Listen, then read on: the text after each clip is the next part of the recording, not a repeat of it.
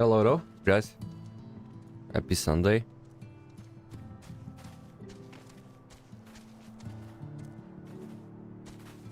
Oh, let's get all of that open. I'm amazed my mouse still at 13% after this whole week of playing.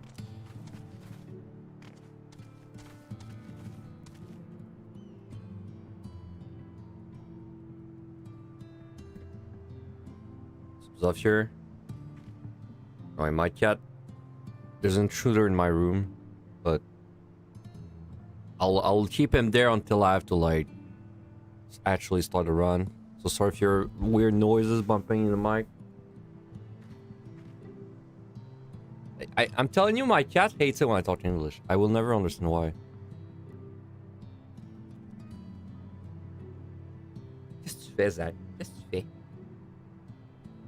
I think it's just he thinks I'm talking to him, and I don't know why. Like, it sounds weird to him because it's English. Cat is French. Yes, it's a French cat.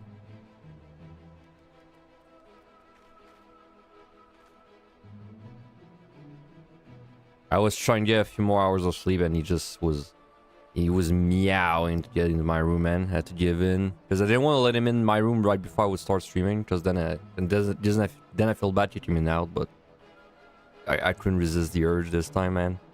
It was like a life or death meow.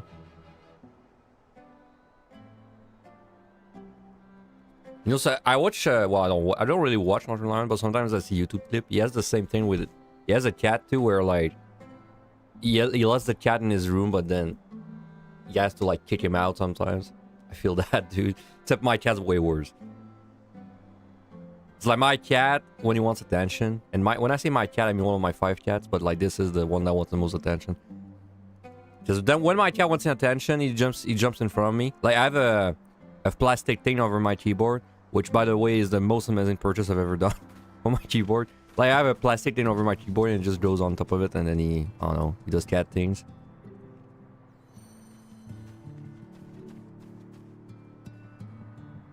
Cat things, you know. Cats hate closed doors, yes. But this cat is attached to like, he's like emotionally attached to me. It's not, if I'm not in my room, he won't like claw the door.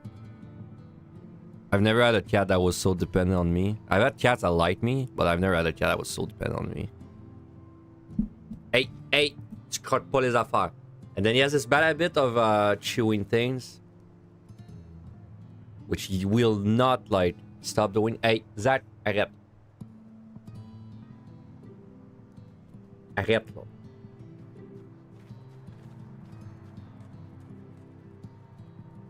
Little chewer, man. He's the kind of cat he would like chew at the door, even though he's made out of wood.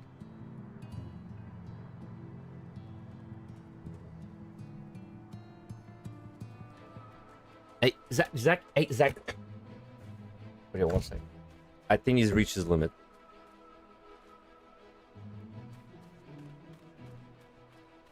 I think the limit's been reached. I gotta do some room banning action there. Hello.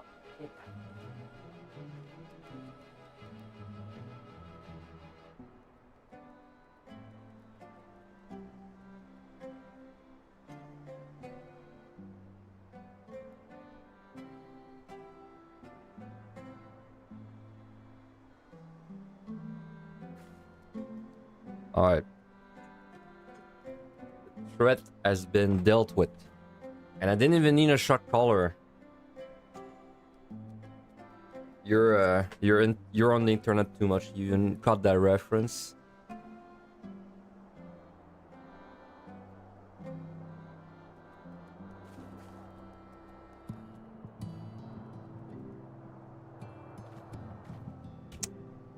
Let's do my chores. You got it. You've been in the internet too much, bro.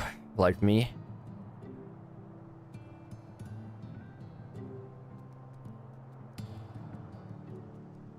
Let's do my chores, yes. How much more do I think it's possible to improve my score from last night? Well, my score from last night killed everything. Did a 160 speed. popped every single Lorraine, and even farm blind Lorraines in the 81 plus. So I mean, there's surely like, I can definitely think of a few chests I skip, and then I can definitely think of like, let's say, non-optimal fortunes, because I thought it was gonna be a 5 room. Sorry, I thought it was gonna be like a bait floor, but actually it was a 5 room, etc. So like not. I mean, I'm sure there's gonna be a much higher run in the future, but I don't think it's gonna be skill. I think it's gonna just be RNG. I could see one more speedrun happening, in my opinion. I can see one more speedrun if you're like lucky. I could see 2 more speedruns even. I think I would believe 2 more speedruns. If you're like really lucky, I could see you speedrunning the entire 1 to 80. I don't know if we're gonna see the speedrun on the last 2 sets, because I feel like the learning rate is so high there that it's kind of like a 121, 130 POTD situation where even though you could speedrun it, it's probably gonna cost you points, because then you'd rather just run around and pop the luring. Honestly, there's so much. Like my guess is within a few months we can see like something like a 2.05. I think a 2.05 in a few months.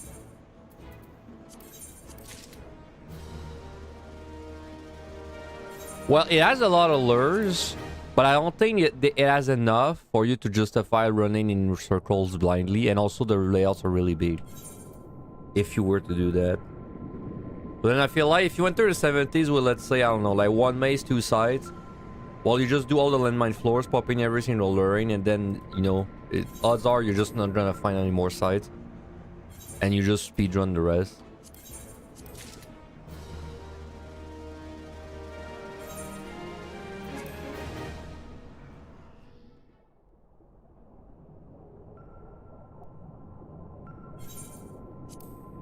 Today is the last stretch of like, how would I even call it? Like the last stretch of high octane content creation. There's still a few things I want to do, but like nothing that I really want to rush. I want to update my scoring guide. I don't think I'll do it on stream. I think I'll do it off stream. The scoring guide, the written one. And then I want to do project photo, and I also think I will not do this one on stream. I think I'm going to do it off stream, because with the checkpoints it's like very chill. So, you know, my work is still filled, but it probably won't be filled with streaming content.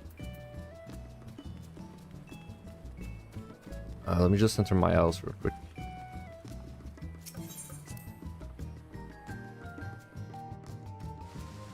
It was like yesterday I was watching a fighting game tournament, and then I was like, huh, I might as well do a project photo while I'm doing nothing else. And then it was pretty chill with the checkpoints.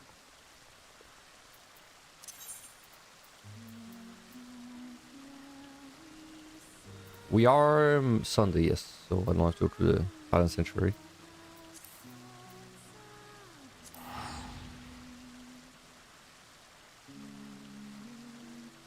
Of course, I have to edit the video after today.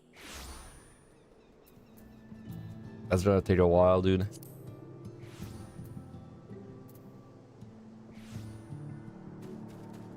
What the hell? There's all the fells everywhere.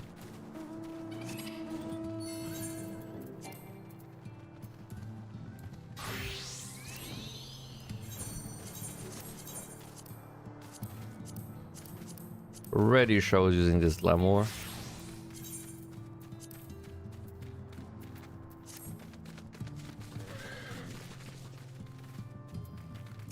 Yeah, so I was doing project photos slowly yesterday. Got to 40. It's funny, I missed one monster in the 20s. The very first floor has like a patrol that I missed. So then I was like, oh, I'm just gonna like, you know, do like start from 21 and take a picture of it real quick. But then I realized, wait, I have no save slots. I can't actually do it. I have to like finish something to go to a checkpoint, which made me realize that, wow, the lack of checkpoints, sorry, the lack of save slots, it always sucked, but it really sucks for this deep dungeon, bro. Because you can start at 5 different places, but yet you can only have 2 runs active at the same time. Like, they really should have given you more save slots or something. Or they should have made the checkpoint runs not require a save slot. So I could just like start from there. And then it just doesn't save the file, right? That would have been convenient.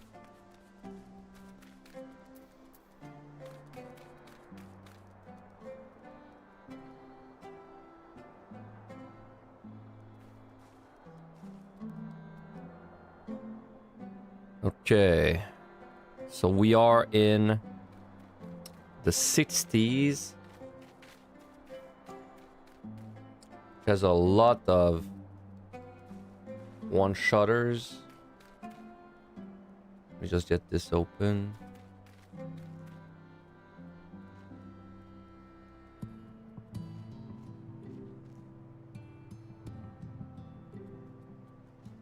Oh yeah, I'm kind of low on food buffs. Let me just refill real quick.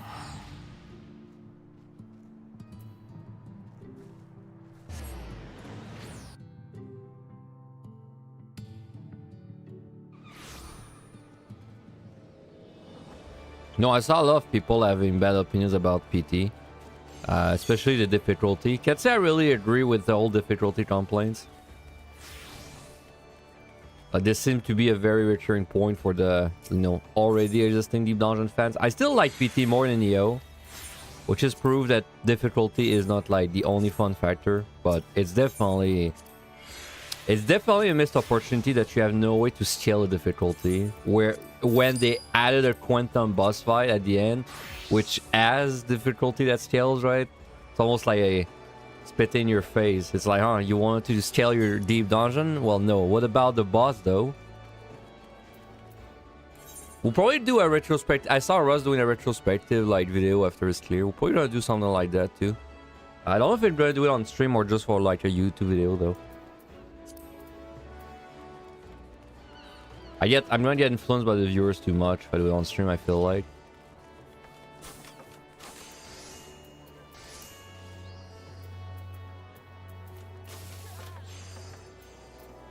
Okay. Still made.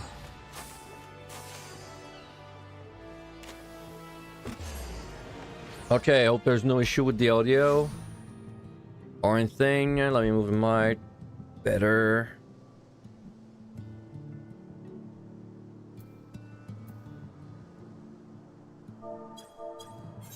What's the sound of the audio at? 65.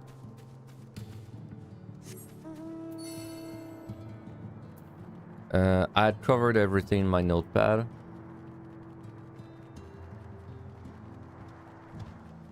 Should be actually like somewhat short today over stream, I guess, because I mean, technically it's gonna cap out 4 hours, but I don't even know if it's gonna take me an hour to do all these sets, even with all the explanations. They're pretty straightforward.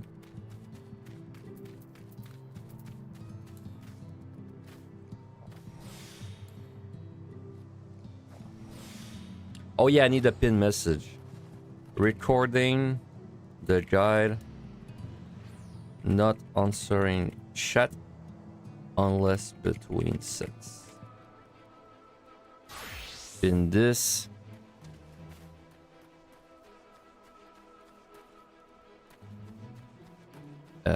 Where did it go?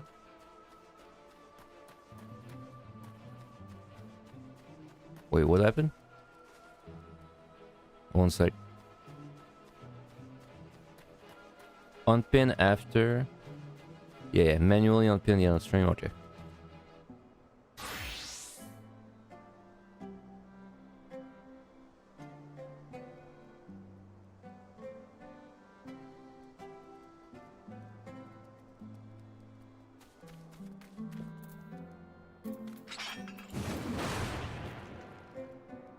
Okay, yesterday we entered with the Cactuar boss. 105 stream streak. I can't believe I have not defeated you during that week, Zofir. You're doing for 200 now?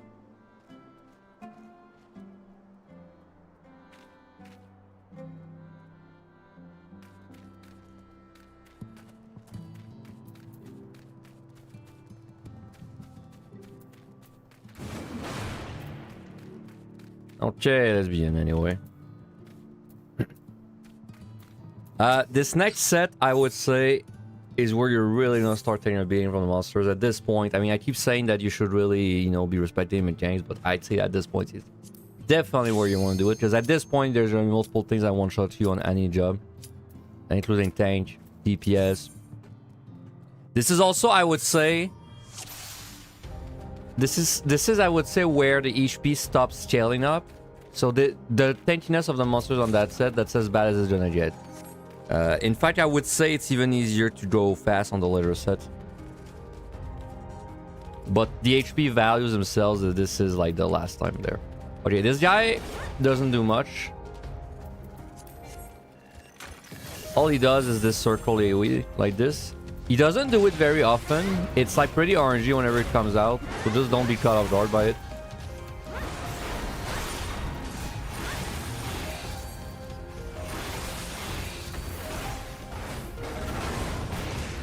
But as you can see, I'm doing a lot less damage right now than I was before. But that's as bad as it's gonna get. It won't really get worse than that. So on this floor, there's a very unique monster, which I believe there's one in this room. There's a frog that is invisible until you get close to it. And then once it sees you, it's gonna charge you and do an AoE. Let me see if I can show it to you. I use a safety to make sure I don't like run into anything. But yes, you see? It's invisible until I'm close to it. Unable to be detected from a distance. So this guy, he's a side type, so you have to like, he has to see you. But yes, if I don't go close to him, I won't see him. But then if I pull him, he will lose the invisibility and start his actual damage. So you see, he turned there. Let's actually like pretend like we don't know he's there, right? So then it would look something like that. Like this. He always does body press after the charge, and then he's gonna just keep doing this until he's dead, or you're dead. He'll stand there. You just have to watch out, because when he charges you like this, then there's always a body press coming.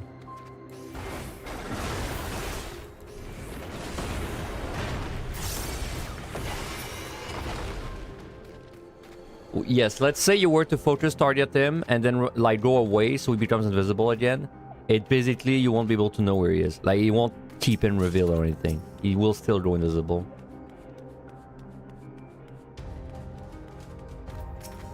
This guy's pretty easy. All he does is a little cone. It might even be a square, but it's in front. Yeah, it's a little cone. Nothing else. No, I would say, I've been saying this whole time, you should be using your pumps if there are 3. At this point, I would definitely do it. Because, I mean, that's the 10 tier monster you're going to be fighting anyway. So, there's no better time. Like, there's not really any value in using a strength there rather than the EDs. At this point, it's all the same HP. So...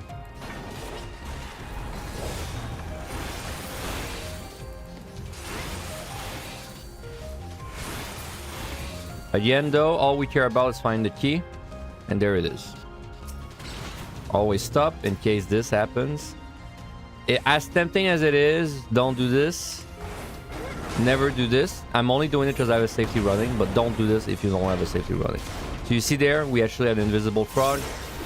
I guess that's a better reason not to do this on that set. Because for all you know, there might be a frog. And yes, it's not very threatening on a tank. But if I was a DPS, this would actually be doing like a fair amount of damage to me whenever I pull him, right? I don't know, let's say 30 to 40% of your health. So you gotta watch out for it. It won't be as bad. It won't be so bad that you can't out-sustain it. But it's something to keep in mind. Which also reminds me, I haven't really been using them because Warrior has a lot of healing. But you remember these Pilgrim's Potion I told you about at the very beginning? This would be the set where you would start using them on cooldown, possibly. Don't feel bad about using them on cooldown, because you're gonna get more than you can ever use. So there's not really any reason not to use them on cooldown there.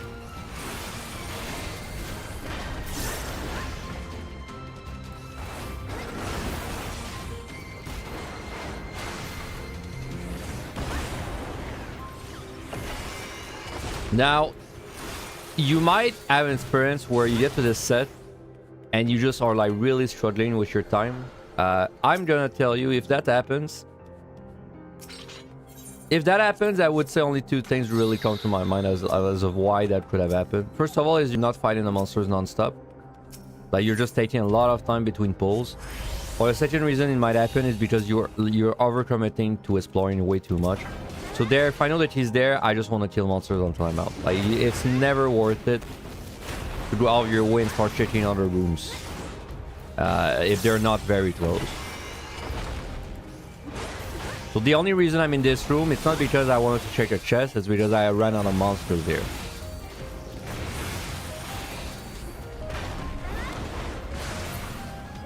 And we're out. So again, we're just gonna use what we have at 3. I say we have 3 ace. So ace probably gonna happen next floor. We have 3 sides. We could use a side too. That would be fine.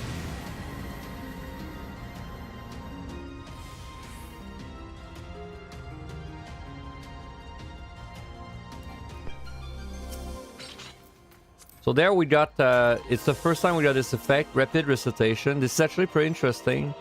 It makes it so your cooldowns are 50% less. But when I say cooldown, I mean like cooldown. Like, you know, my inner release, instead of in a minute, it's 30 seconds. My upheaval, it's 15. My charge is 30. Though I think there might be, maybe it doesn't work on effects with like duration. This guy, by the way, I should really talk about this guy more than that. He does a left-right or a right-left. Whichever direction he punch first, you want to be out of that direction, and then he's going to always do the other one without a cast bar.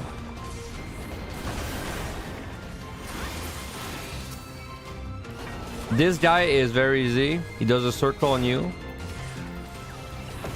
And then he does a defensive buff, but which you would rather stun or interrupt, because, you know, it makes him tankier, but it doesn't actually...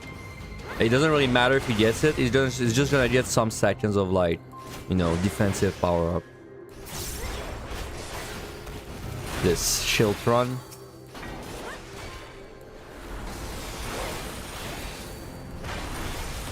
But yes, of course, with that buff, we're doing a lot more damage, on, especially on a warrior, which, you know, is based around inner release. Not every job benefits from this the same amount, but typically it's gonna give you a buff, you know, it's gonna like improve your damage typically. But there's definitely some jobs that don't benefit as much from it, such as Summoner, because it doesn't affect the Behemoth for some reason. So again, we only care about finding the key. We just check chests if they're like nearby.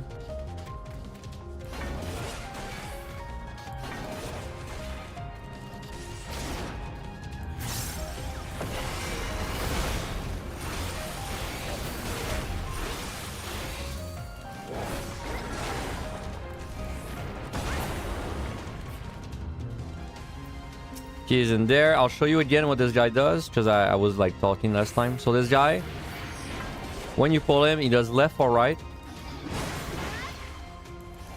So he's doing right, that means I want to be on the left, but then I have to make sure I move into the right whenever he does it, like this, because then he's gonna do a left. He's got a little gotcha mechanic, and you just start getting used to those, because we're gonna see those more and more. There's gonna be a lot of gotchas coming up.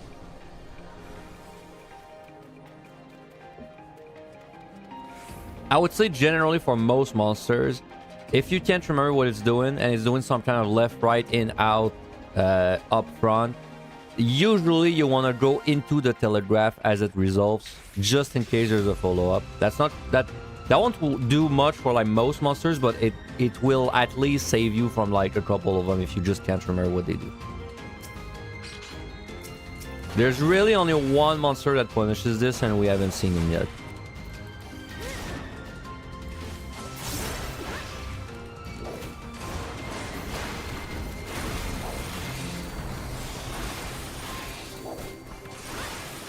So again, we just care about opening that key. And it's open. We leave. Yes, there's another room. Yes, maybe there's stuff in it. You are absolutely wasting your time if you do this. Trust me.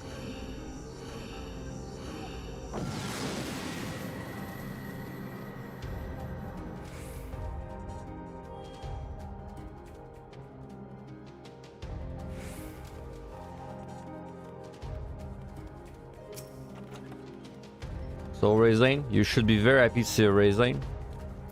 I would say if you know like the entirety dungeon and you're prodding, you're clear. But let's say you don't really have a prod point anymore. Personally, I would raise 61, 71, and then I would raise the 90s. If you don't find a fourth raising, I would raise the 90s. I think the 90s are more dangerous than the 80s, and I think the 80s are less dangerous than basically the two sets before that. I think right now we're in a stretch of the most dangerous sets. I think the 60s and the 70s are going to be the worst ones. So I would heavily recommend raising those. Like I said, if you don't remember what a monster does, never a bad idea to just kind of like chill in the back, and then as soon as it does something, you just run back into it like that. This will either do nothing or save you on a couple monsters, and there's only one monster that finishes this. As far as I can remember, at least. Though, of course, it's better if you just remember what the monsters do.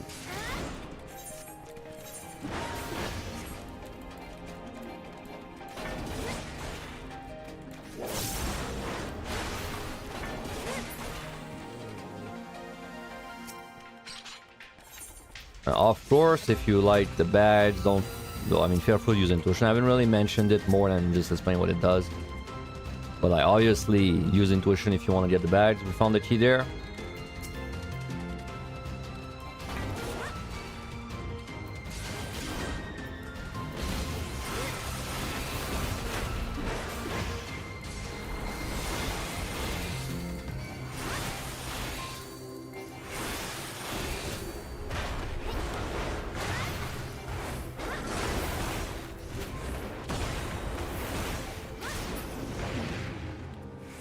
So we find the key, we fight. Now I will actively go a little bit out of my way to check like more monsters on our floor. It's not because you should do it. You should just kill and leave. But I wanna make sure I can cover every monster, right?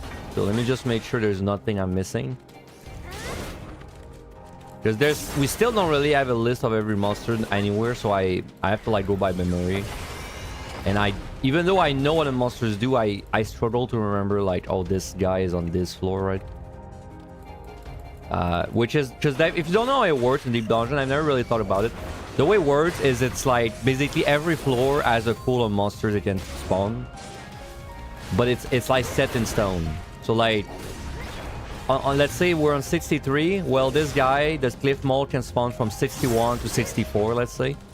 But then as soon as you're on 65, then that guy no longer appears, right? He's locked to that first four floors. And every monster works like that.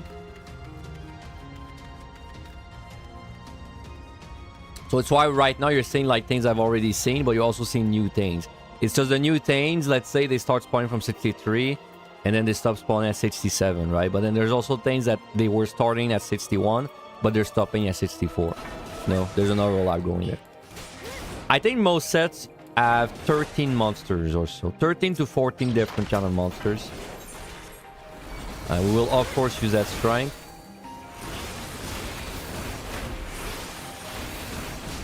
So just to show you what it does, that guy, when he casts the long thing, Shieldtron, this is not some kind of damage thing, it's just a defense buff. Damage taken is reduced. Kind of pointless, honestly. And you can still attack him through it. But of course, just stun if you have one.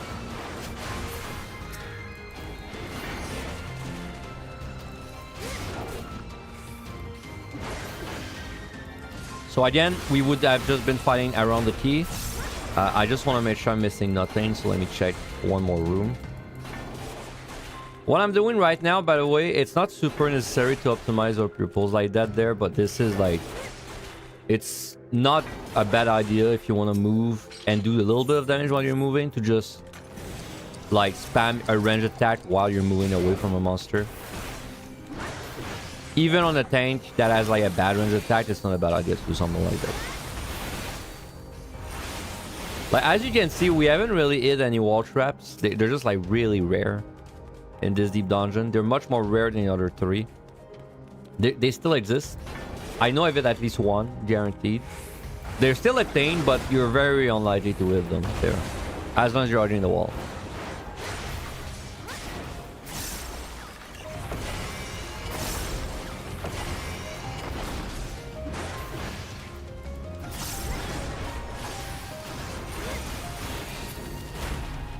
Also, if you are playing DPS, watching this guy, you must be flying through these floors compared to me. So, you know, that's the strength of DPS. These floors are gonna be flying through them. But then the weakness is you can't really fuck up as much on the bosses. You can still fuck up there and there. Especially with Bart, you can fuck up there and there, but you can't really, like, you know, you can't really go get 4 vulns on the boss, on the DPS.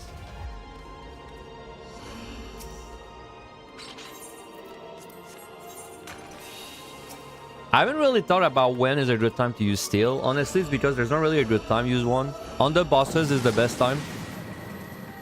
The second best time after that would probably be just like, you know, a bad pull.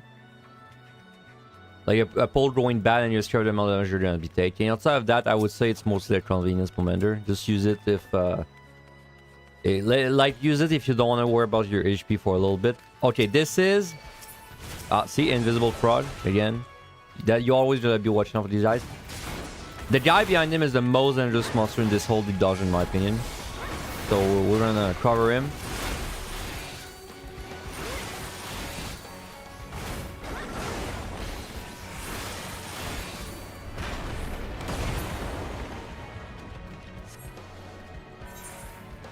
Okay, so... Oh, well, another frog. Let me get rid of it. I want to make sure I have a clean room. So, this guy, you know I said you should pull most monsters inside of hallways? This guy is like... He has technology to like, catch you off guard if you do that against him.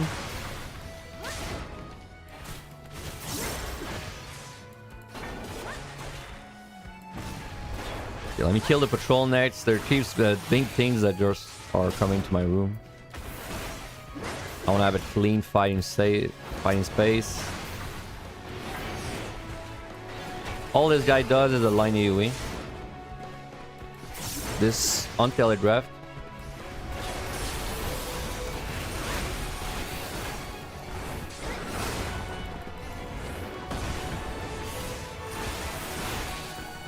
And then when he's low, he does this big circle thing. You can stun him. You can probably sleep him too. But most of the time, you'll just have time to kill him before this goes off. And then if you do stun it, he will just cast it again after. So like you have to actually kill him. Okay, this guy, first of all, he's a proximity monster. So it's the most dangerous kind of thing of aggro type because you can't really avoid him if he's in the way. This guy has 2 abilities. He has a non-threatening targeted circle on you, which we don't care about. Then he has an uber dangerous cross-shaped AoE called Rock Slide that he only starts casting with at below 50% HP. So I will show you. I will first of all pull him and just get him low. So he starts casting the threatening ability. Now, the reason I said you should not pull him in the hallway is because here's what's gonna happen if you pull him in the hallway. So let's get him to show us his cross-shaped ability. Now, if we fight him in the hallway like we should, because this is just a deep dungeon, like, good thing to do, well, he's gonna do this and you're gonna be like, what is this? Oh, it's a cross-shaped AoE that covers the whole place. So be careful. And that's the threatening thing. It's a cross-shaped AoE, which is huge. You can stun that guy, and it's probably good for you to remember this. So the way I deal with this cross-shaped AoE, the way you deal with it, you have to do sideways like this. But then you see I went into the room to avoid it. So it's preferably when you pull that guy, make sure you face him in a way that you can dodge the cross in the hallway. Or get a stun ready. I wouldn't mind. I really think it's not a bad idea to stun that guy every time because it's a very risky ability. Now, if you're gonna get hit by this and you know you fucked up, at least don't be in the middle because then you won't stack up both like line AoEs. So you saw I survived the hit on Warrior there. So like at least if you're gonna get hit, only get hit once. Now one last thing, if you're against that guy and you totally like screwed up and you're like, you will get hit by the cross-shaped AoE, like you know there's no way you're gonna avoid in your position, you can actually LOS this in a pinch. So, like, if he just does it again. If I hide there, it will actually miss. like this. And that's mostly it. So, very threatening monster. Also, apparently, he is sound, not proximity, so my bad. That means you could RP walk past him. Which might be good to know. But I wouldn't really leave him alive just because I wouldn't want you to have to deal with a patrol later on and then you run back into this guy, right? I would probably still kill him if he's in the way, but you could actually RP walk past him. Now, we had this very weird situation with 3 patrols coming my way, like, so late into the floor. Very weird. We're just gonna kill those. Now, of course, if this was, like, your real run, you probably would not be... I've been fighting a rod guy for 2 minutes, so that would not have happened. But if you were to be in a situation like this, you would definitely wait chain unless you knew what the monsters do, right?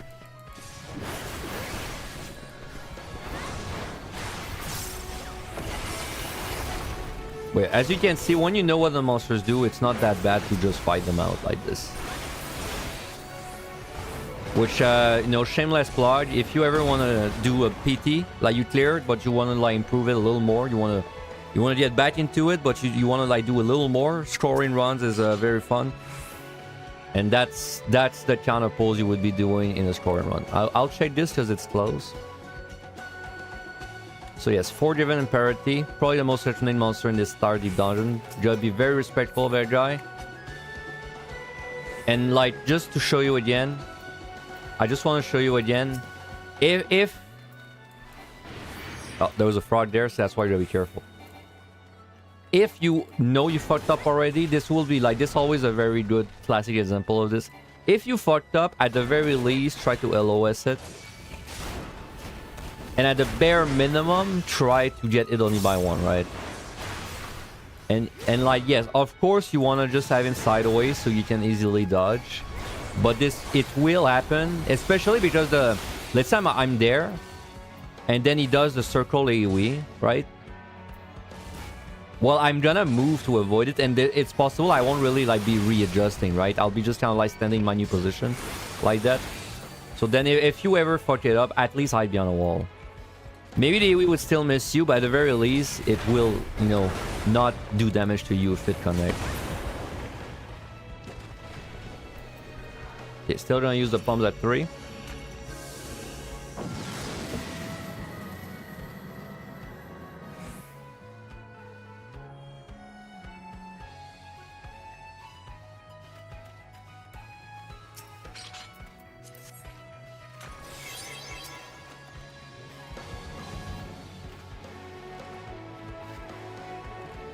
Now, I would say 65. I don't think time is going to be hard to manage, but that is probably one time where you just want to double check your time at the top right. Once you leave this floor, if once you leave this floor you are below 30 minutes of time remaining, or close to that, then I would not hesitate to use your farms a little more aggressively. And by that, I mean, instead of getting them down to 2, just get them down to 1 instead, until you feel now you're comfortable about the time again.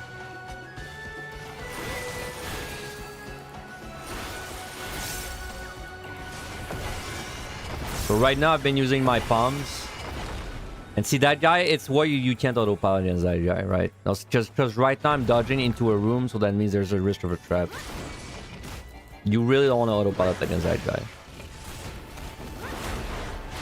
And yes, you can stun.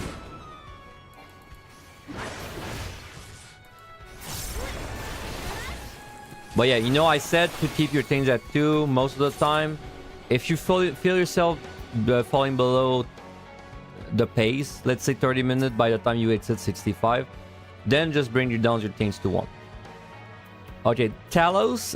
So this guy is a bit different in solo and in a group. What he does in solo, he's gonna jump on me. So you see, it's there, right? I'm there. He's jumping on that spot. The catch is he's gonna do an AoE follow-up after this, like that. Now, there's a donut safe spot in the middle of that guy. When he's doing that, it's not actually a point blank. It's like a donut follow-up, but I highly recommend you just run away from it because it's very small. I think it's much easier to just run away from it, and I recommend that's what you do.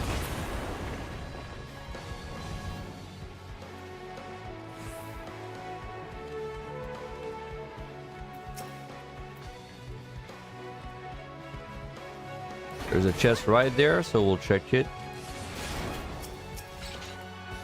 And we get a free strength. Now, could I keep that strength in the chest, come back for it as the floor ends? Yes, but it's not worth it. Especially on these 4 sets that we're doing with like the desert layout, because they're just too big. So see, we gotta be ready. Because it's coming out.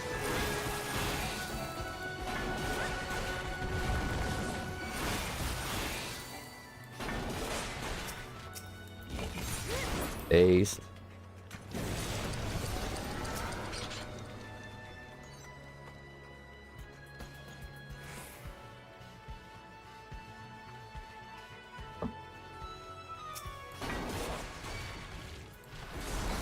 You might hear people tell you that AoE pull is optimal on tank and healer. Like, you know, pulling multiple monsters and just doing damage that way. Yes, it is. And see, this is very big, right? You gotta be very careful against that guy. I just highly recommend you stun that guy every time. Like, know what it does, but stun him every time. Sleep him every time if it works. Which, unfortunately, I cannot confirm if it works. But either way, just be very ready against that guy. It's very easy to die against him. Yeah, you're gonna hear people tell you that AoE pulling is optimal on tank. I mean, they're right. It's just I don't think it's worth the risk for clear. It probably won't really matter.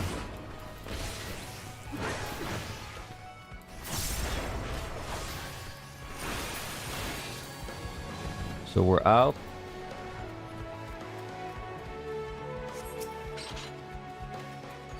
Now, at a time like that, it's not a bad idea to use a site just to know where the key is, you know, because we have basically a 50-50 there. It's never a bad idea to site if you just want to know where the key would be.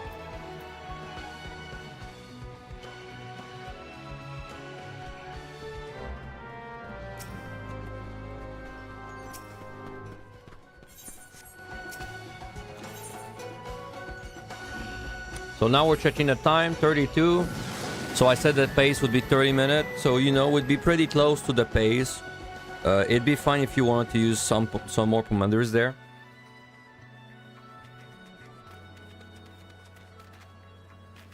So, you know, would have been perfectly fine use a flight, use a poison fruit, use a devotion even, which we still haven't used, and I still have not been able to show you what it actually does. This will come in the future. On Final Stain is an untelegraphed line AoE. The same one as the first set, except this time it's untelegraphed. Now this guy has an enrage when he's low.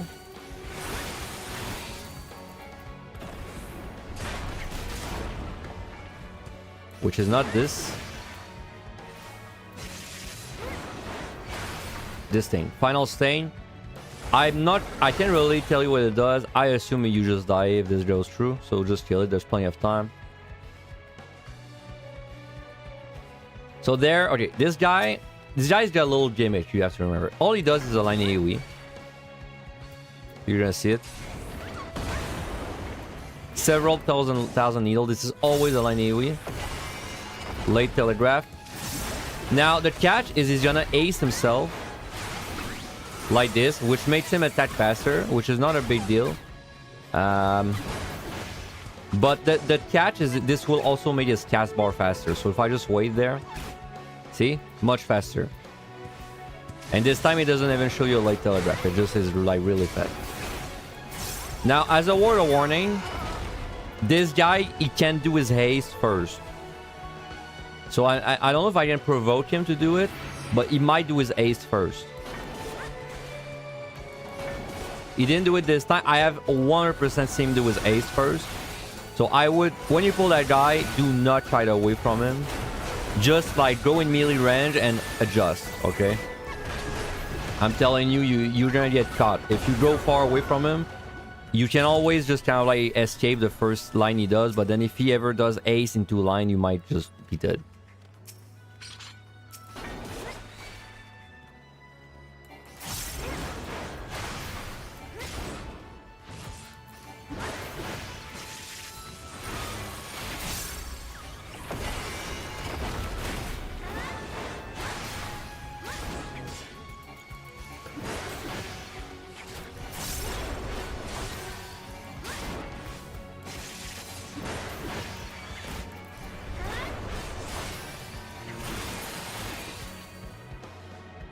So we know where the key is. We just chill until we're out. You should definitely just chill until you're out. In my case, I'm just going to explore, make sure I didn't miss any monster.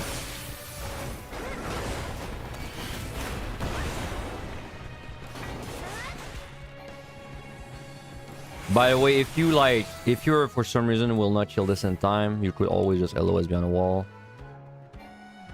Like this.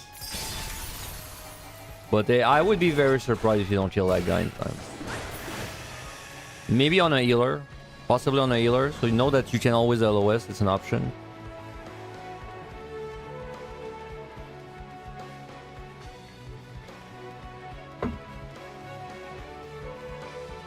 On a DPS job, that would never happen, though. There's no way you would never kill that guy in time. Okay, that guy, if you've done your Carthos, he's much less sharing than the one in your Carthos.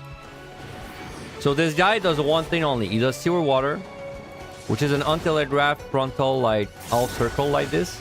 He does not do, like, a back forward follow-up like he did in your Carthos. Now, the catch is... he can also do it behind him if you're behind him when he starts casting it.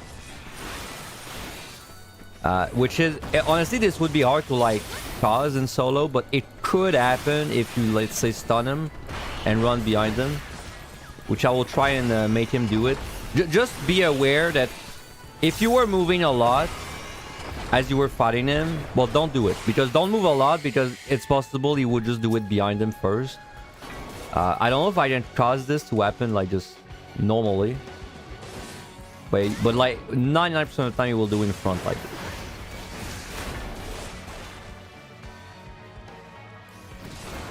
Let me just try and stun. So I might do it behind if I stand behind him. Yeah, see? So this will be behind this time.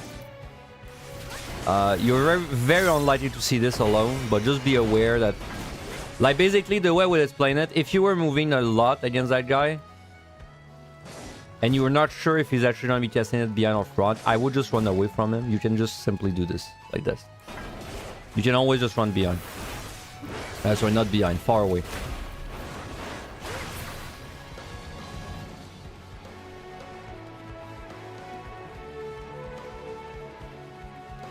Now, if you're coming from your Carthos, well, not really your Carthos, but if you're coming from Heaven on High or Pass of the Dead, you might be looking at my time right now and be like, whoa, this looks slow. But you have to remember the HP doesn't really scale up. So, like, that time it's taking me to do this set is the same time it's going to take me to do every set. Except it's going to be even faster to do the last two sets because those have a, let's say, specific game mates that speed them up. So this set and the next set, it's the slower sets you're going to have to be doing.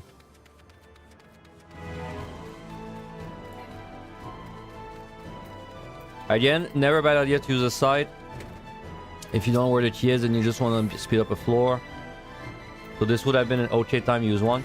Okay, this guy, two things.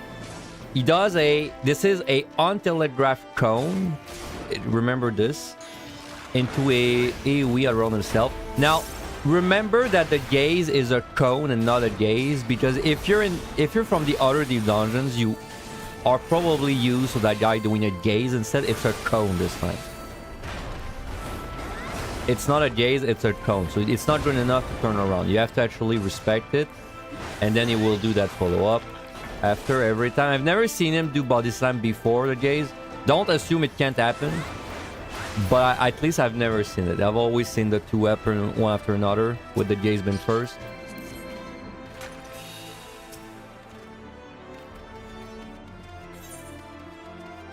I've not been using my fortunes at all. You should. So that's a gold mimic. From 61 all the way to the end, you can get gold mimics. Now these have one thing different. You can't stun them. So if I stun, it doesn't work. You can interrupt, and you should. The malice specifically, so you don't get the pox effect. But then keep in mind, if you do get the pox, you have purity to deal with it. But then if you have a job with interrupt, you know, don't deal with it. Now another thing that's nice is the pox cooldown, or the malice cooldown, is exactly 30 seconds. So your interrupt will always come up for it. So now I don't have to like kill him. No, I don't have to rush to kill him. It'll just gonna let me interrupt again if I wait for a second there like this.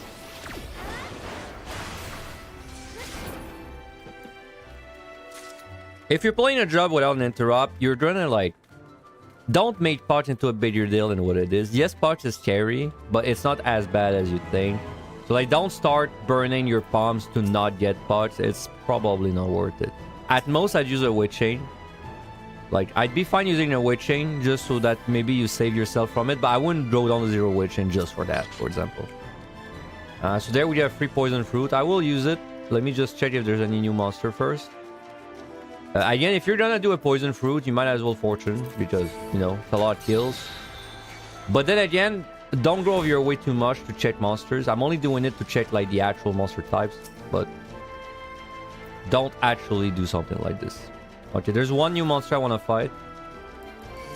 So let's do it.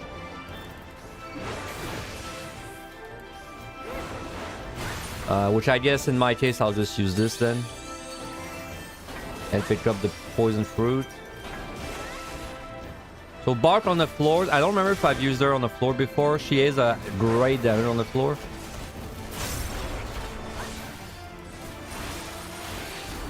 So, you know, she's not bad at all on the floor.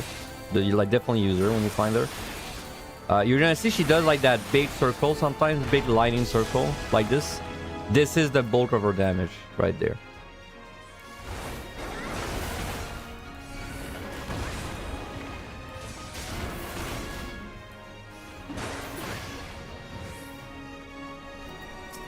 We have a candle there.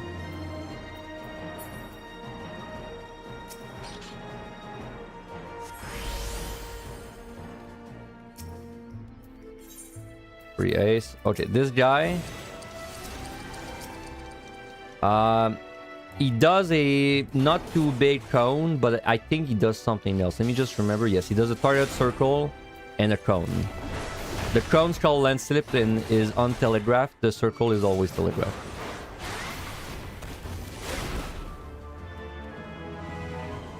Unfortunately, she might kill him before we see the cone.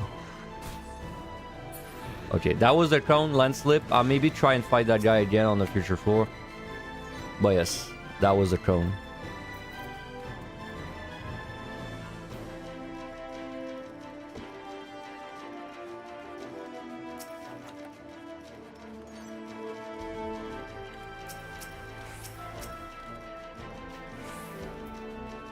Key is in there, no reason to be there.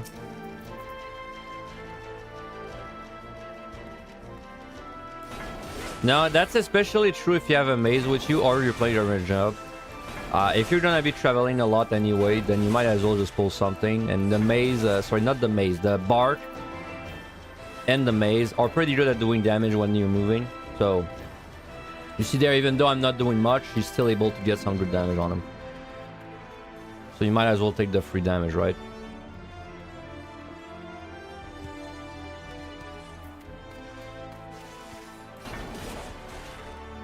Now see, this is an interesting situation there. I could be safe out the wall, pull that guy. I could wait for the guy to move, or I could be risky and run to another room and get a trap. Or I could safety, and then it's not risky anymore if I do this right. You got a lot of options. If you have 3 safeties, I would say it's definitely not a bad idea to do something like that. If you have 2 or 1 safeties, maybe don't do it for one single pull, right? But if you have 3, then you might as well use it for this.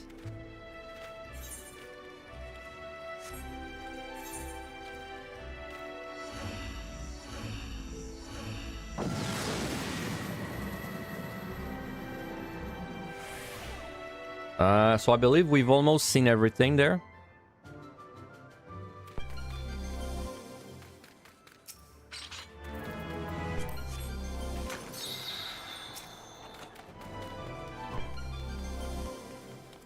Now, let's say I was on this floor and my time was actually bad, right? Let's say my time was at 10 minutes right now. It would obviously be quite bad if my time was at this, well, at 10. Now, I will say, if your time is at 10, there's some ways to fix it, but like you've already screwed up, right? In a way, in a way, the mistake's already behind you. Like, you've already screwed up. Your mistake was definitely just taking too much time picking your fights, or overcommitting and checking way too many rooms for no reason. And then you also did another mistake where when you were on floor 65, your time was probably bad, but you didn't really like do anything about it, right? So at this point, there's some ways to fix it, but you've already kind of screwed up. I mean, a way to fix it, obviously, is just to do a poison fruit. Sorry, I want to not pull that guy because I wanted to show. So, like, the most obvious way to fix it would be to do a poison root, a poison fruit. Now, a less obvious way would just be to use a bark or a maze root if you have one, and just use their damage, right, to help you. And honestly, that's kind of it for PT. Like, you don't really have a big, you know, a big commander to use. Devotion is very strong, but it's like a 2-floor delay thing. So then Devotion, it would be a good thing to use if you recognize that your time is bad on the earlier floor. So that's why I'm saying you don't really want to get to this point where with time that's really low. But if you do, I mean, use your strength, use your steel, use your ace, like use everything you can that gives you power. And then if you have like big instants, use them. I think it's actually the first time we see this. This is called a treasure room. Treasure rooms are rooms that have a shit ton of monsters in them, and they have 4 chests, 1 in each corner, and that's it. So there are rooms that just have a massive amount of monster. Now, generally, I'd say don't deal with this, but sometimes you will have to deal with it because it's either in the way or like the key is inside of there.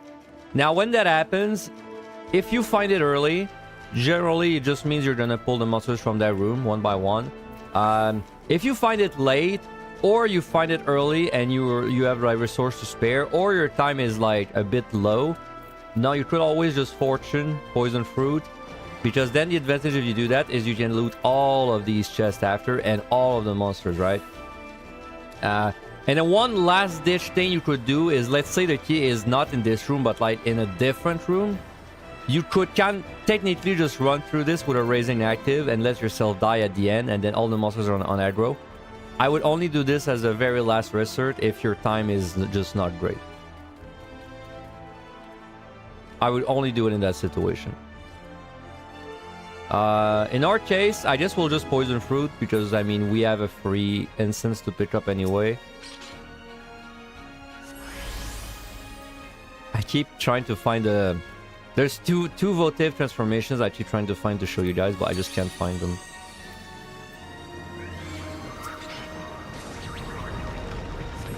So yes, fortune, poison fruit. I mean, you know, I said don't draw your whip for chest. Yes, but then, I mean, if there's literally 4 chests, then yeah, it's probably worth, you know, probably worth 20-30% of your time check those. And we got poison fruit back there.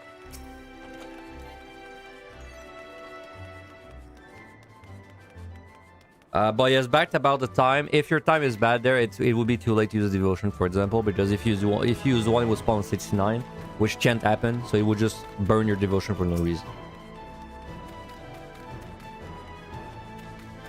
And again, you have to remember that the time it takes you to do this floor is the same time it's going to take you to the next set, and then it's the worst it's ever going to get, right? So you shouldn't stress about it too much. If you were fine on time there, or if you were not fine, but you use barely any commanders, you should not stress about it because that's as bad as it's gonna get.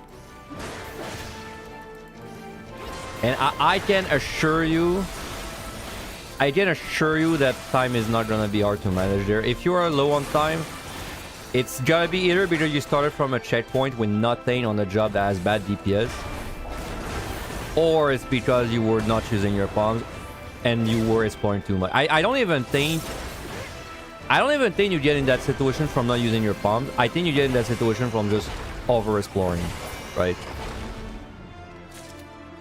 I think that's by far the most likely thing to kill your phase there, or if your Eater pool is not matched out, but I'm assuming your Eater pool is matched out for this.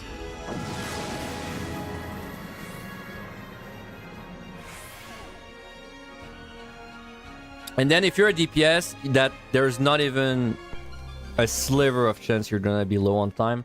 This is mostly just for healers and tanks, this whole time thing. Even on them, I don't think you really have to think about it. But then if you have to think about it, it would be on them. On DPS, there's no way you will be low on time. If you're low on time on DPS, you are doing something like fundamentally wrong. Like you are taking 2 minutes per monster because you're checking the guide or something.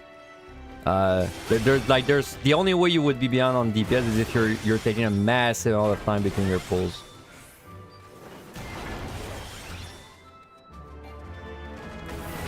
Or there's like a mechanical issue in your rotation. Yes, that could also be like, but it would have to be a really big issue.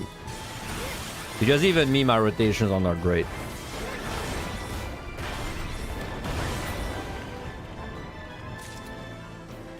Okay, so I want to show you this guy, but like actually show what he does this time.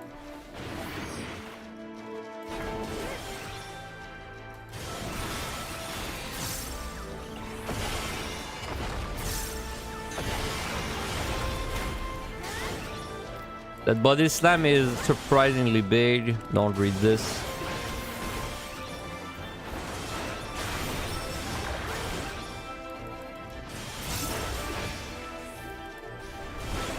I can show you the donut dodge. I will, but I do not recommend you do it. I really don't recommend you do it. I don't care if you're melee and you have uptime brain. It's such a risky thing for no reason. I will show it to you. But it's a very unnecessary thing to do.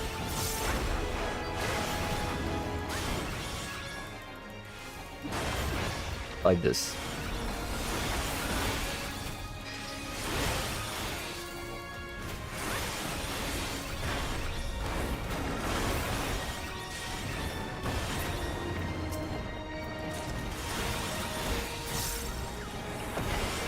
This is definitely not content where uptime is something you want to think about. This is a content where you always want to take the lowest risk option to you, available to you.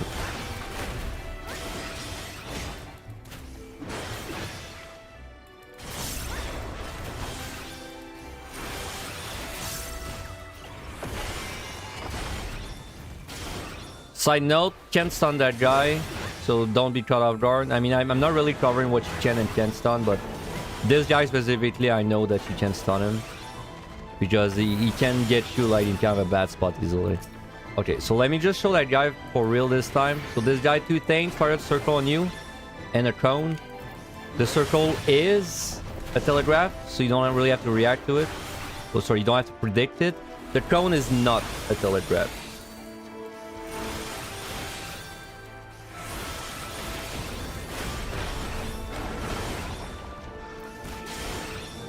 So again, monsters have orange in their rotation, so sometimes it's hard to get them to show something, but you can't look at this and then your assumption is, oh, this guy does lens slip after 2 circles. Like, you can't look at it that way. It's orangey. Okay, so lens slip. That's the circle, the cone. Sorry, it's not that big. There it is.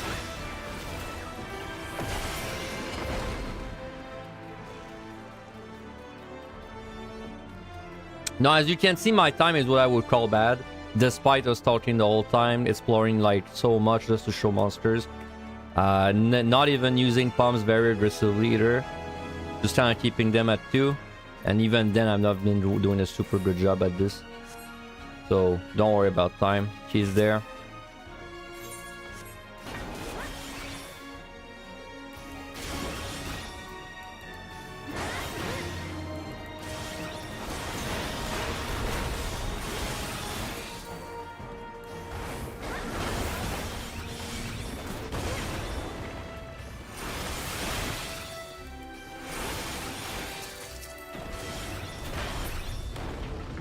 Okay, this boss is the Cyclops, if I'm not wrong.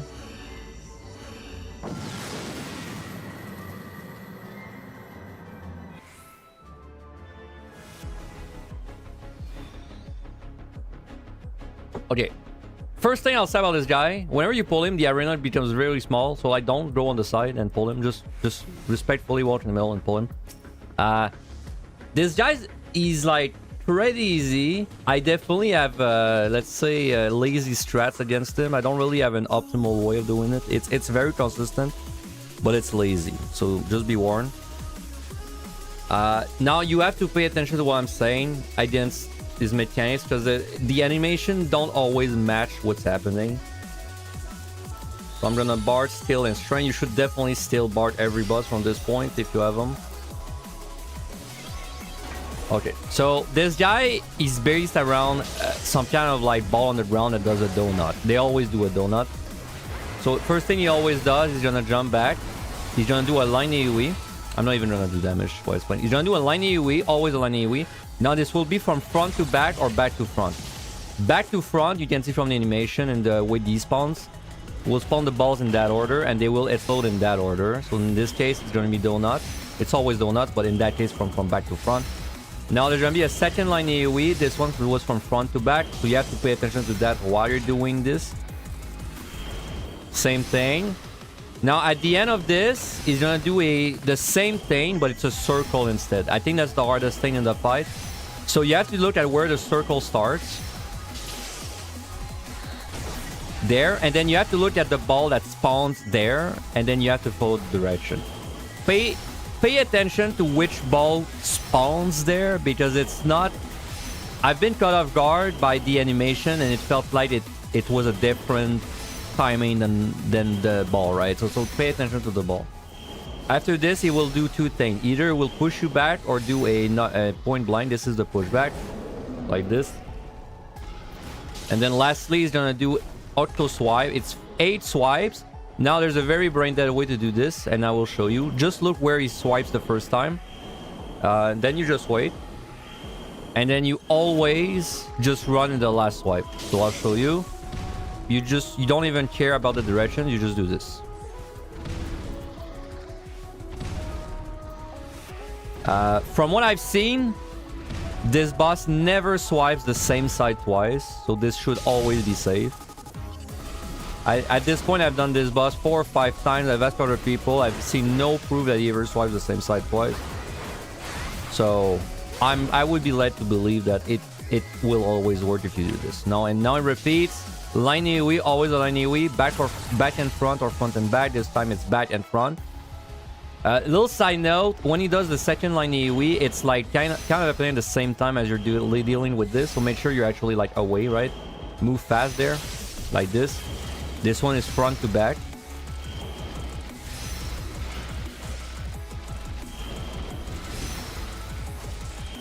And then it's the circle, which we only care. We always go in the middle. Don't stay in the edge. This will damage you. But we look at where it starts. We look at the ball. This ball spawned, and then we know it's up, right? As you can see, the bark is doing great damage. Like if you really don't trust yourself about doing these bosses with the mechanics, summoning the bark and just let her do the damage is not even a bad thing to do if you have time. So the swing is the one where you have to be away. So you just stand there. It's pretty tight spot, but yes, like this. And then let's show you the swipe one last time. After this, we'll kill it. So again, brain dead way. I'm sure there's a static pattern to this, and there's probably like a few variations, but much easier for me to just run into where he swiped last time, every time. Now, if you're a caster, yes, that means you lose uptime, but like I said, this is not uptime content. Plus, honestly, with the current state of casters, I don't even think you lose that much uptime. So, if any. There, and now it repeats. I mean, it's been repeating already, but that's the whole fight. Not that bad of a fight, but it's kind of like tight spacing in everything he does. So just make sure you respect it. So line AoE, back to front, and make sure if you're a melee, you do not breed uptime too much there. Especially like on this, like technically, yeah, you could run in, run out every GCD. It's definitely not worth the risk. So this one is from front to back. If you aren't sure, if you totally forget which side's blowing up, well, at least stand in the middle and then react. Like, at least stand in the middle, only get hit by one thing, and then go to the right side, right? That's true for every boss. If you know you're gonna get hit by something, at the very least, try to get hit by only one thing, and you should survive on even a DPS with still bar if you do that. Tank is just nice because then if you do run into everything, at least you don't die. Swing again. By the way, I don't think this wall is a one-shot, but don't quote me. I don't think it is, though. I feel like it puts a dot on you.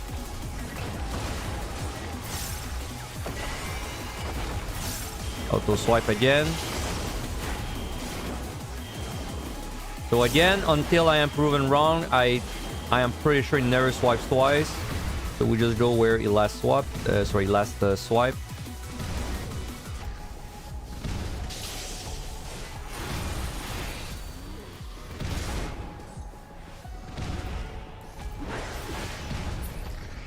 And just like that. Not that bad of a boss. Things are pretty easy boss, honestly. Definitely much easier than the cacti. So this set, that's the tankiest monsters you're going to have to be fighting. Next set is going to be very similar to this. And then when you reach 81, even if you enter 81 with no pumps, and by no pumps I mean literally no pumps, let's say I enter 81 with nothing, I would be pretty confident you can clear, even with nothing. So don't hesitate. If you feel like you're going slow for whatever reason, you screwed up, or just you're getting, you know, a very unlucky run with like a ton of glooms or something, then don't hesitate to use a lot of your pumps there. That's why I keep telling you guys to use your pumps when they're at 3. It's just you get into the habit of using them. Can you clear if you keep all your pumps at 3 and you just keep using the ones you find in chests? Yeah, probably. Probably won't even be that bad, honestly. But there's no reason not to use your pumps and bring them down, just to get into the habit of using them.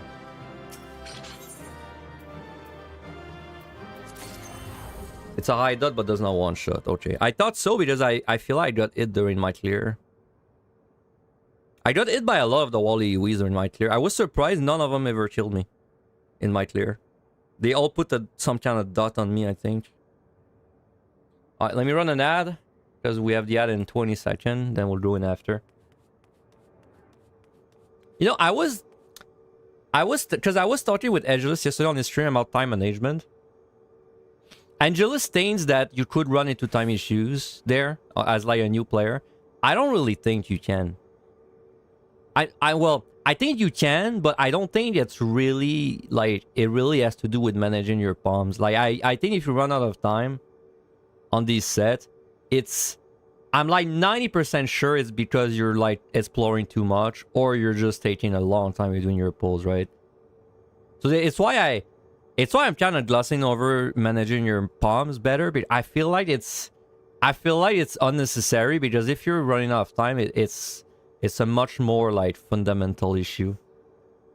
It's a very different meta, let's say, than Evan I and PUTD, because Evan I PUTD, it's all about managing your time, right?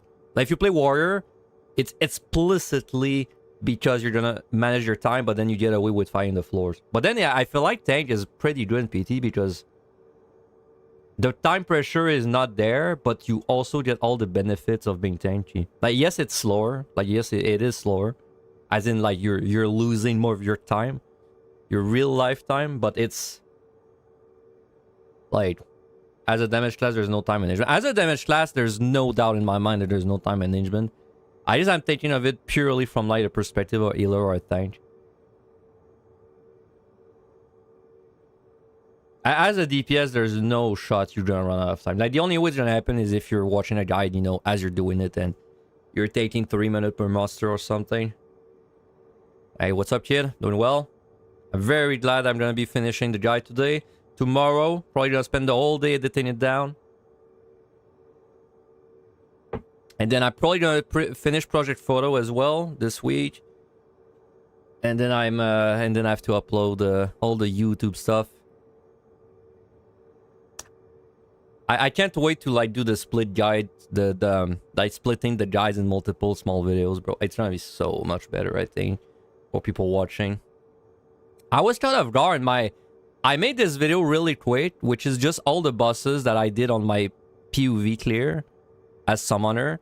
I just put all of them in like one big compilation without even explaining what they do, really, just like doing them, and this got so many views so fast, and then that made me realize, like, whoa, people they want footage now. So I think the guide are gonna be very helpful.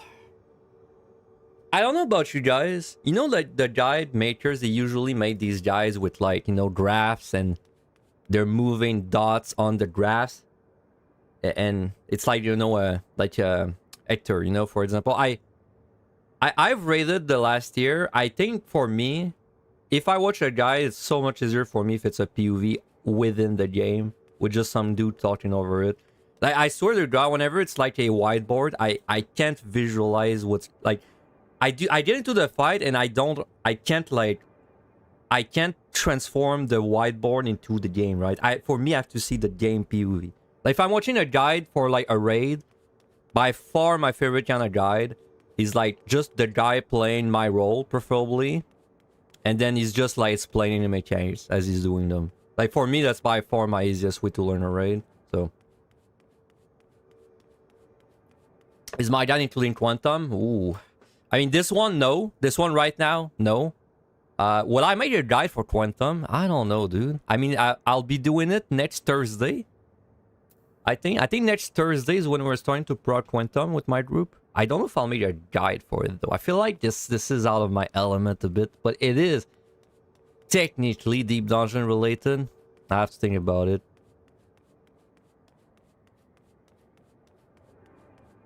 POV with someone talking and just was saying the same. Yeah, I think it's just a preference thing. Because like, you know, sometimes I ask myself, should I make like a whiteboard video instead of like a, you know, more like talk over video? But then I realized if I was the one watching, I'd rather watch the POV than the whiteboard. So it's not even like a laziness thing. It's not even like I'm trying to justify being lazy. It's just, if I was the one watching the guide, that's how I would like to watch it. So. Okay, let's do the next one. Let's go back in guide mode. Alright. That jolted me awake there. I slept pretty good last night, but I slept for a while, bro. And that always gives me like, I don't know, like a little headache. It burns like my eyes, or I don't know. Okay. Alright, so this next set is exactly the one we just did. I would say very similar. It's gonna be the same, like, you know, monsters have one shot, monsters are mechanics. HP is the same. Boss, I would say, is probably similar in difficulty too. So you're gonna see mostly the same experience there. So if you were doing great on the last set, well, you should be doing great there too. I wouldn't be worrying about it too much. Definitely raising if you have one. In my opinion, this is the most dangerous set until the boss on 99. Okay, this grenade. So it's a shame that I haven't seen one of the votive effects yet, because there's something I want to talk about, but then you don't really have the context behind it yet. But just be aware, you know how there's a no knockback debuff? This guy has this by default. He basically is always knockback immune, which sounds very irrelevant, but it's useful to know because there's one votive effect for which this applies for. And the votive effect, what it does basically is it one-shots monster. But then if the monsters are knockback immune, it doesn't one-shot them. It does, let's say, 1/3 of their health instead. So just something to keep in mind. That guy is one of two monsters that have this knockback immunity effect permanently on. So this guy, this fracture is very risky, very dangerous. It's a pretty fast point-blank AoE. If you've ever done your Ricardos, it's exactly like the bombs, the grenades.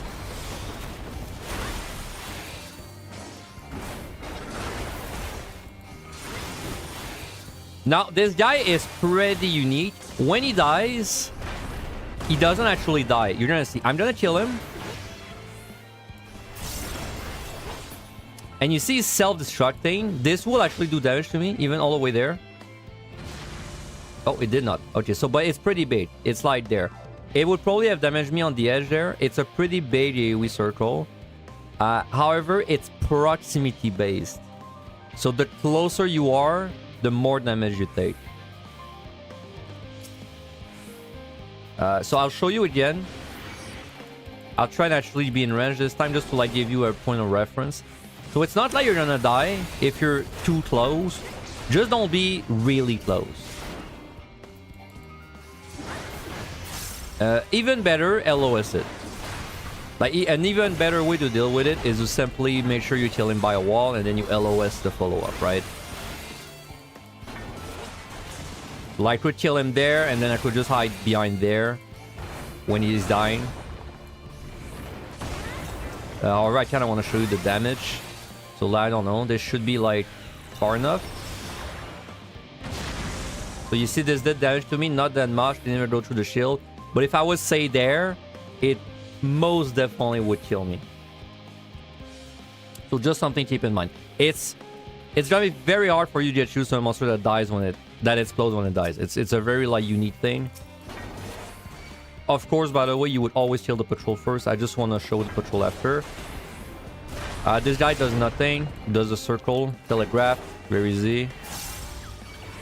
He has a very funny name, Diplomat Frame. I have no idea what that is. I heard it's a desert or something.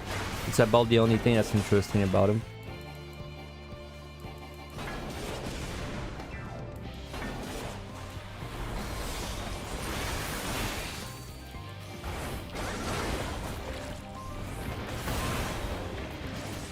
Okay, this patrol is...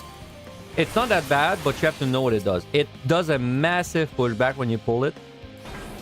I'll show you. Pretty big. It was about 20 yalms, in fact. So it puts a poison on you as well. Poison isn't that bad. Just be warned that he's gonna do the charge again shortly after your poison stat drops. So it's like 20 second cooldown or something. Yeah, about 20 seconds. So about every 20 seconds you do the charge again. Which all you really have to know is make sure you're not facing like a room or, you know, somewhere with other monsters. Like don't fight that guy. I'll use a safety just to show you, but like don't face that guy like that. Don't fight him like that, because then you're obviously gonna get pushed in the room, which could have traps, monsters, etc. Just make sure you're facing your back against the wall, and it's not bad. It's not that bad of a monster. This monster, honestly, the biggest danger is pulling him accidentally while you're fighting something else, because then you're gonna get pushed and it's gonna totally screw up like your perception of where you are, like what's going on, which definitely, you know, that's still the same thing. It's why we're still killing patrols ASAP. But this guy is very likely to kill you if you don't kill this patrol and you just leave it around on the floor. It's pretty likely to kill you with just a wombo combo with some other guy. Okay, that guy does nothing. He does a little crown. Send blast on telegraph. Be warned, he has a tank buster. You're gonna see it. It's called mandible something. Mandible or bite. On tank, this is like a whatever. On a DPS, it's kind of a whatever, but you definitely would want to have like your quantum potion rolling for this guy, right? Sorry, your pilgrim's potion. Like the kind of monster that, let's say you were fighting two, they would definitely kill you pretty fast if you just let it happen. So make sure you're not like fighting that guy with 20% HP. Make sure you got your potion rolling and it's no issue. Croc is similar.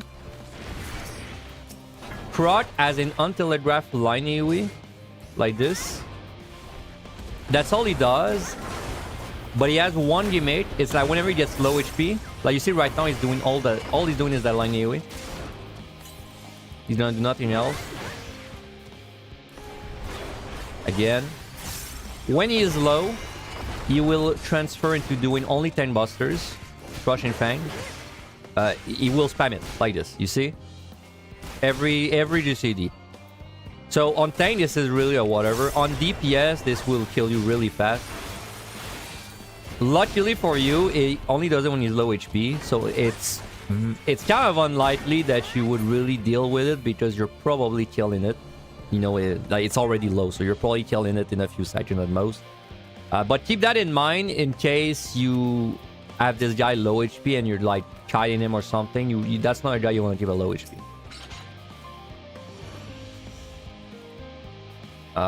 And of course leave right now if the key's open. I just want to make sure that I'm not missing anything.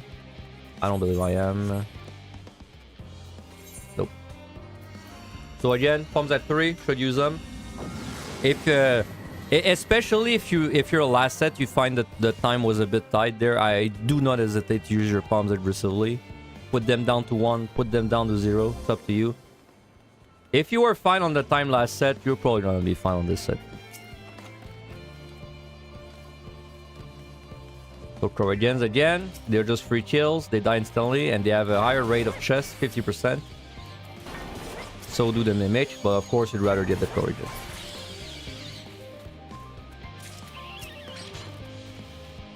Sure, I'll do a Maze Route. Now, you might hear from other guide makers, well, I don't know, but you might hear from other guide makers that it's a good time to do landmines on these sets. People always thought about the 71, 72, 73 landmines, which is also the same thing in PT. The reason is because there's a higher rate of landmines there. So it's a very consistent strategy to use the site, get landmines, and then just use a witch chain to do a big pull with the monsters and blow up everything like that. I mean, it's definitely an option for you in PT. I don't think it's a very necessary option though. It's really not that necessary. But then if you really want to see what it's like, I will show you. But it's absolutely unnecessary. This is just for the sake of completion. You do not have to do this if it scares you. But all it really means is you're gonna find some monsters together. We know that everything except one thing is easy on there. That to, like, let's say kite with. So we just pull everything that we can. And see, that's a treasure room.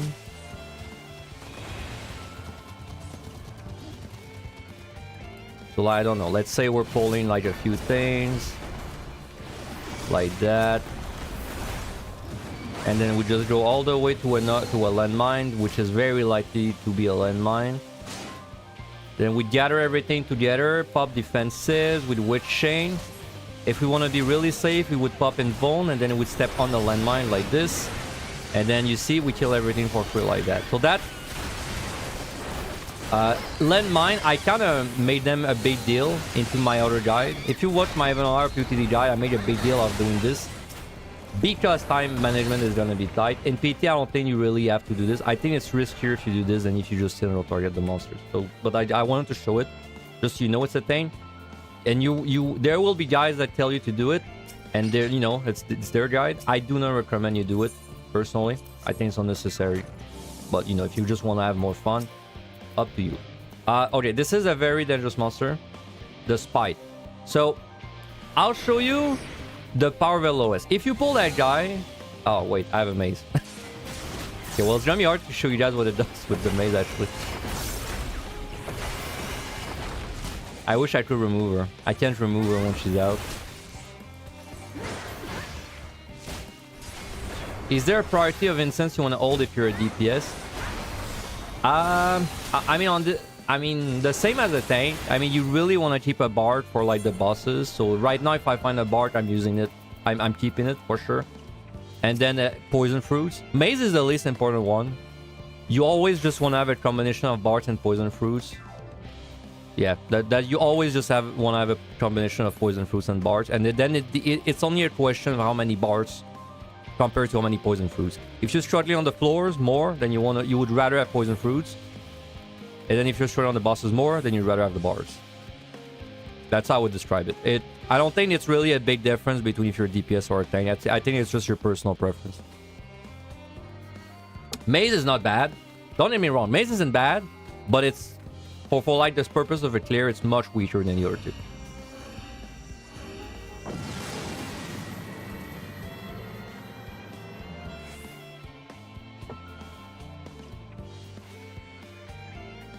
Okay. So I'm trying to show you guys a maze. Sorry, not a maze, a Spite there. Okay, there's one. So Spite's fairly dangerous. This guy is like a Garm, if you've ever done the other deep dungeons, except he wombos the in out, and it's a cast name to like figure it out. So I'll just show you if I LOS this. Let's say I just can't deal with this. Like I don't remember, right? It's too fast. I could just LOS it like this. It's always an in-out or out-in. That's the whole mechanic. Now, the way to actually solve it, if you want to like do it legit, if it's called shrinking, then it's because the circle is starting small. And if it's called growing, sorry, if it's called shrinking, it's because the circle is starting big. And if it's called growing, so this one shrinking, if it's shrinking, it means it's starting big, right? Like this. So then it's gonna be a small one after, and then if he does the opposite, if he does a growing, then it's because it's starting small and it's gonna get bigger.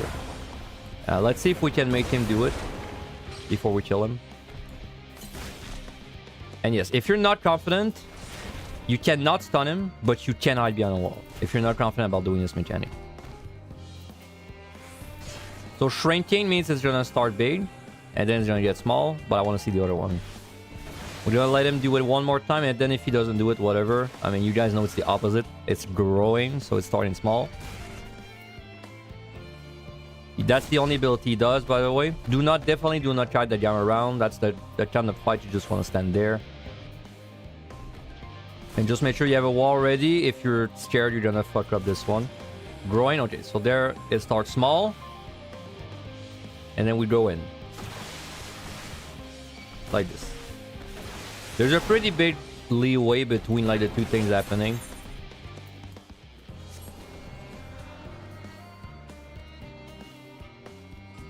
I'd say for me, in my own blind clear, this was the hardest monster to figure out that set. I don't know why, but I was struggling to just realize what the growing and the shrinking was fast. So me, I abuse LOS a lot against that monster specifically.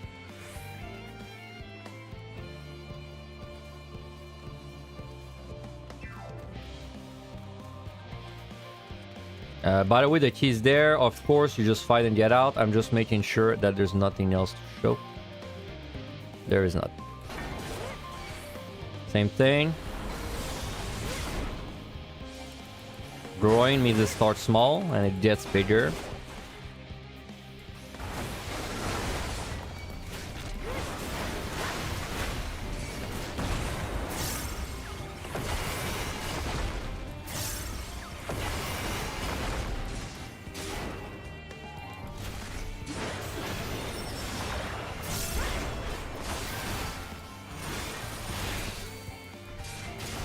Shrinking means it starts big and it gets smaller.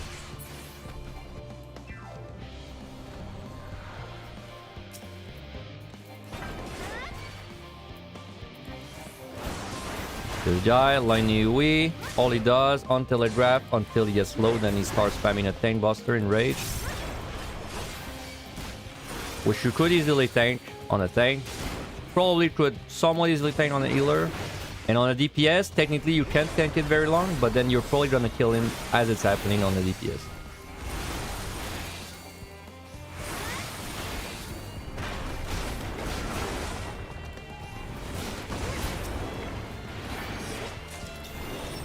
This guy, it's just a cone.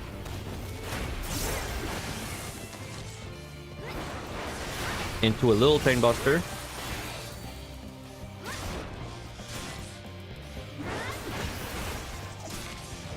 From which level should you be wary of mass pulling in PT? I'd say if you want to just make sure you don't wipe with, like, let's say very new player knowledge, like let's say you watch a guide and you know, but you don't remember all the monsters that well, it's safe to AoE pull all the way to like, let's say 30. It should be pretty safe. Once you're at 30, I would stop AoE pulling unless you study up the monsters and you get confident about what they're doing. If you get confident about what they're doing, then this guide probably, you know, it's probably not to your skill level. But if you're comfortable, you can AoE pull non-stop, like the whole dungeon. You never really stop doing it.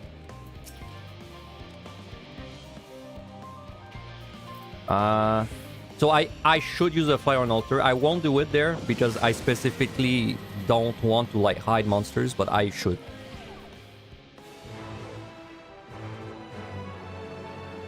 Is this tank specific for AoE pulling? No, it's the same on DPS. It's the same idea. Okay, this guy is a gimmick monster. I mean, a lot of them are, but this one, just know he's gonna do a little like circle front thing. Well, it doesn't show it to you. Hail of Heals, it simply is 4 strikes. 1, 2, 3, 4, and that's it. This will, like, there's no RNG there. He's not gonna like turn around. He's not gonna do it behind him or anything. It's always a frontal 4-time cleave. So it's just trying to catch you like going back into it. It doesn't do anything more than that. Don't overcomplicate it. Let's find another fight.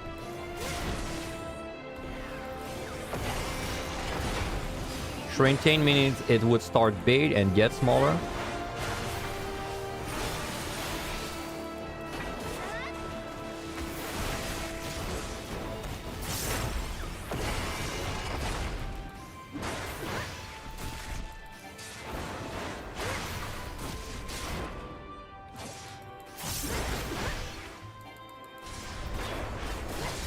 And we're definitely gonna see it again. Shrinking means it starts big and it gets smaller.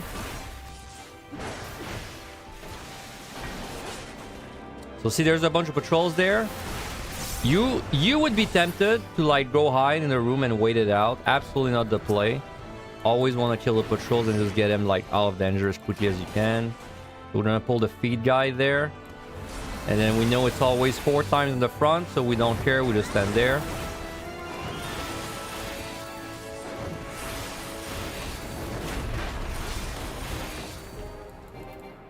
And then what we're gonna do right after, pull the other patrol.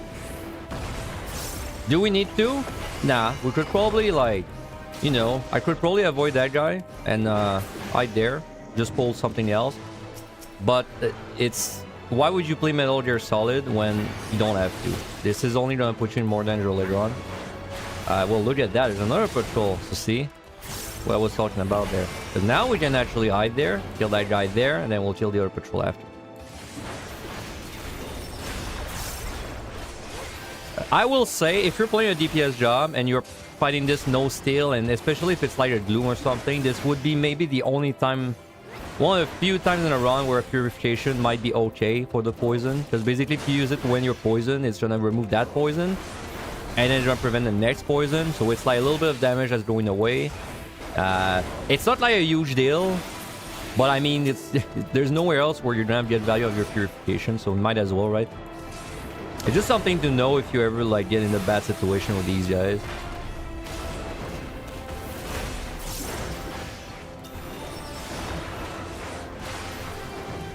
Now be warned, I'm doing it as a tank. On a DPS, you will absolutely mash these monsters to pace. They will die very fast. But if you're ever in a situation where you can't output good damage quickly, like keep in mind the amount of damage you're taking. It's not ridiculous, but it's definitely high enough where if you don't pay attention to your health for, let's say, 5 to 10 seconds, you can die, right? You will really want to make sure you have your Pilgrim's Potion up most of the time you're fighting. And if you don't have it, just make sure it's a monster you're gonna kill, like, you know, you don't need your entire burst, just make sure you have, like, some juice for it, right?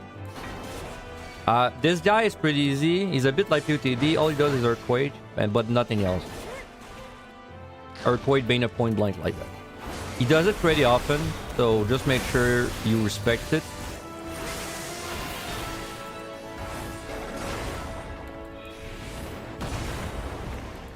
He doesn't like shoot any sand pillars or anything.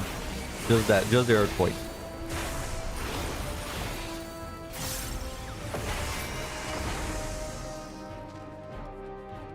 So if this wasn't no item, this would be a great side there.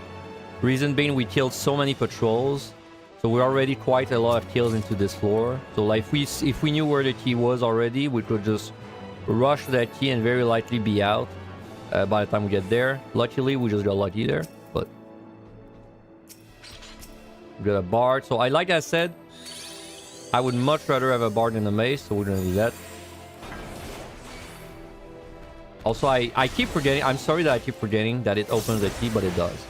It's just in scoring, I don't use bard for the same purpose, but when you use maze, it does open the key without killing anything. So you see the key there is already open despite it not being open earlier.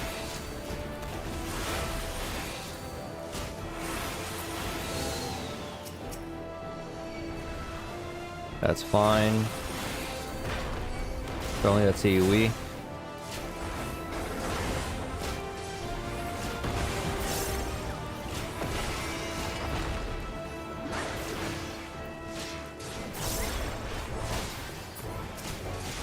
So you're gonna see what's gonna happen there.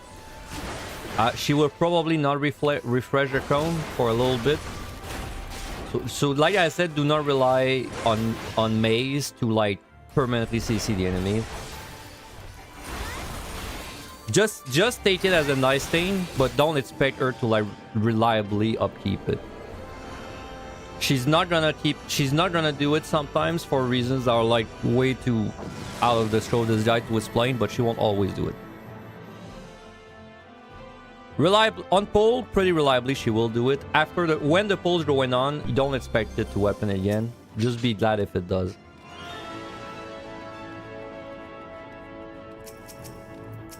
Okay, this guy does two moves. He either does a trounce, which is a front cleave, or he does a mighty spin, which is a circle. So trounce is a front cleave. So pretty like thin cone, like this.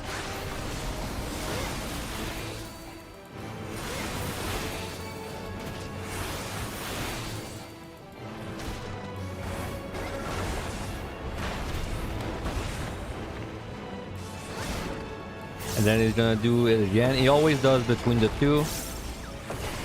So mighty spin is just move away.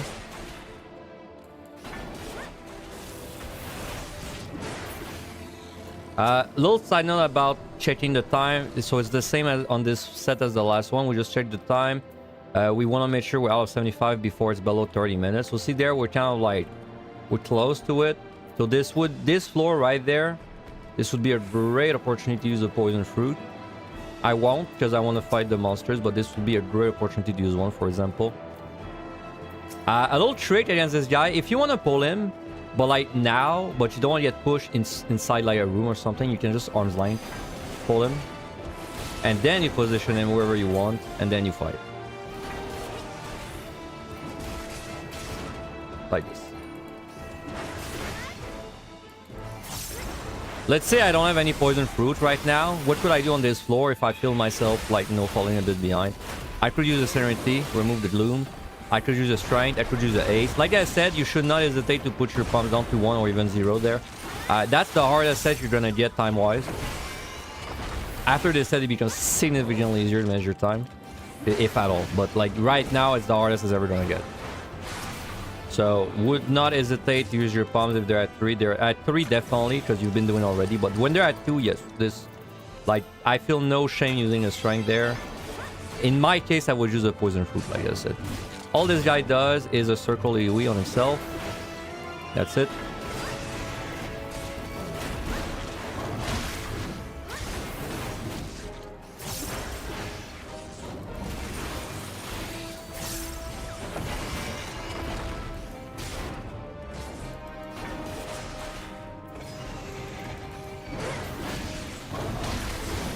I have to say, his damage is not super high, but if you're a DPS, a bit like the Mandible guy, if you're a DPS, it can catch you off guard if you're fighting for over a long period of time.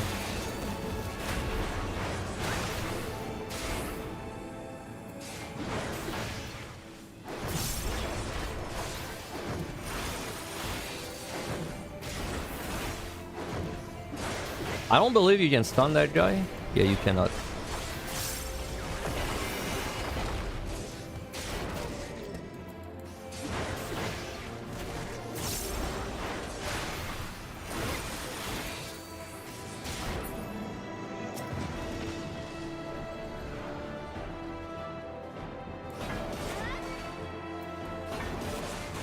Earthquake guy.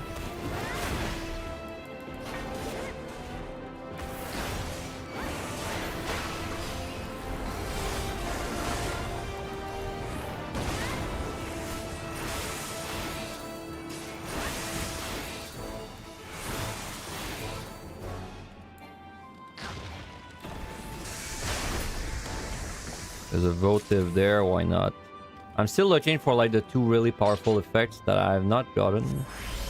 And I still keep not getting them. I can see them if I use Devotion, but I was waiting for it. Which, by the way, I still haven't used Devotion. I would say having only 2 Devotions after doing from 1 to 75. To me, sounds pretty unlucky. But I don't have like a big sample size yet of run, so I can't confirm it. But to me, that's still unlucky. I would have expected a few of them to have been picked up by now, and then I could have like shown you guys what it does. As a reminder, all it does is it guarantees a votive on the upcoming floor, on the next floor. And then that votive specifically can only have the 2 most powerful effects, but like, funnily enough, we haven't seen a single one of these effects yet, so you don't know what they are. But both of these effects basically let you do a floor really fast. So you should see this votive.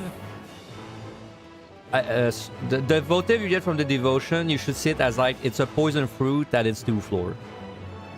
So when I use this, if I use this now, that means there's a votive on 76, and then as long as I reach it and I pop it, then that means my 77 is like if I were going to use a poison fruit on it. That's the best way I would describe it, without actually being able to tell you what the effects do. I'll tell you when I get them. Well, you should see it. You should see it that way.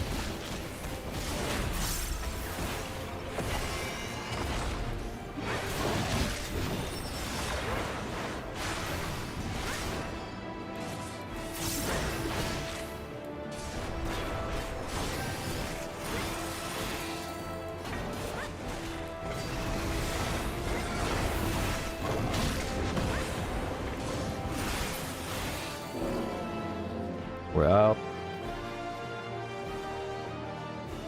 Again, would have been a not bad time to sight. Once I reached that room and I thought it was going to be a 50-50 in the direction, would have been a perfectly good time to sight again.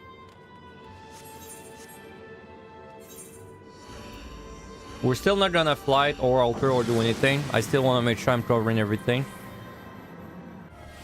Again, use them. There are 3. I should be using them 100%. I'm just not doing it for the sake of showing everything.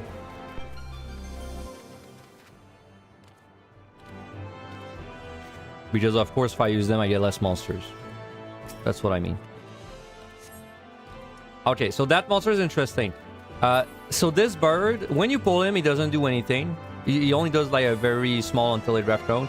However, this guy out of combat, if you stay like kind of close to him, you're gonna see at some point he starts glowing red. You have to be somewhat of a distance away from him for him to start casting. But I would say where I am right now, he could definitely start casting. It's so like if you're like really far, you probably won't see him start casting what I'm talking about. But once you get to a certain distance, he can do it.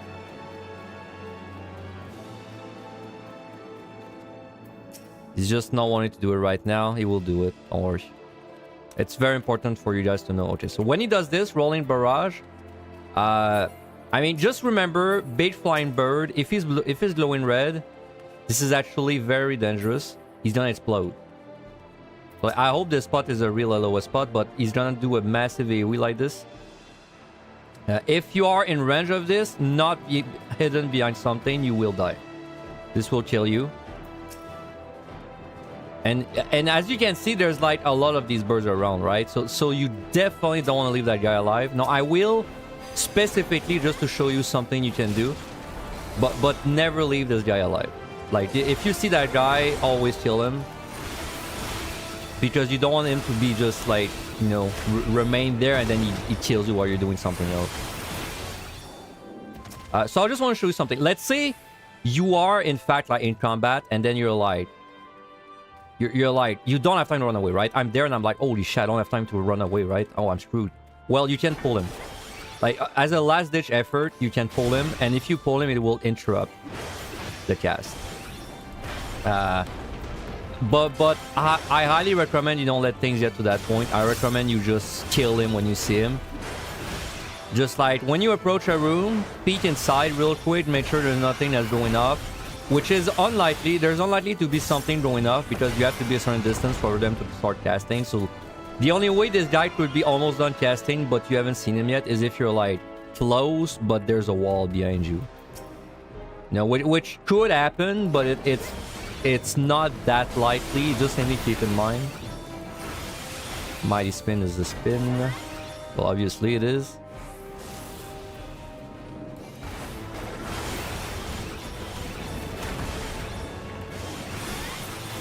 So like for example, that guy, let's say I was fighting a monster there in this spot, I would definitely be in the range that he needs to be to start casting. So then if I was like fighting something in that spot and not really looking, then it's possible that as soon as I pop out, he's casting, I'm dead, right? So I would say whenever you're gonna enter a room, when these guys start spawning, which is like 75, 76 plus, just like peek in the room with your camera like that real quick and just make sure there's nothing that's glowing red and scary. And as long as there's nothing red and scary, you're fine. And yes, I will show you again the range, just so you have an idea of the range. Let's just look at this guy.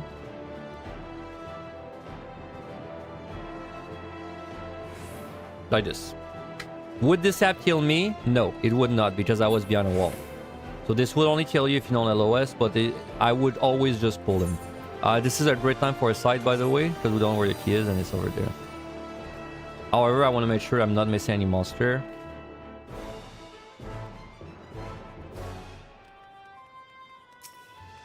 Same thing with that guy.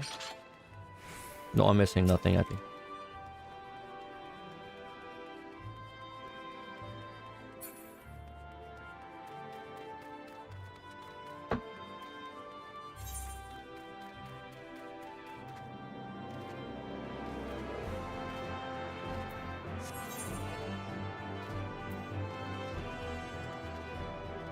So see, there's a bird there. So see, that's an interesting situation. We have a bird and a patrol. So like they're both super high priority targets. So this is a case where you have to be a little more smart about your pull. This is actually on a rare case you might even want to like avoid the patrol like this. Because then of course if I fight the patrol there, then this guy might reach me, but then maybe I could fight the patrol where I am there and I have it just face this way in the corner, or I could wait for it to pass. So it's not always black and white. I'd say like stuff like this bird and the patrols are very close in priority, so it's kind of a judgment call which one you'd rather kill. Personally, I prefer killing the patrol first. So what I would have done normally is I would have pulled that patrol, killed it in that little notch there. Then I would have known that I would have line of sighted this thing. Then I would have killed that guy. It's up to you. It's up to you, really. All good options.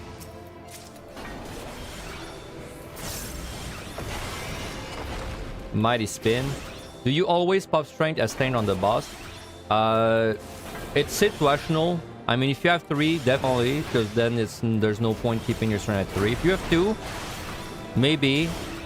But Bart on the bosses, Bart is the most important thing to use. Everything else, well, Bart is the most important thing. Steel is the second most important thing, and everything else is whatever.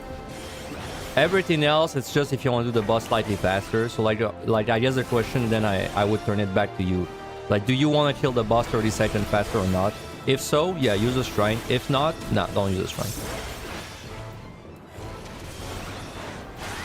Like, do you personally think the risk of fighting the boss 30 more seconds is more than the risk of having 1 less strength? Honestly, I think they're both pretty low risk.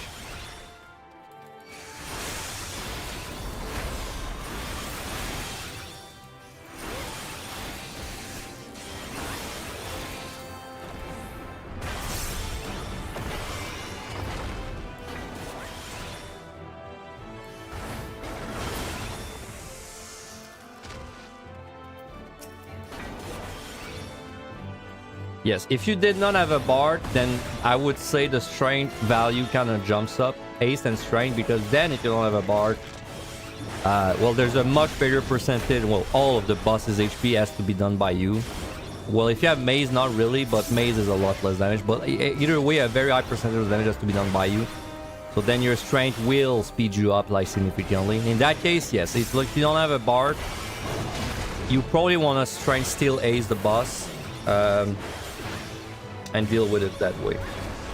And you're not gonna be able to have bard every single boss. I don't have a very high sample size. I have done... This is my 4th or 5th run at this point. But I've never been in a situation where I could not bark a boss that I would consider, like, important. So it's not... I don't think you're that likely to not get a bark. But if it does happen, yes, strength and ace and still have much more value on them.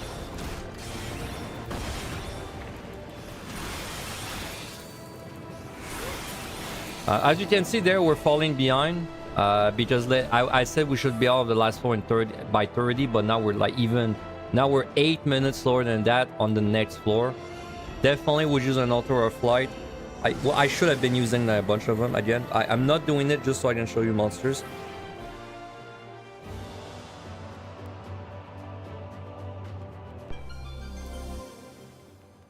Which I believe we almost have checked everything on that set. My plan is just to poison fruit when I get close to the end. So that's why I'm not really worried. Okay, this guy does 2 things. This is a cone. It looks very scary because it's a long cat, but it's just a medium-sized cone. The other thing he does...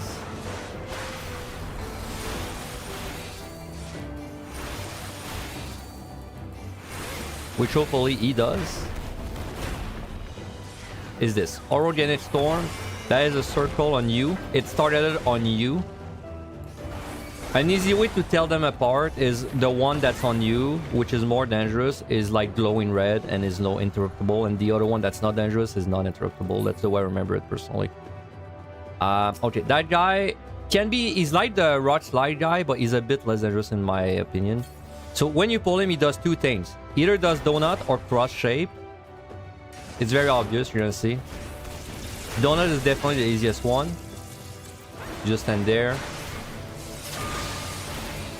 Now, cross shape is exactly like the rock slide guy we fought earlier. Except it will show you the cross shape before it happens, so it's like easier to react to it. He always does... it's always random which one he does, so there it is. This is just triangle shapes, and you want to go at the corner of one like this. Much easier to handle than a rock slide guy. Just make sure you're not in the hallway. Again, this is a treasure room. It's a room full of monsters. I would have liked if the key was there so I could show you guys like what to do, but probably would have just been a fortune poison fruit. Let's say I have no poison fruit. A maze would also be an OK option. A barb would be an OK option if I have them to spare. Like, there would be a lot of options that are available to me. Always pull that guy.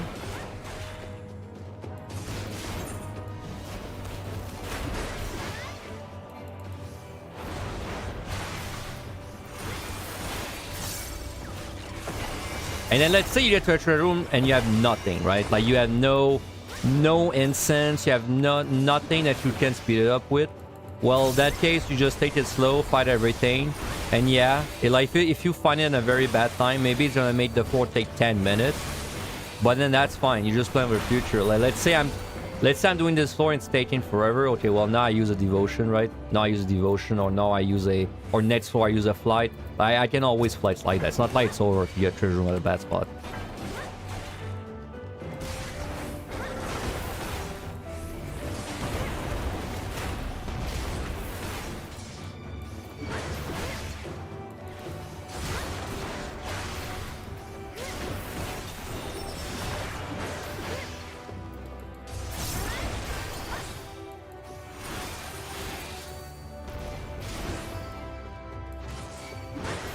We might have seen every monster at this point. I'll have to double check, but we're getting close to that.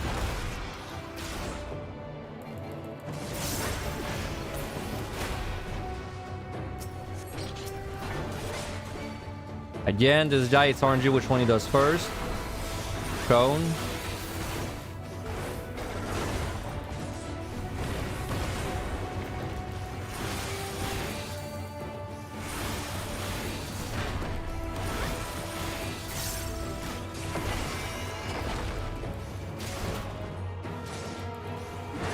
That's the targeted circle. Would I suggest to Serenity away a Gloom? Honestly, yes.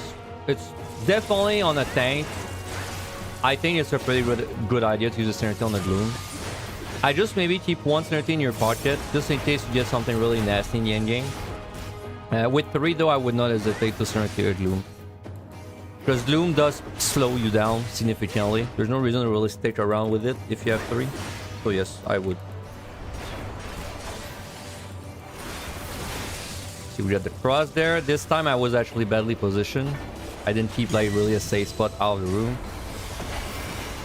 You cannot stun that guy.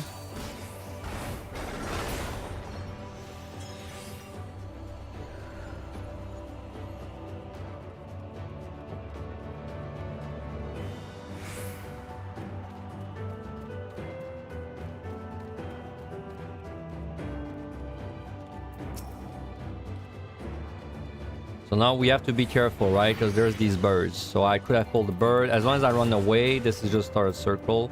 As long as I just pull the monster away, I'll be fine. I just have to keep it in mind.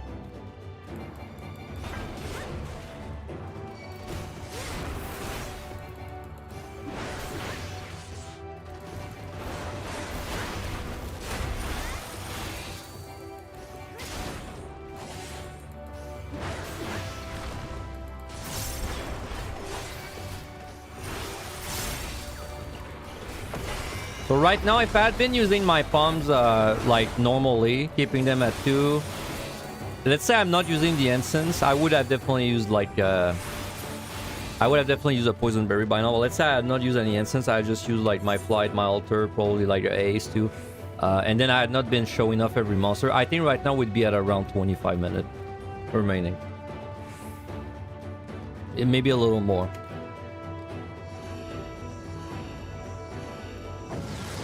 No, the storm is a targeted circle. It's targeted on you.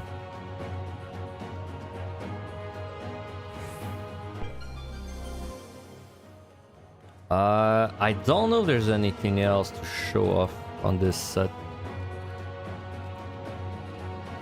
Not sure.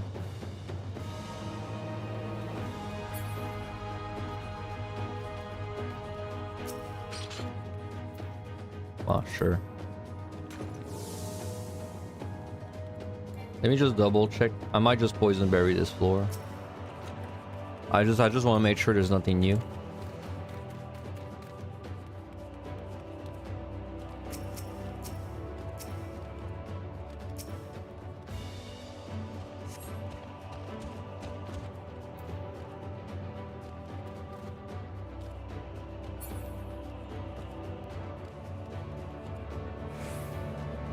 Huh, is there really no new monster on the last 3 floors?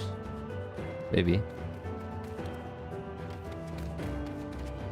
There's a votive. I really want to get this because I want to try and show you guys the effect that I'm missing as you'll get it.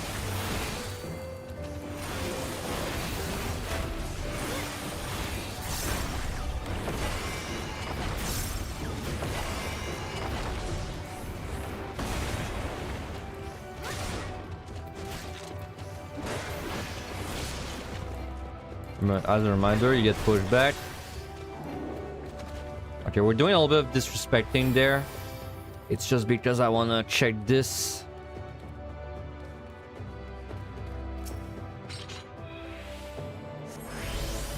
Aha, finally we got it. Nice.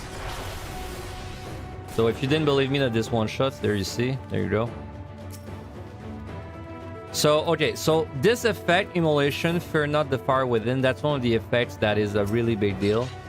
Whenever you use a devotion, you have a 50% chance to get this effect guaranteed on the votive of the next floor. This is very strong. This will let you kill every monster instantly on the next floor. You still have to like travel, like you still have to physically go to the monsters, but they will die instantly when you get to them.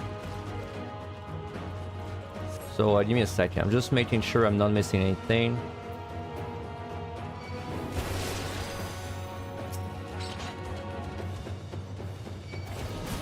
This is not related to the clear. Okay.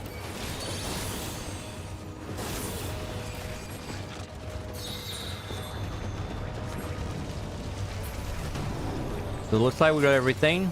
I hope I didn't miss anything.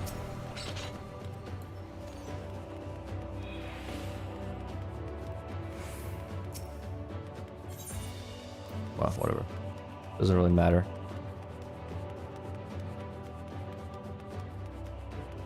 So I think we fly on the next floor because we had a free one. So it won't, like, technically... I mean, realistically, if you knew you were gonna be doing this on the next floor, which you do, because that's how voltives work, then you wouldn't really want to flight, right? It wouldn't really make sense to flight if you can already kill all the monsters one shot. In that case, it's just how it turned out, because I found a flight for free. I mean, of course, you would not use a flight for free.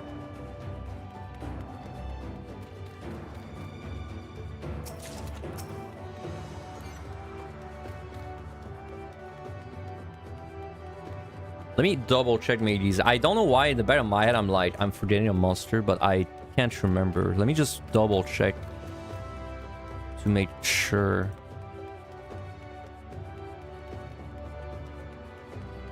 Worm.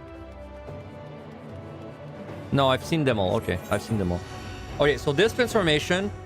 So this is a transformation. You will be transformed into a different thing. If you had a pox on you right now, this would be the best time to remove it because you can't heal when you're transformed, right? Now, let's say you have a pox and you have no way to remove it because you don't have any purities. Definitely make sure at the very least you're full HP, and then just like pop a potion as you're leaving the floor, something like that. At the very least, do that. So this transformation is very simple. You're gonna be playing as a big bomb. You have one skill, which kills everything in the 15 yalm radius, like this. Now, you cannot open chests. When you're transformed, you also cannot use items. You can only burst or leave the transformation. And once you leave it, you can't come back. So it's pretty simple. Just enter a room. Try and not pull everything, like this. And then just kill everything, like that. Just try not to pull like the monsters before you blow them up, preferably, just in case you were step on a landmine. Yes, that's a good point. You could also get the auto heal debuff, which we had. I think I haven't thought about it. There's an enchantment that what it does, it makes it so you can't regen any more HP on the floor. You can still heal, but you can't like regen out of combat. And if you get this and during a transformation, that means the HP you have there is the HP you're gonna get. You're not gonna get more. So it's just something to keep in mind.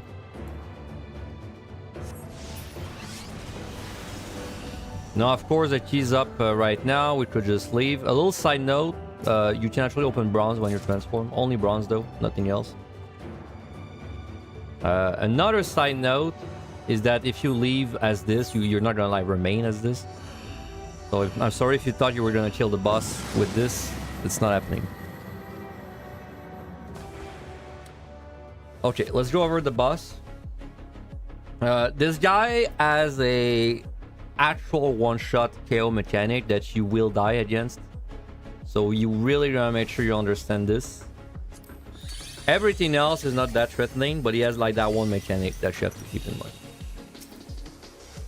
Okay, so let's pull him. So that's a fight where you don't want to move around too much and you kind of want to stay near the middle. So when he does this, there's two things going on. There's always going to be a side that's glowing because his whiskers are glowing.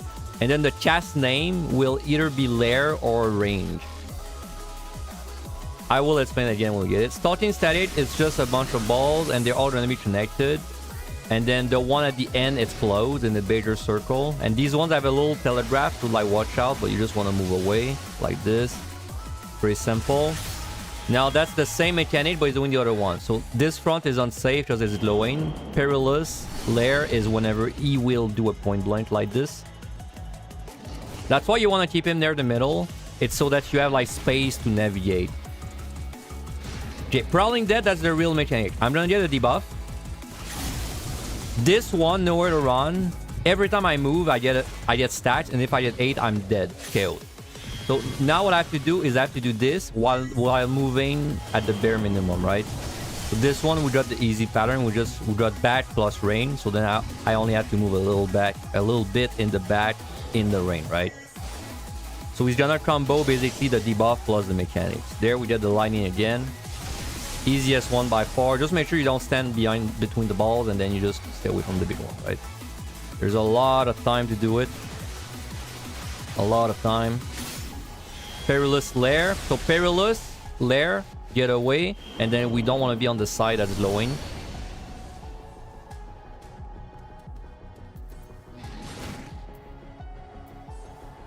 Now after this, he's gonna do the debuff again, most dangerous part of the fight. Whenever he's gonna do it, make sure you're like near the middle. Make sure you're like by his melee there, melee match size, match range. So this is the same run thing again. We just have to do the next mechanic. So Roaring Rain, well, this time we were very lucky. It's literally don't move, right? Because it's the bad is behind and then Rain is inside. I'm definitely gonna show you the other one. He's gonna do it at some point. There's another debuff. There's only 2 debuffs. That's one of the 2 we can get. Both of them KO you if you don't do it successfully.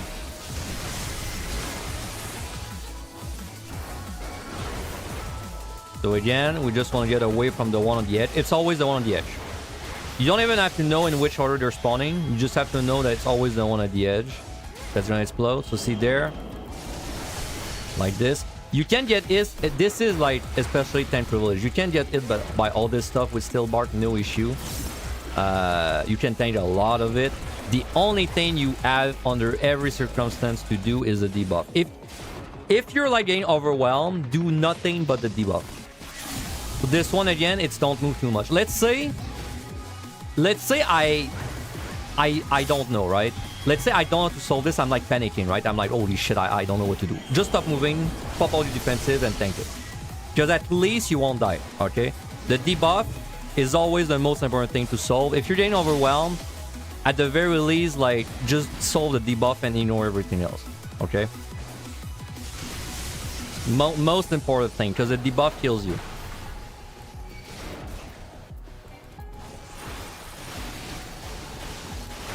We've seen everything except we haven't seen one of the debuffs, so this one is easy. Just move behind.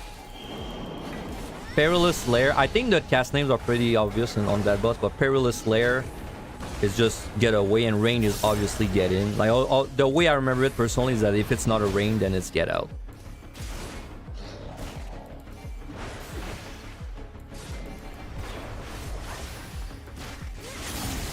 So we keep getting the one where we have to not move too much. So this one is just the end. Don't move too much. 8. You die at 8 stacks, by the way. So you can see that little movement there only cost me 2 stacks. So you can move quite a fair distance. I would say the most dangerous like permutation of the move debuff, the don't move too much debuff, is if you have like a getaway. If you have getaway and the light is on your side, that's the most you'd have to move. Like this. But keep in mind this, you can move like you don't have to move really far back. You can just move on this side, right? Like this.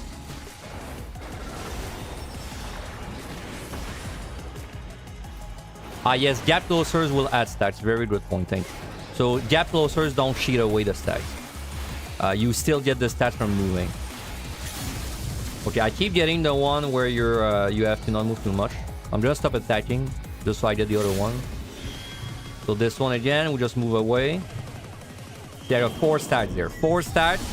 I moved that distance. So if I move twice that, I was gonna die.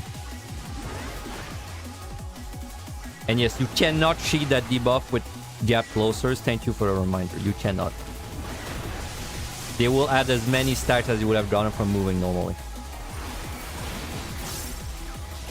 I have to stop attacking. Sorry. I have to see the other one. Perilous Lair. So see, that's why you should not have this guy near the wall. It's because if you do, you basically block a side off like this. So you should really try and keep this fight more centered. It's just easier to handle.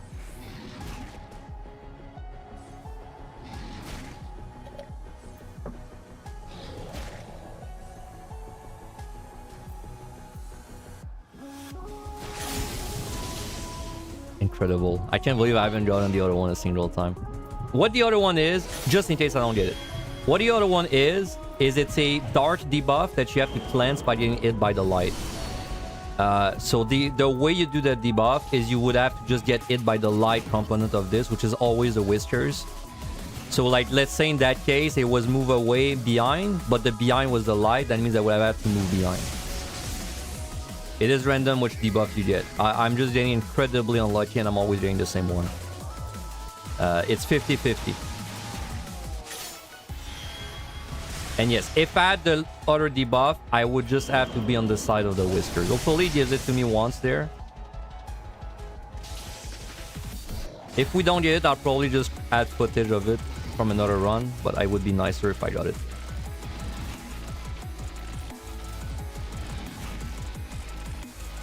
Crawling dead. Nope, we got run every single time. That sucks. So I'll add footage from another one that's just showing this off specifically. So see, that's as bad as you're gonna get it. That's the most movement you'd ever have to do. But yes, pretty simple fight.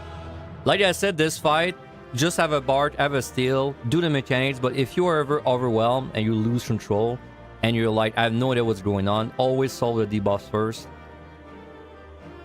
Always solve the debuff first. Every time. I can't believe I didn't get this a single time, bro. That was like, what, 6 times? 50% 6 times?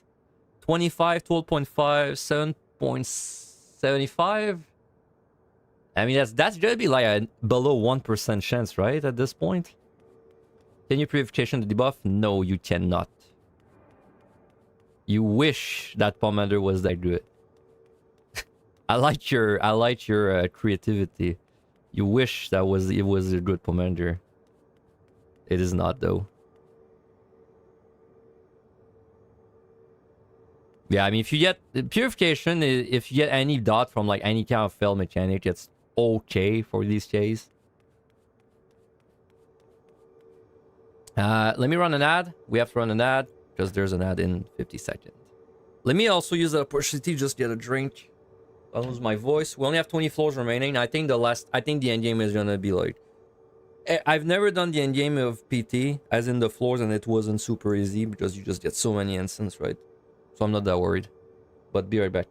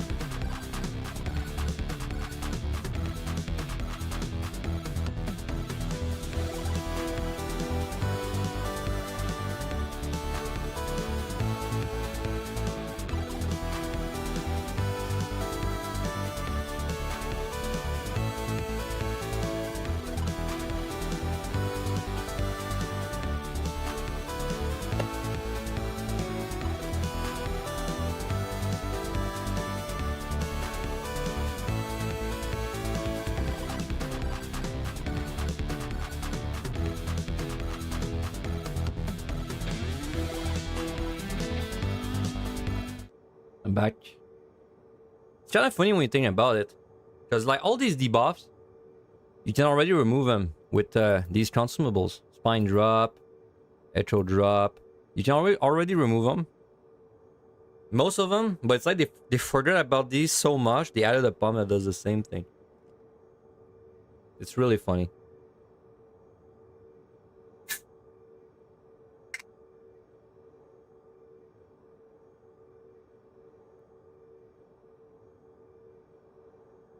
Holy shit, this tastes bad. What the fuck is this? Canada Dry.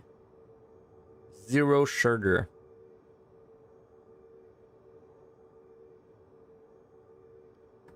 Oh my god, this is disgusting. That's probably what they serve people in the rolled saucer whenever she's asking like the bartender, give me a glass of your most vile piss. Jesus Christ, man. I just took this because there was one in the fridge, but that is disgusting. It's 0 sugar Canada Dry. It's disgusting, bro. Holy shit.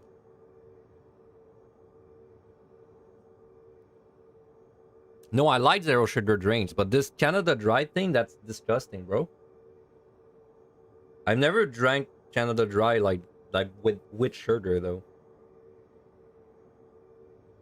Yeah, exactly. They share a cooldown, Morty, but it's basically like purification is better than them, but to me it's still kind of funny that that instead of buffing these, they made a pomander around it, but then you use the pomander about as much as you'd use these consumables. Like I do use a necro drop, but like I don't know, maybe once or twice per run.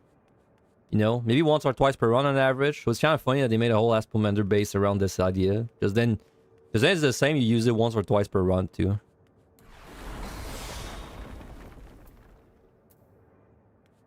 Okay. I'm so sad that I didn't get the mechanic a single time, man. It's like God gave me editing word for no fault of my own. I did everything right and I still couldn't get the mechanic a single time. I didn't even attack the boss for 80% of the fight. That sucks, bro. I should scam, dude. More word for me. Alright. Okay, let's go back in guide mode. 81.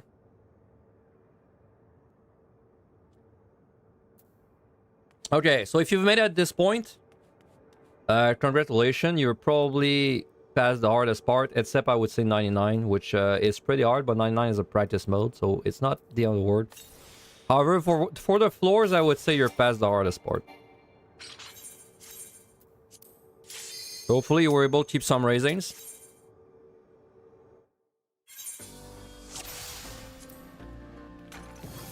So, these layouts are very small compared to the ones you just did. This will save you a lot of time, but then you're still fighting monsters that are kind of like the similar tankiness, so this should be much faster. And even another thing is you're gonna get a lot of silver chests, and at this point silver chests, they only do two things. They either give you an instance or they explode, and the other of getting an instance is much higher than the explosion. Should you raising 71 plus 2, you should raising your proc point. And then if you've progged everything, in my opinion, you should raise starting from 61. You should raise 61, 71. Then if you picked up an extra raising, I would raise 81 too. But if you did not pick up an extra raising, I would raise 91. I would skip 81. I think this set is not that dangerous. Okay, this guy doesn't do much. Well, he does stuff, but it's not that dangerous. So he does a charge. This is a charge move. So this will push you once. 2. All of these are pushes, if I show you. 3. 4. After this, but not like right after, but a little bit after, it will do a Storm Slash, which is a very small cone. And then it's just gonna resume this. Now, a thing I want to add, whenever he's charging you, if you LO... Oh, he's doing Storm Slash again. I didn't even know you could do that. Okay, so now you know. You can do Storm Slash twice without charging you again. Okay, but whenever he's charging you, if you LOS it, it doesn't prevent the whole thing. It only stops one charge from happening. So then he's still gonna charge me 3 times. 2, 3. But then there's no 4th charge because we LOS'd it, okay? Just make sure you're not facing... You're not like... Make sure you're not pulling that guy and taking the charge, you know, into a room. That's the only thing you really have to worry about. Okay, this guy...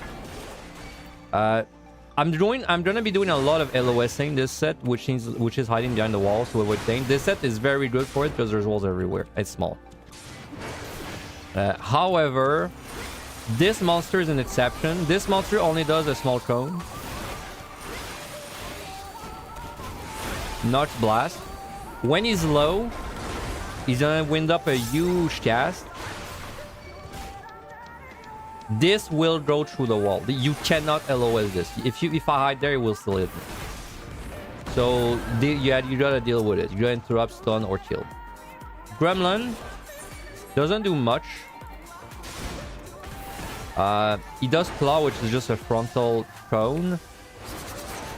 He will put a slow debuff on you soon. So this just makes your GCD, I don't know, much longer. I don't think it's twice as long, but it's like a bit longer. Now, this is one of the only times you can purification something. So you might as well use it, honestly. And a side note about this debuff is it will actually eat your ace. So if he puts the slow on you, it will remove your ace. So you can actually protect your ace if you purification without before finding the gremlin.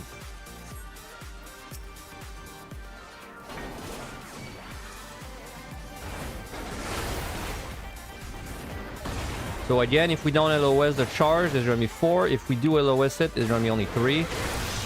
This damage, by the way, it adds up on a DPS. Like when you're taking the charges, it does add up on a DPS. But as long as you have your potion rolling and you're not like low when you pull that guy, it's not that bad. If you are low, just make sure you're like, you know, moving around the room. So just make sure you delay the charge a little bit, basically.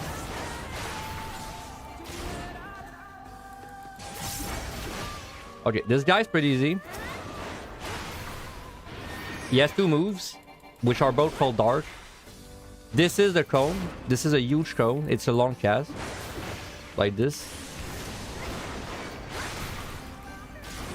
And the only other move he does is a circle. It's random which one he does. So there, he did the circle. And then he just keeps rotating between them. I will say, if you fight that guy, and like there's gonna be a wall nearby, if you fight that guy and the cone looks like you won't make it in time, just hide behind the wall. It's much safer. Now, let me double check, make sure there's nothing else to fight. But I don't think there should be. So see there, he's doing the cone, but then if I'm behind a wall, well, I'm out of range right now. Oh no, I wasn't range. But then if I'm behind a wall, it won't hit. Okay, there's nothing else. We can just leave.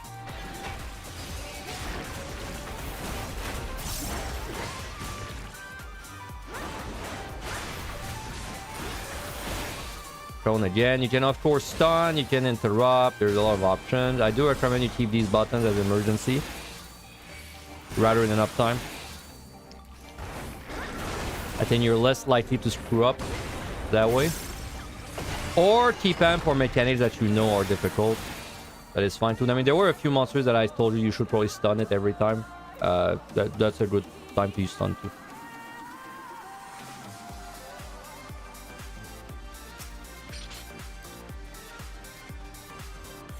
So on this set, the incense rate is extremely high. When you see a silver, you're almost guaranteed there's going to be something good in it. Now, I will again not be using my pumps too much. You should though. If they're at 3, they should be down at 2. There's no reason to keep them at 3. Okay, so we got a natural floor with 3 enchantments there. 2 of them have been bad. This guy is proximity, by the way. Like this. Proximity means that you can't really avoid him if he's coming your way, especially not on this layout, which is pretty small.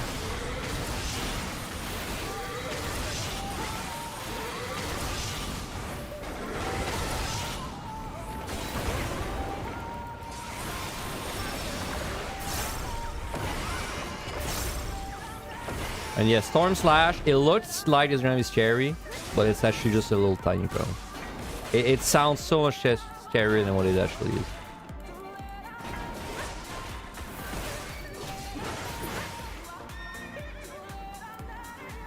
I would at the very least be using an ace.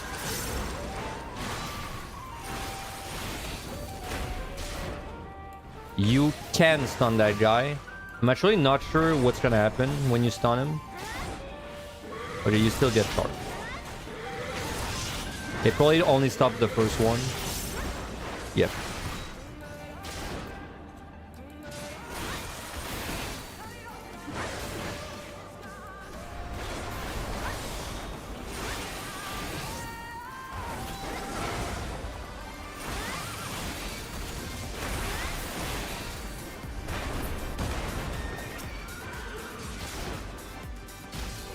Very important kill the patrols in priority, especially on these last 2 sets because the floors are really small. So you don't want to leave these guys alive. You will get ganked if that happens.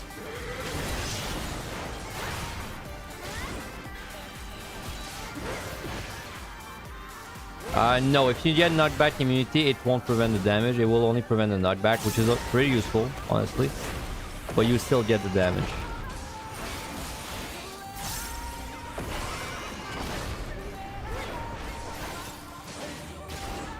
Wait, if I do arms length there, you'll see I still get the damage. Like, this is basically 2 kind of damage at the same time. It's the charge damage, but he's also sneaking auto attack at the same time, you see? You see the vault door, but then you also see that 16,000, right? In fact, it probably increases the damage you're taking if you don't get pushback, because then he will always sneak another attack in.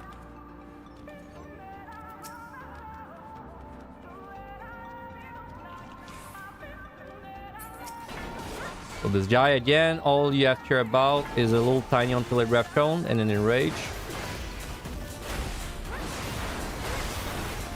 And if I'm not wrong, you can stun that guy. I know you can interrupt the enrage. I'm pretty sure you can stun that guy. Which means you probably can sleep him as well. Usually you can do all 3 CC in there.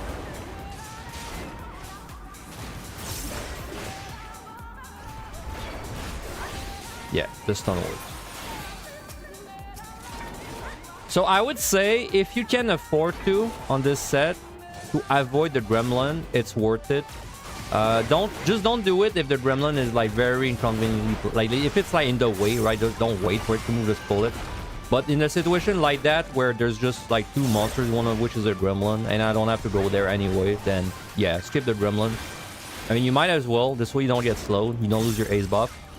But if you're gonna fight a gremlin, then you might as well purification to get the shield. This way, if you were to get slowed, you would save your slow, your ace, sorry.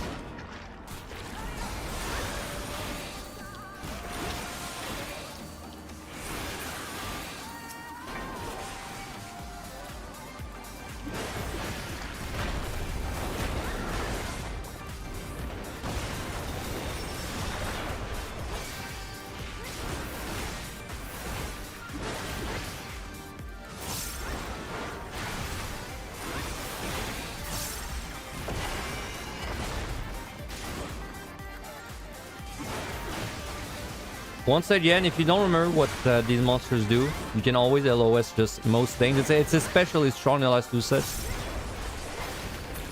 Like if you just don't remember like what this guy does, right? It's really easy. You just pull, face away from the wall. As soon as any cast happens, you just go behind. This will let you deal with 95% of the monsters with some step. I'm not saying do this every monster and don't look up like anything, but I'm saying if you forgot what a monster does, but you still want to fight it, that's your safest way to do it.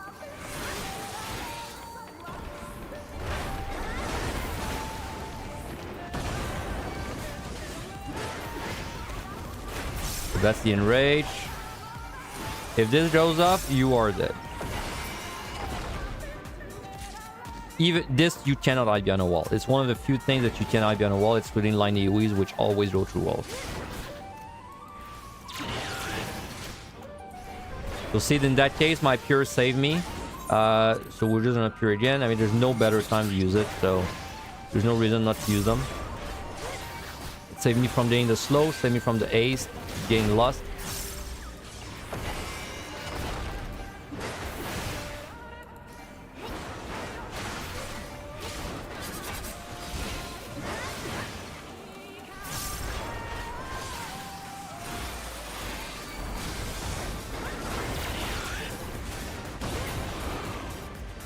We'll check chests if they're not too far.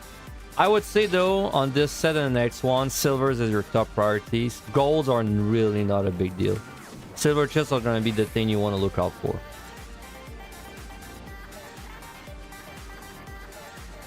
Can you run out of the enrage that you cannot LOS? I've never tried.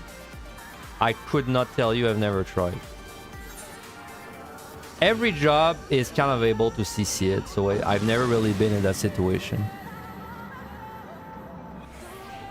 Yeah. Purification, when you get the shield effect from it, it stops 1 enchant, sorry, 1 debuff on you. So if when he slows me, it goes away. I have to do it again to refresh.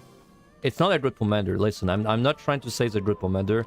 I'm saying it's like the only time he's gonna get some value. All right, it's not a good commander.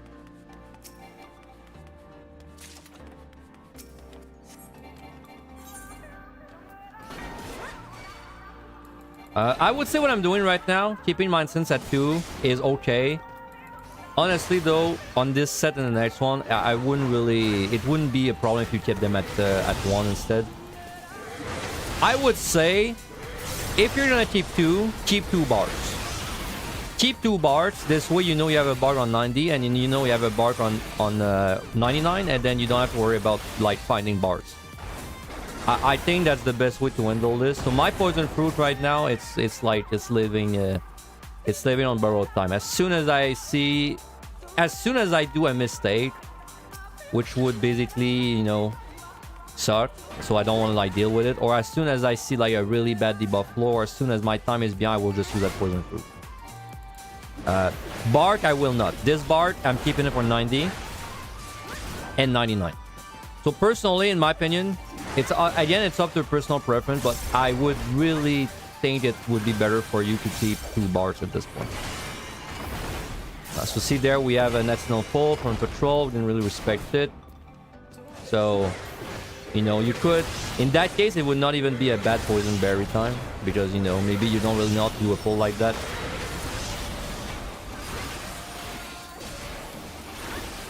But that's why, like, I'm not really respecting the content, right? I'm kind of like just talking a lot and not looking around me, but what you should be doing when you're fighting, of course, is you should be looking around like this. You shouldn't let a patrol gank you like that, right? Like if I'm fighting a guy like that, I should not be looking like this. If I'm fighting this guy, I should be looking like this, because I want to see what's going on there. So if I put my camera like that, there's no value. Like it's giving me no information. I always want to be peeking from where a patrol could come. This way it's not gonna gank me without me knowing.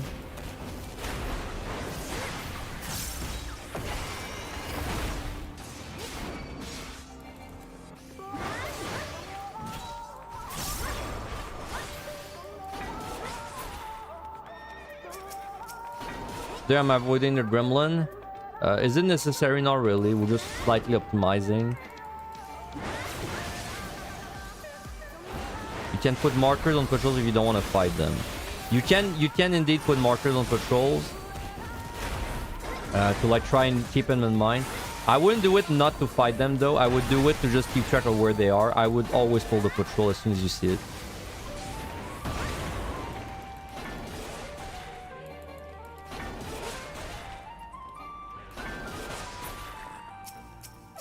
We got a new monster there.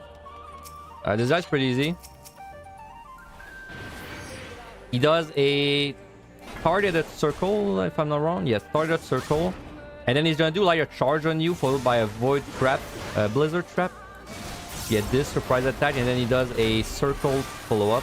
This blizzard trap. This is just a point blank on himself. I don't guarantee that he always does this after the charge, so just be ready for it.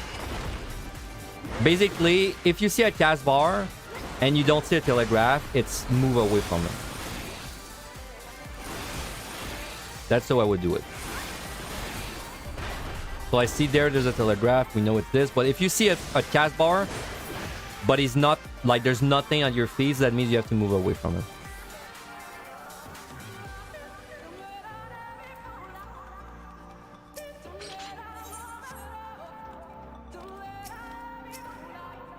So we see the key. See, that's why the layouts are much faster there. I was able to just see every room within a span of maybe 20 seconds. Like, it's very fast.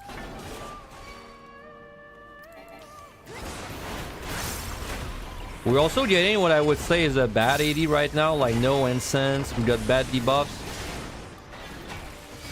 This is about as bad as you're gonna get it. And I'm sure there's gonna be multiple incense waiting for me later on. And even with despite all this, we're like pretty much keeping the pace.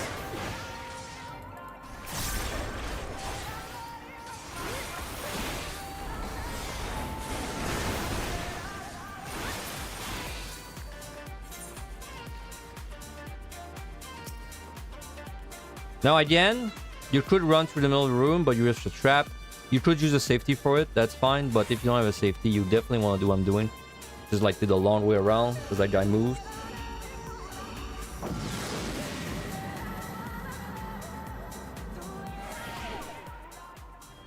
But the only thing we're truly looking for right now is a second bar.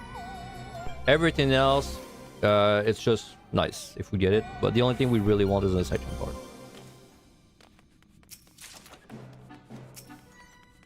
Oop, I thought this was the...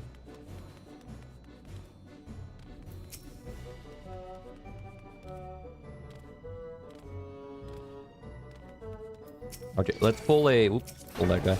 We'll pull the demon next, just to show you what it does.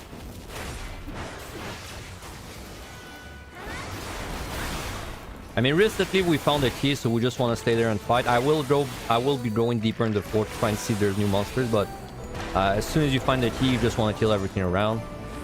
And of course, you want to make sure you're facing wherever direction the patrol would come from. Just so you're aware, you know, what's going on. So this guy does a cone. And then when he's low, he has like a... This is the cone. He has like a... like an enrage, but it's only gonna paralyze you. I don't even know if he needs to be low HP, honestly. We'll see. It's not very threatening. It's called Abyssal Transfixation, I believe. So there's a patrol, that's why we want to be looking that way.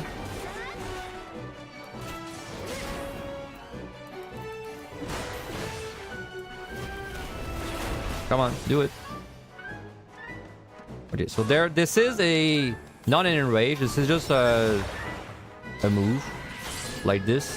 Which, if I did not shield, would paralyze me. It would put a paralyzed debuff on me for 15 seconds. So this is technically purification value, but you could just also not deal with it, right? You could just stun him, interrupt it, etc. Okay, this is probably the most dangerous monster there.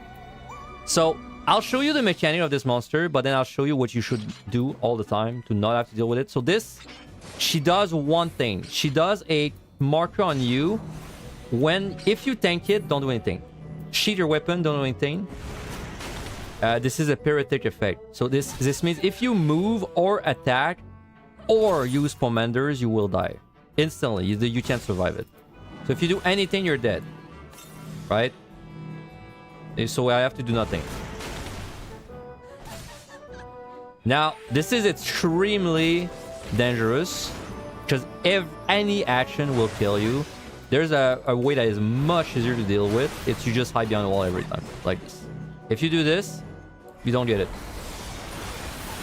It is by far the easiest way to deal with this. I do not recommend ever dealing with this. But if you have to, well, you know it works now, right? But I highly recommend you never deal with this. If you have a stunner. That's also an option. Yeah, I've heard of people dying without doing any action because of their minion summon or something. I've never seen like a video of it yet, but that's also another reason why you shouldn't really deal with it, in my opinion. You should just, as soon as you see that succubus, you should just you should get ready to LOS it or stun it at the very least. It's never worth dealing with this.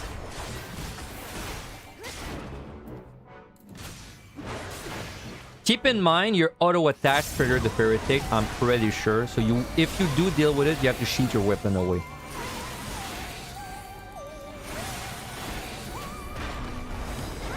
Maybe the auto attacks don't trigger it, but let's pretend they do, because this way you're gonna be even more scared of that mechanic, and hopefully you never deal with it.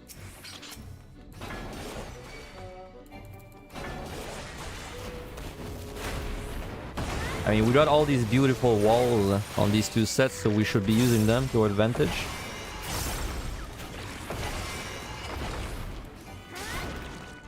Now, a side note, the 499 boss, which is in a while, I'll talk about her, of course, when I get there, but the 499 boss has a similar pyretic effect, but it doesn't work the same. So, what I just told you about this succubus, it's not the same as the 499 boss. They're different things.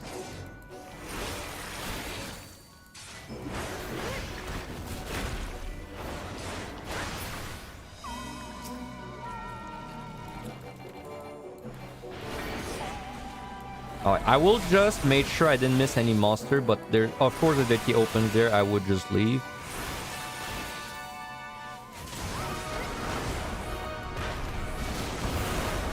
So don't forget, there's gonna be a point blind soon after the charge, which I don't know if it's always after the charge, but it usually is.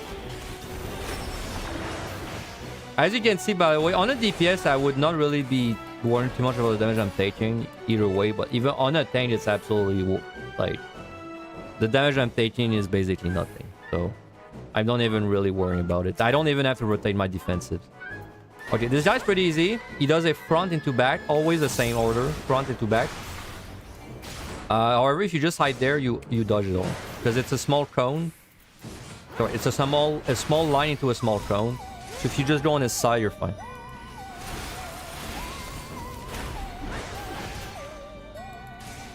Now, I don't know if the cone is like, it's an off circle or it's a cone. It looks like a cone to me, but if you want to be sure, just be in front of the little arrow. But I'm pretty sure it's a cone. So you're probably fine just on this side. These monsters are very squishy. I think they're as squishy as the ones we fought earlier. Which is why I said you're going to have an easier time with your time there than you would have on the last two sets. Which is why... by the way, don't do what I'm doing. Always use a safety if you think you're going to run through the middle of a room. But yes, it's why I'm saying, like, my pawns right now are unrealistic. Not because they're like...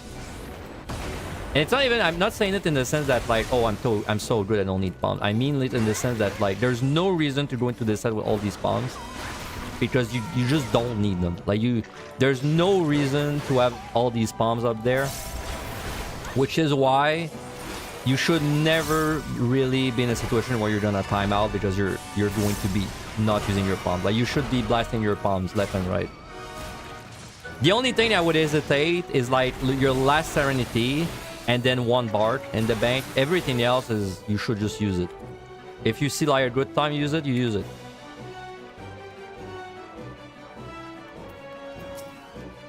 I have not done a melee job yet. I have done a tank, however. I can tell you that tank is... If we're just talking a Claire, a melee is basically just a worse range DPS. I think you're gonna have an easier clear on like a range DPS or a caster or something from a distance. But it's not really a big deal which one you choose. The most important thing is just you choose a job you're good at. And then if you're good at everything... Then, like, sure, just play, like, a machinist or summoner or something. Or tank. But like, it doesn't really matter. Like, when I say it's better, I mean, like, we're talking, like... Like, if you ask me to clear 100 times on Samurai, and then you ask me to clear 100 times on Machinist, I think I would clear on 100 times on both. Like, I don't think there would be a difference. So we don't really worry about it. It's not important. So this guy, again, we don't respect the mechanic. We just hide.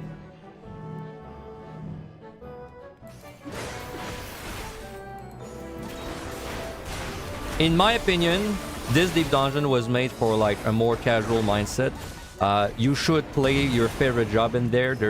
If you don't do that, you're kind of missing the point of Pilgrim's Traverse, right? You should play your favorite job in there. It's built for it. If your favorite job is Astro, go for it. If your favorite job is Astro in PTD, I would kind of nudge you in the right direction, you know? I'd be like, hey, are you sure you want to do this job? But in there, it's gotta be your favorite job. If you like being a Scholar, you should play Scholar.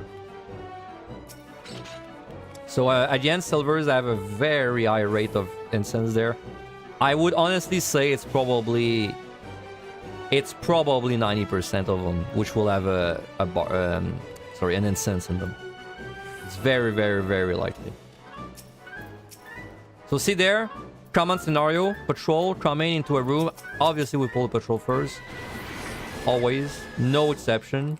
Could we pull the monster and eye on the wall there? Yeah, probably I could pull the monster eye there and the patrol passes me. But like, think about it. What am I gaining from doing this? Except I'm feeling like I'm playing Metal Gear Solid, right? Like, there's no point in doing this. Always pull the patrol first.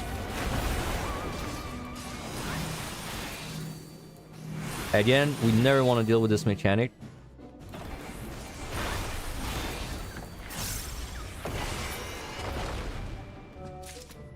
Yeah, you gain a chance in getting yourself killed, exactly. So you should always just kill the most dangerous things first, which tend to be the patrols.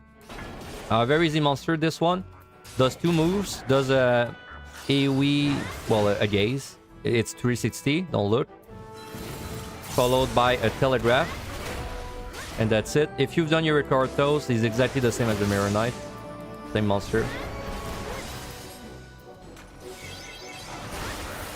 Okay, I want to repeat. I am scared that someone's gonna watch the guide and they think that you should not use your palms because I'm not using it. I just want to repeat that the only reason I'm not using my palms right now is because I want to make sure I fight every monster. It's not really like there's kind of a dissonance between how you should play and what I'm doing. At the very least, it's gonna prove to you that time is no issue. But keep in mind, there's no reason I would be sitting on all of this right now. Like, right now, I would be very likely to just fly, Devo, Alter, Strength, Ace. Like, there's so much I could be doing. I mean, I have 3 instants. I definitely don't want to be sitting at 3 instants. I would Poison Fruit probably the next floor, too. Go wild with your palm. I mean, they're very strong in that deep down. The instants, specifically, are very strong.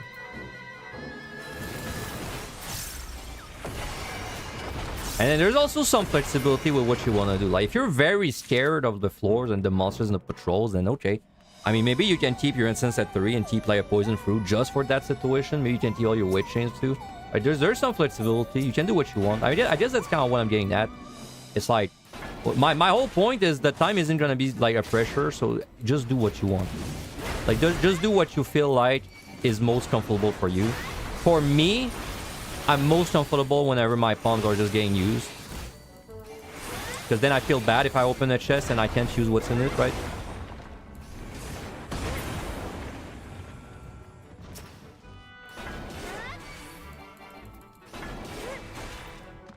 We've seen all these monsters, I believe.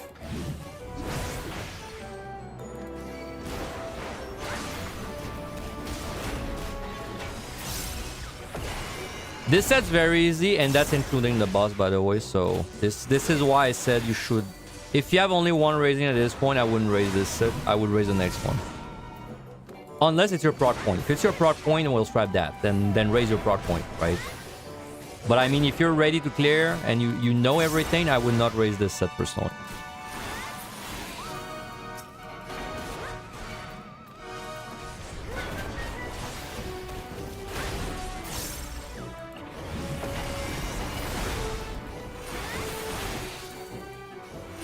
Also, you don't have to play with your camera zoomed in like that all the time. That's just a Finn special. My viewers are used to it, but you might not be used to it, especially on YouTube.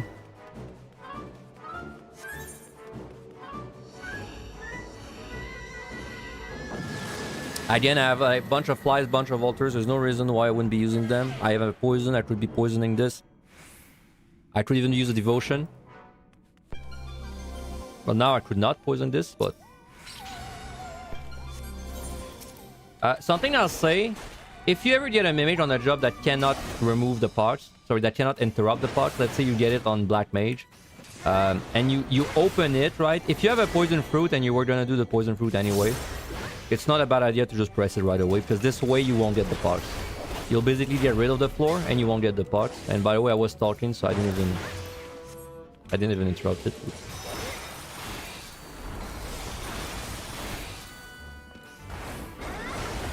But yes, you could do a Poison Fruit and remove and not get the parts.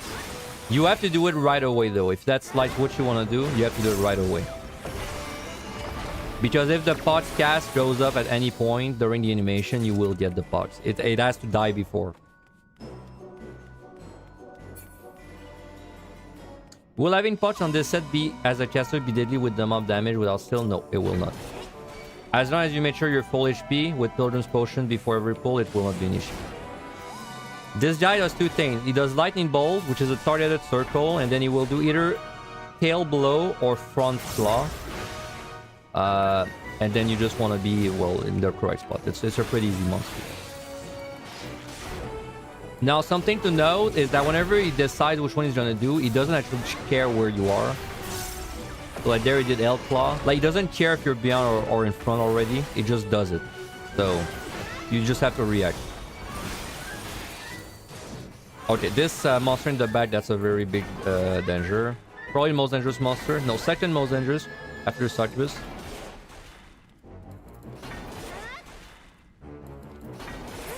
Okay, the Humbaba.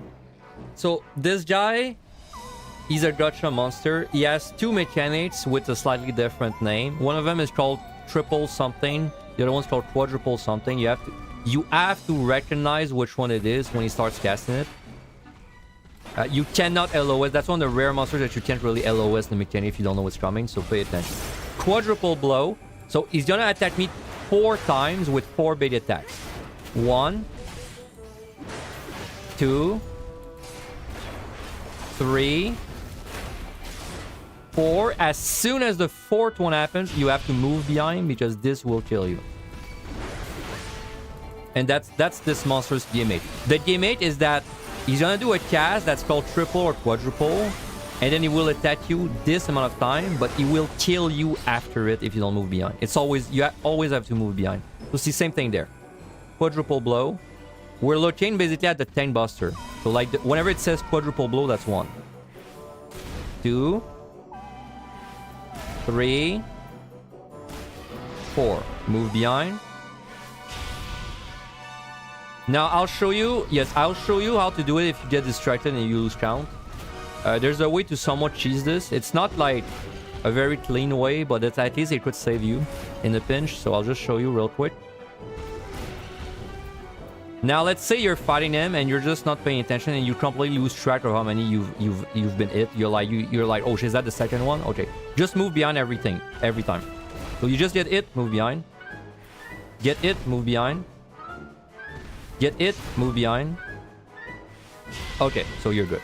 So if you do that guy and you just don't remember the count, or you don't remember if, let's say, it's 3, if it's a triple, or 4, you know, because it's always +1, you can just move it behind every time, and that's gonna be basically the way to cheese that guy. I think it's very important that you remember this, because this will definitely save you if you forget. If you forget, but you even forget the way to deal with it, if you forget, then witching that guy. Like, don't even try and LOS this. This is gonna be a nightmare.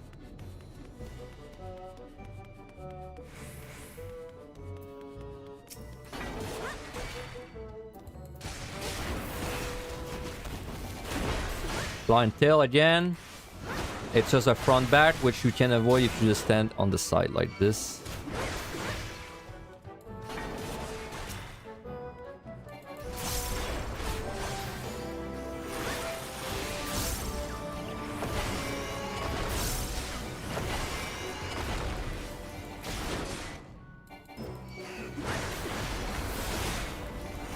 So that was, in my opinion, the second most dangerous monster of that set. First one being the Succubus. Does invuln work on all the one-shot mechanics? Most of them, but I can't guarantee that it's all of them.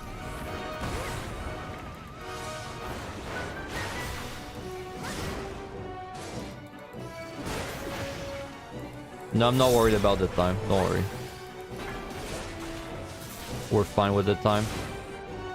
You would not be having this time. If you were doing your own run, you would not be having time that's bad like that, because I mean, if you do, you've not been using any palms like me. So don't do that. Like, just use your palms, please. I mean, I've been trying to teach you guys to use your palms this whole time, so I would hope that you're doing it. But no, I want to make sure I'm showing everything. So that guy's pretty easy. He does a point blank and a cone. It's random which one he does. Inner demon is the point blank. Easy way to remember is that there's a word inner in it, so it's inside, which means inside is bad. The other one's pretty fast and it's a huge cone, so make sure you're like staying close. Hopefully we're gonna get to see it, but the cone is pretty fast. I'm gonna try and make him do it.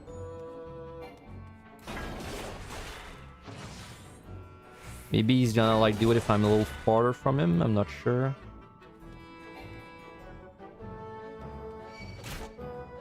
Yep, there it is. That's the cone. Pretty fast. if you're running away from him, make sure you got a wall that's close to LOS this, or honestly just stay close and don't run away from him. Well, you know, it's good to know because sometimes, like, you know, sometimes it's not... this isn't content that's always gonna go the way you want. Like, sometimes you'll fight and then there's a patrol that was just very hard to see, or you just never saw it, and then it's like, it's gonna gank you at a bad time, and then you have to move, right? And you might have to move. You'd rather not, but you might have to move. So it's good that you know what the clone looks like, and you can LOS it. It's a good thing having in your toolbox.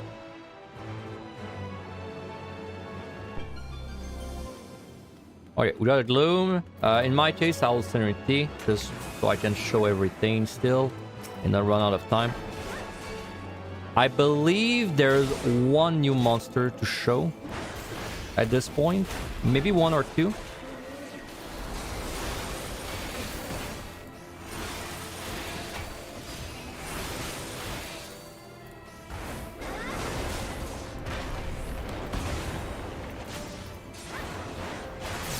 Dark, that's the cone. Very fast.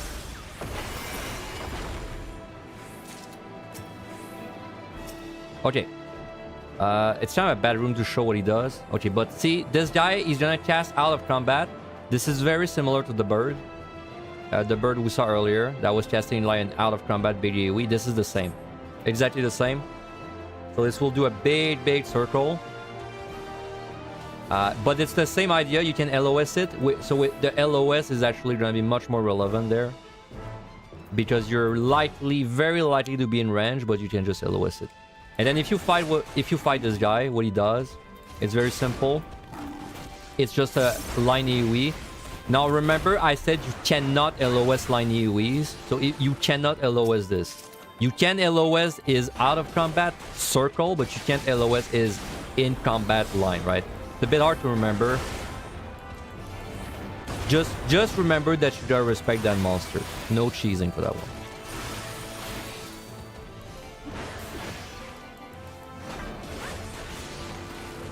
Otherwise, it's a pretty easy monster. Doesn't do much else. It's a pretty high priority target. I would say less than the bird that we saw in the 70s, because at least this one, you're very likely to have a wall between you and him. So it won't be as bad to avoid this thing. But honestly, if you have to pick a target in the room and there's a bunch of monsters, if there's no patrol, you'd always want to pull that guy first. But then if there's a patrol, I'd probably do the patrol first.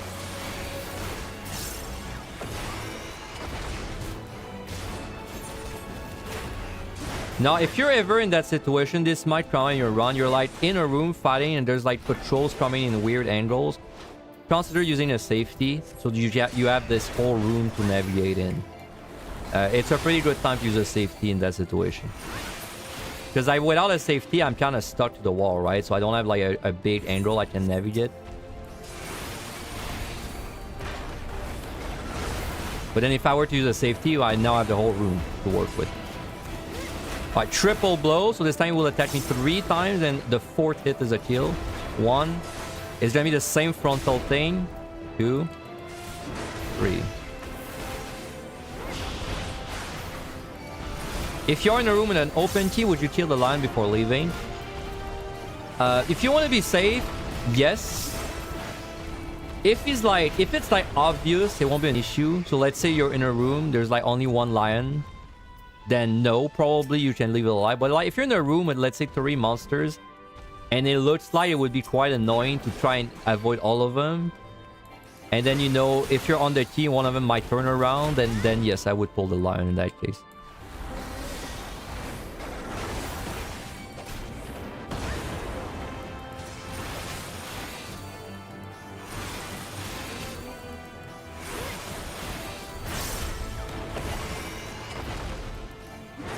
Dark.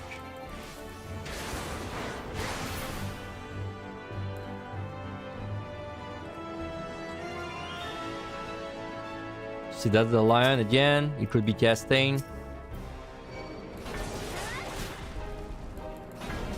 I'm not paying attention to the patrols at all.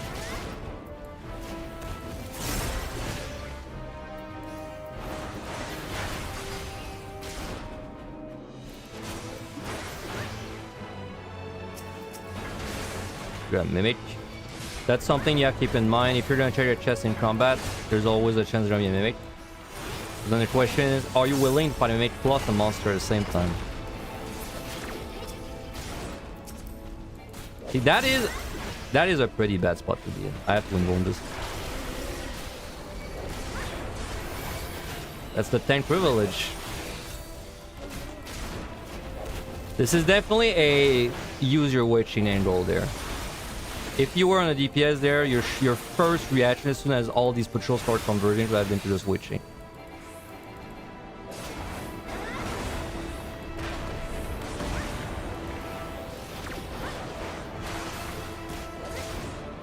That's why I was talking about you shouldn't leave the patrols alive, because then you get into situations like that, right? Like where it just kind of keeps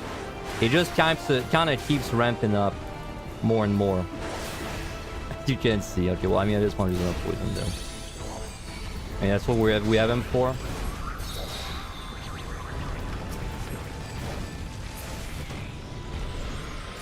If you're gonna poison, always a good time to do a fortune.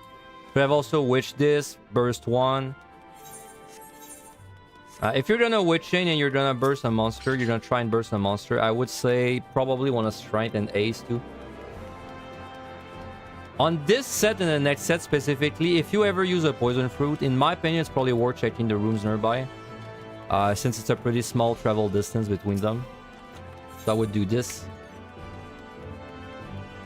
Now, if I'm not wrong, we've seen everything. Umbaba, Cerberus. Yes, we've seen everything. So we're gonna speed up. I'm gonna show you guys what devotion does finally. So using devotion on 87 means I'm getting a votive on 88. And then that means my 89 is guaranteed to be a floor wipe. So it's something that kills every monster, because then it will be a transformation, which are all floor wipes or votives. Whenever it's a devotion, it's a guaranteed transformation, right?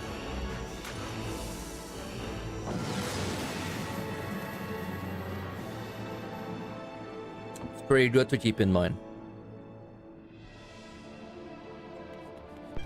So this means this floor,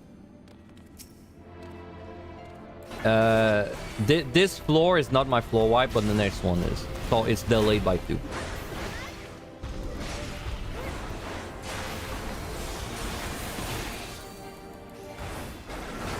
Now, of course, I have to find the votive, right? I do have to find it, but which is why it's a good idea to use a flight if you use a devotion. This way, there's gonna be less monsters in the way of the votive, and you can just find it easily. It's also not a bad idea to even side with it, because then if you know there's gonna be a votive, you might as well find it easier. What makes it a guaranteed transformation is the fact that I use a devotion. Because if you use a devotion, it's guaranteed transformation. It's just the way it's built. It doesn't say it on the commander, but it's a guaranteed transformation. And then yes, if I'd use devotion right now, it would do nothing because it won't let a votive spawn on before a boss.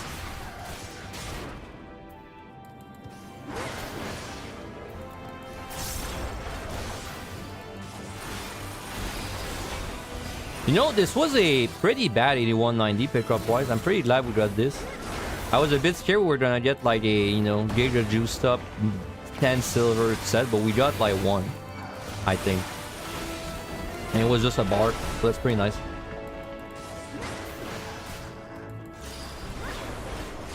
This was about as bad as you would get it. But we have a treasure room there. The votive is inside. That's very unfortunate. That is very unfortunate.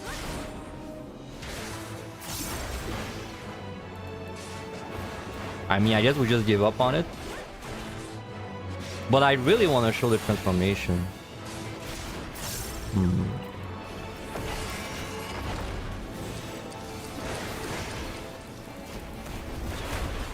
I can probably get it. I just have to like see where it is. There's a lion there. Honestly, if you have a situation like that, I mean, sure, if you have like a poison fruit or a maze, go for it. But Like, if you don't, I think I give up on the votive, honestly. That seems like... That seems very risky. I can't even tell where it is, dude. I can't see it. Oh, there, it's all the way in the back. Wow. Okay, let's... I really want to show the transformation. Let's cheat a little bit. And actually do like a big pull there.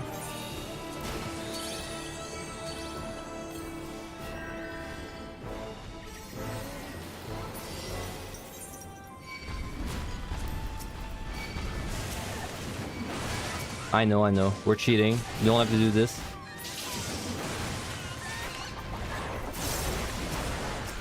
And if you want to see how much you can disrespect, I guess now you get to see it.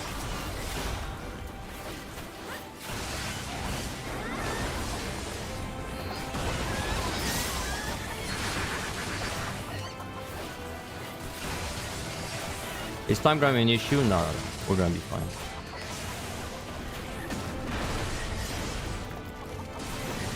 Welcome to scrolling deck, yep. Now, would time be an issue if I wasn't doing that? Probably not, as long as I use the bar on the next floor. But we'd be getting pretty close, honestly.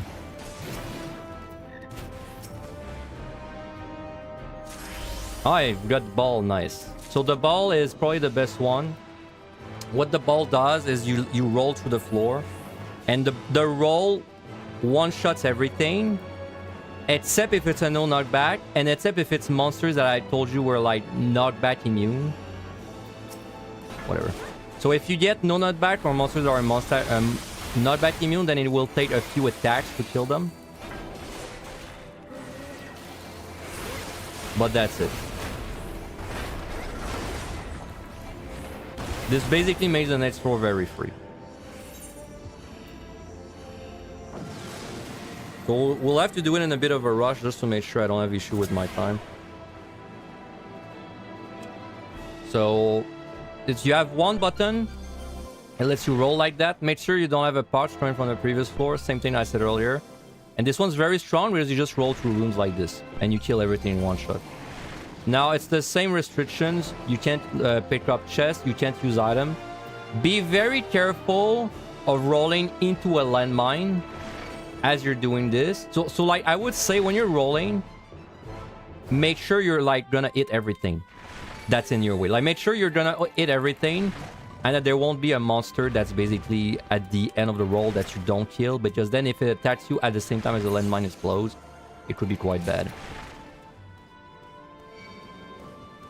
So like this, we just make sure we pull everything, we kill everything like that. And then a little side note, once you're done with the floor on this ball, you can just kind of like use a roll to get around faster if you want to check like more chests. Because I want to check that silver like this.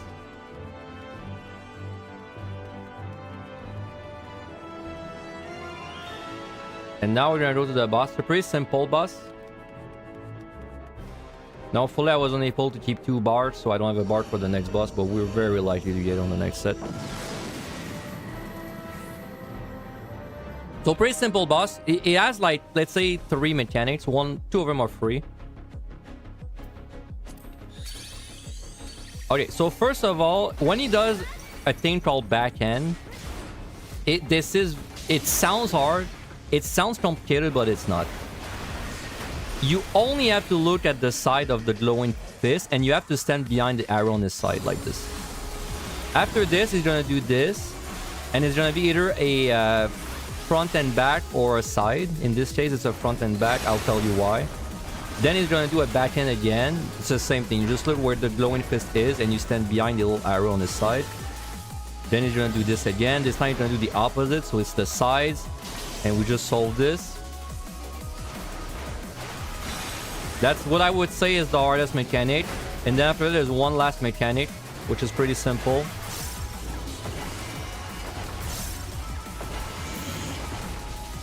It's just a bunch of circles. He's gonna jump, and then the thing you want to do is you want to get to him and just be ready to get pushed. You could arms length this. If you can't make it to the boss, you can arms length there.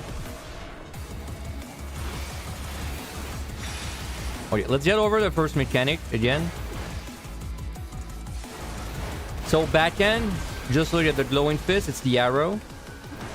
So if he's casting twin winged, it's gonna be the side. If it's fore and in, it's the front and back.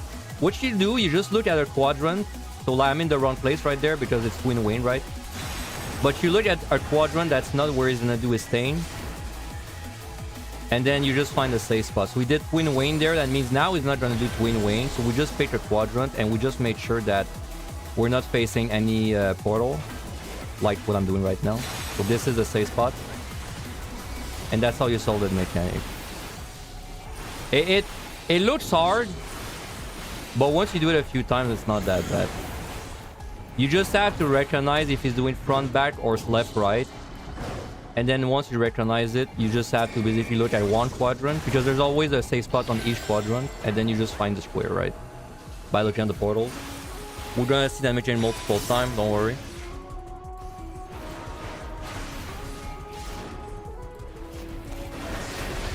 Do it again, phase the fist.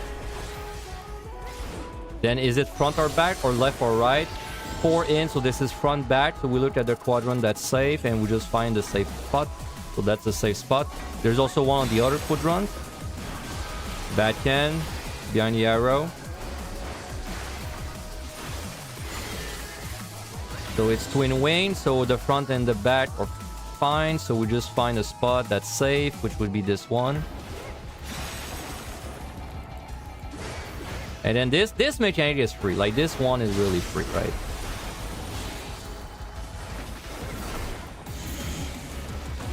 Just keep in mind he's gonna jump away, so it's not for uptime. I mean, whatever. And then if for some reason you wouldn't make it in time, you can arm's length and it won't push you.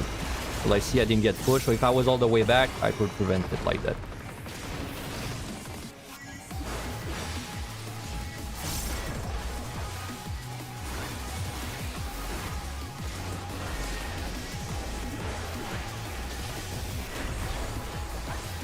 Back end, phase a punch. 4 in, front back is unsafe. We pick a side and then we just find a safe square on that side. And there's also a safe square on that other side. Back end, behind the punch. He's always going to do the opposite. So there's going to do twin wing. So front and back are safe. We just find a spot. That's the spot.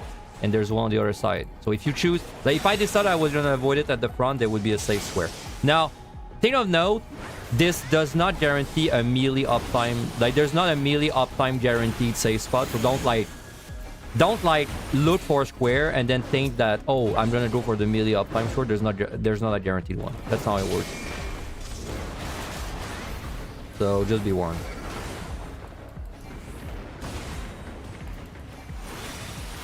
Then we're probably gonna see mechanics twice, 2 more times.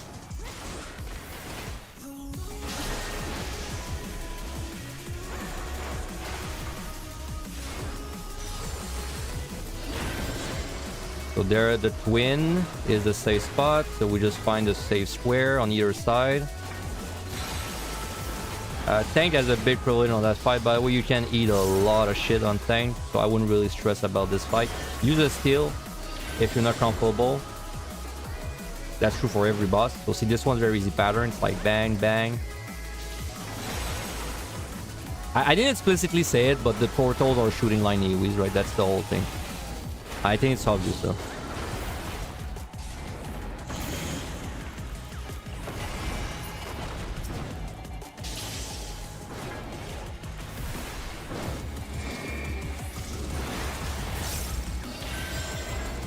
Yeah, and he's gonna die probably during the next cycle.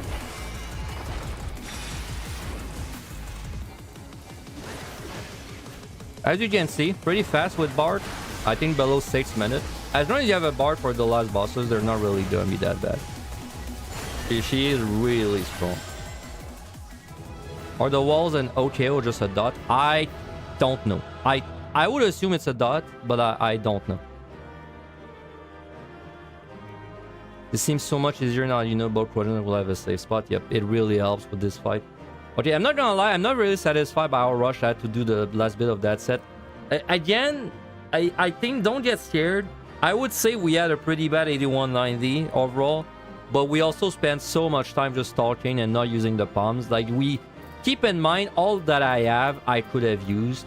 I could have used so many altars, so many flights, so many like strength ace.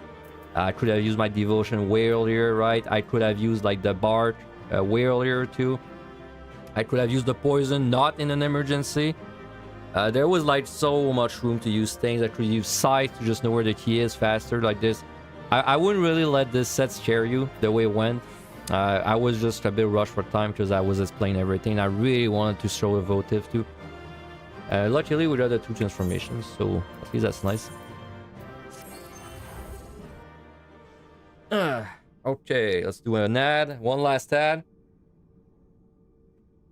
I'm not 100% happy how this set went. It's like, it's just the common.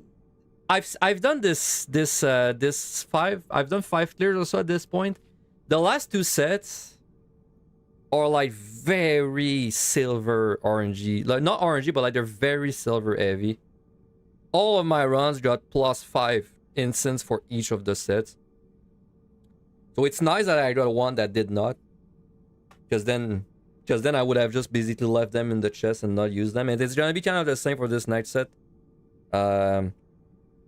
So I have a bit of a luxury though on the next set. If I were to fuck up the boss and die, I can just record the boss individually because I have a practice mode for it. So that means I can probably be greedy by like making sure I'm just showing everything and not really rush for time again. No need for the flight altar spam. You don't need to. You really like there's. I can't really tell you when to use your palms because there's just no... Keep in mind, if you're on the DPS, if you're on a DPS job, this won't even be... Like, you won't even have to worry about time, even if you play at your worst possible. Even if you use no palms on DPS, I don't think you're gonna run into time issues. So this is only like kind of like on the lower DPS jobs there. That if you use absolutely nothing like I did, then yes, you could have like... Time could get tight. As long as you keep your palms at 2... And then you keep them at 1 if you feel like the time's a bit lower. It shouldn't be an issue.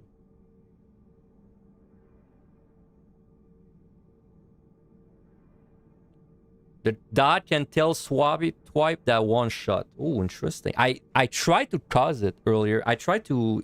Yesterday I tried to make the tail swipe happen, I think. And I couldn't. You sent me a DM, thanks. Let me check that real quick.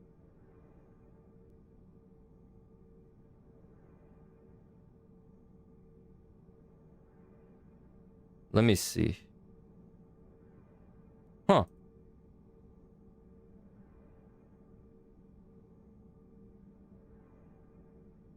What the hell? It just does it right away? No, like, warning?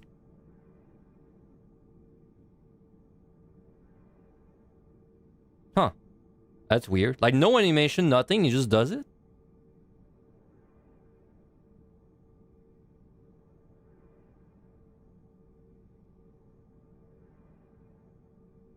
That's interesting.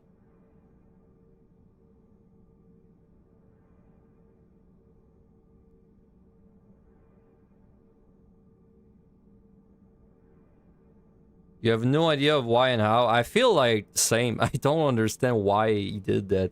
I've never seen my run, and I tried to coerce him into it. Like I stunned him. I went behind him. I went far behind him.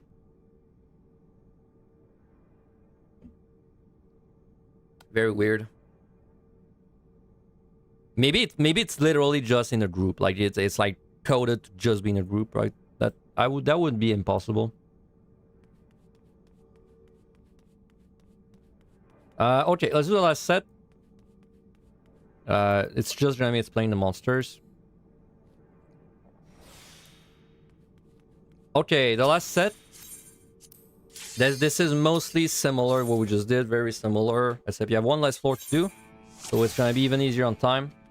However, there's more monsters in each room, and I would say the biggest challenge on these floors is just going to be the amount of patrols. The amount of patrols is very high, so if you've got like resources left, you definitely want to be spending all of them there.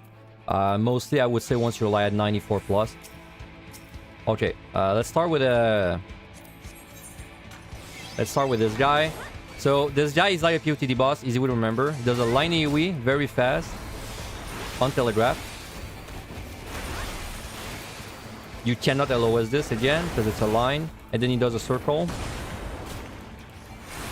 which is easy to avoid. But the line AoE is very fast. He's gonna do the line AoE. I'm gonna leave him alive. He's gonna do it really fast. See? Right after. So don't wait against this guy. Just be close. This guy does nothing. He does a circle and a cone. I believe maybe both are on telegraph. No, the circle is telegraph. I think the cone might be on telegraph.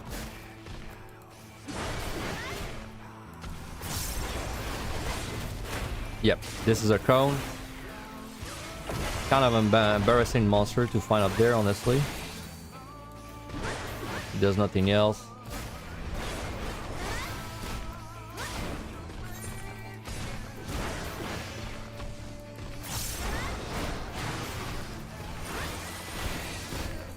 Okay, that monster is important. Also, it's one of the rare monsters that actually shows up on every single floor of that set. He will never stop spawning. He does a line AoE against you can't LOS it. Dark vision, that's line AoE. And that's all he does until you kill him. When you kill him,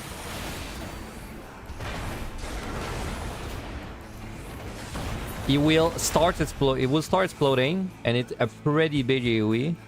This will kill you. However, I'm gonna find another one because I want to show you that you can actually LOS this. So it's big, but it's not as dangerous as you'd think.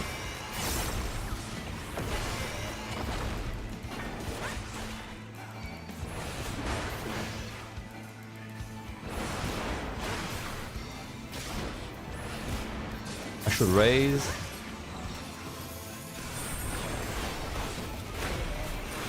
So I'm gonna kill him, and you saw how big that AoE was, but if I'm hiding behind the wall, right there, it will not actually do anything to me. Like this. So if I go there, nothing happens.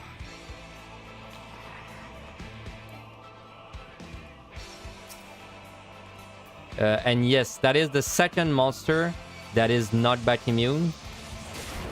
So that's the second monster that if you have the rolling ball effect, it will not do anything against him. Well, it will do damage to him, but it won't one-shot him. So keep that in mind. Don't go too far from that guy. He will always do a second line very fast.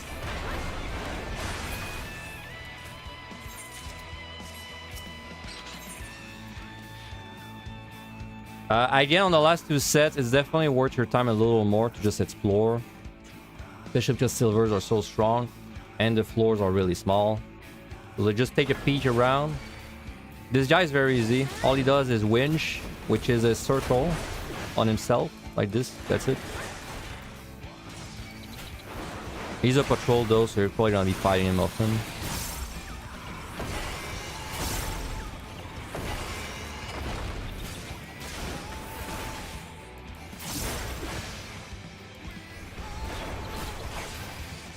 Winja.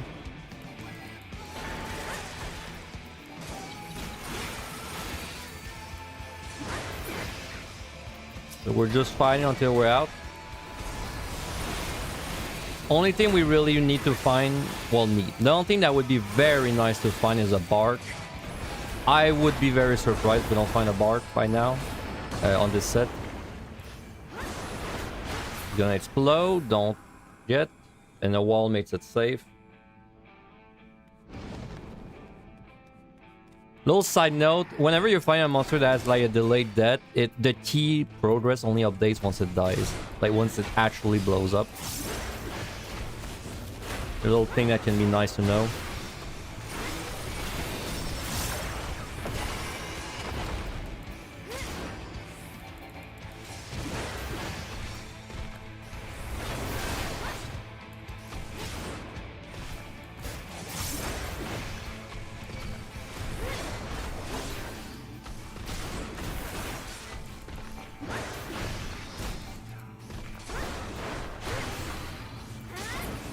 And we're out. When we're out, we leave. Only check a room if it's really close.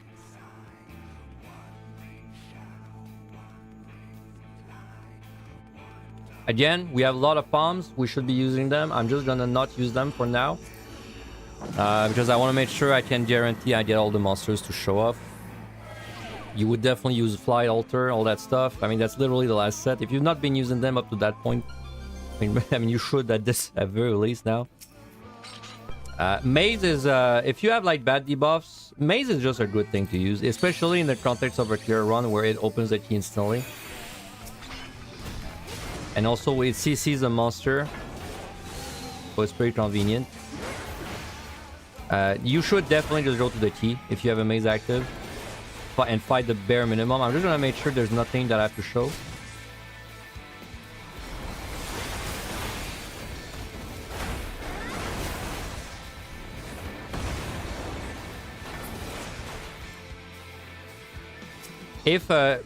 If I missed any monster, by the way, that is like important in my guide, I will be editing it in the guide, so don't worry about that.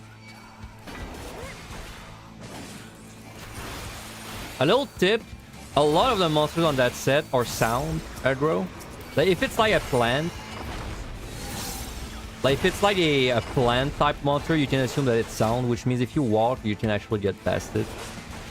It can be useful on that set. I wouldn't rely on it too much, but it's pretty useful to know. But like for example, I could totally avoid these guys, but then I could not avoid that guy, right?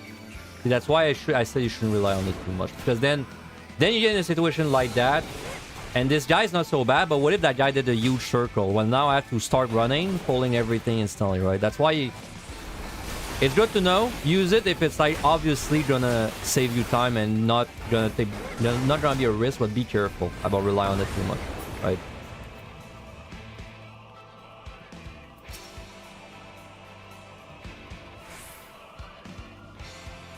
Is there really no new monster there?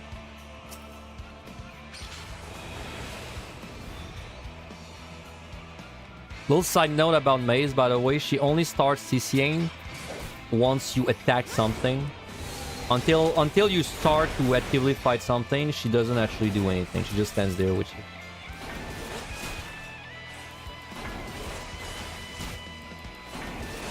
Whereas that's an example of how you could use wall.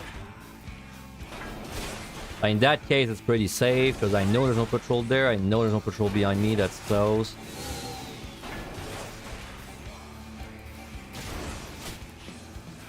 Silvers, very likely to contain an instance like this.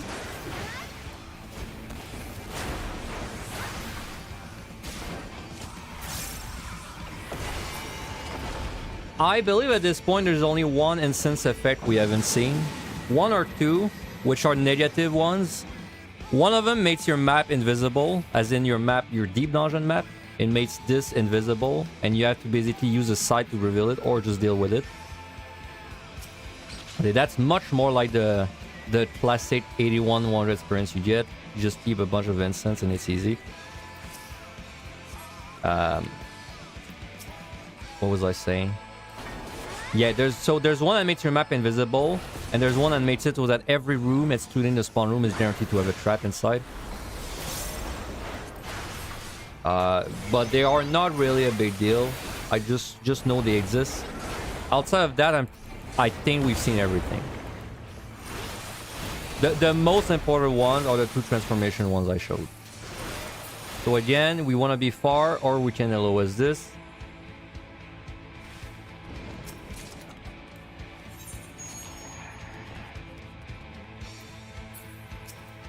Alright, new monster. So this guy is like the Humbaba, the guy that does the punches is the same, except this one does a little difference.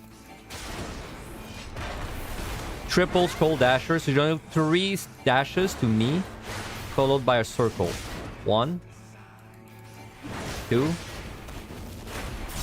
3. So this one you just have to move away from him. But it's the same. It's the same as the one we fought earlier. Just have to move away from him. So let's just show you again. Now, if this one you're not counting, if you lose track of this one, I mean, best you can do is just keep running. But then you need room to kite. Like, you need the room to move all this time. So at this one, I think it's more important that you try and count it.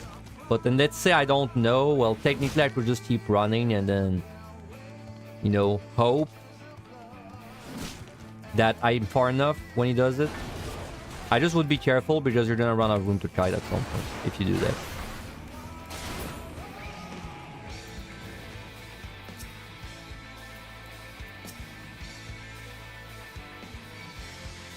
So, quick line AoE, don't forget.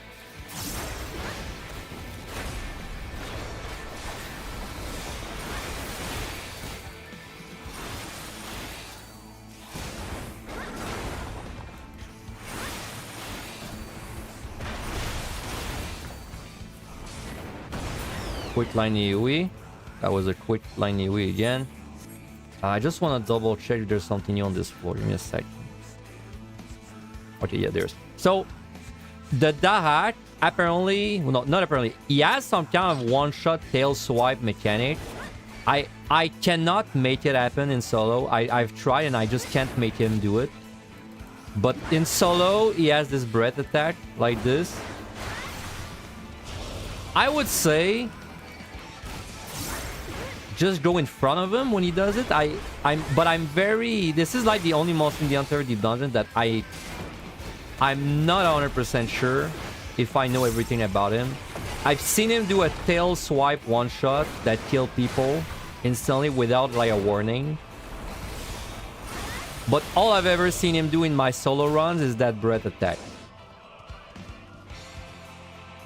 I've never seen him do something else, so just know that he seems to have some kind of thing that triggers him into spinning. It might just mean literally like it only does it if there's people with you. Just see, he's not even doing it at low HP. So there's some kind of one-shot thing that seems to only be in a group. But I just wouldn't really go behind him too much if you're solo. Just pull him, kill him, go back in front when the breath is over, and you should not have any issue. Line AoE again, don't forget. It's fast. He's gonna catch you off guard.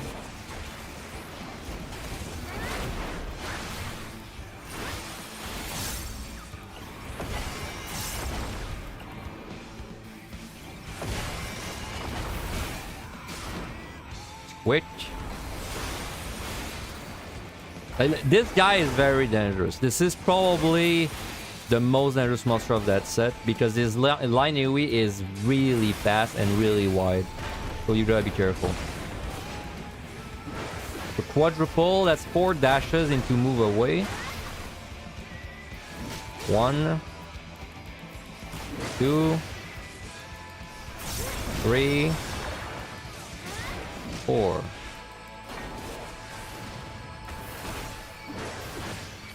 Good patrol there. It's easy patrol though.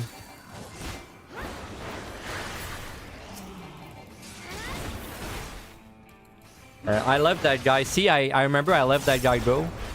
You know, I left that guy go earlier and I skipped him when I was going over there. That's it. And then he came back and he ganked me while I was fighting something else. That's exactly why you don't want to do that. That's why you want to kill the patrol as soon as you see them.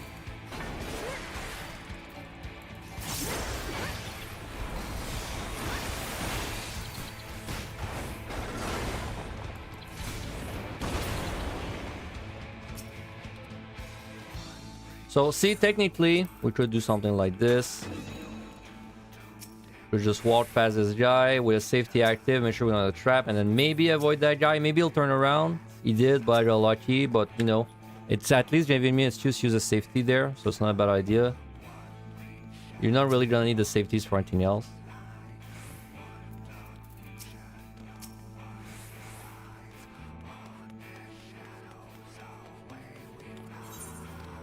Again, we got a lot of palms. I'm just not using them to show the monsters. Okay, all that I have, you could use it right now. I mean, you should. That's literally the last set. You're not gonna get a better time. Okay, spider. Okay, I got a lot of things to show there. First of all, the spider. This guy's a bit like the succubus. He has an AoE. Sorry, like a marker AoE. It's in AoE, but you don't care that's in AoE. All this does is slow you. So if I let it actually cast on me, it will slow me. And the wombo there is that she's gonna follow it up with this AoE burst, so you just have to move away. It's not that bad. honestly. But I would say it's a good thing to maybe LOS if you can do it. Now, I can't really show it because there's the patrols coming, but if you want to LOS this, it's fine. I tend to LOS it myself. It makes it easier. If you LOS it, she will basically do the follow-up, but then you won't be slowed. Technically, you could purification, but it's almost a waste of time. Like, just tank it and move if you're gonna tank it. This guy, this is a pro patrol. It's sound. It's huge. It's very big. So be careful to not get ganked by that guy. That guy's probably the most likely monster to kill you on that set. All he does is, if you've ever done EO, he's the same as the boss. He does left, right, or front. But there's a little cheat there. It's that his left and right, they're like angled. It's like a very steep angle, so you don't actually have to do left, right. You only have to stand in front. And then if he ever does front, well, then you don't stand in front. So see there left, it's there, but it's like a very steep angle. So it's, you'll see, right? If I look, you see there? That angle? It's a very steep angle. So you don't actually really have to do it. You just have to be in front. But then if he does front, then you go behind, right? So on the right, same. It's like there. I'm gonna stand there just to show you the angle. So it would be there, right? But then it's like that instead. I personally think it's easier to dodge it from the front, because this way you don't really have to differentiate between left and right. You know, it's removing stuff from your mental stack. Up to you though. I've shown you what they look like. Now if he does the front, that'd be nice. Let's give him a few chances to do it. The front is just front though. There's no like gimmick to it. It's literally just the front that gets cleaved. If he doesn't do it, I'll kill him, but you know he does it in the front too. Nope. Okay. It's pretty easy monster. I mean, honestly, it's an easy monster. You have so much time to react to it. I think it's even interruptible. But you just have to be aware that he's very big and he's sound, and there's gonna be a lot of these guys patrolling around later on. So they very likely you're gonna get ganked by that guy.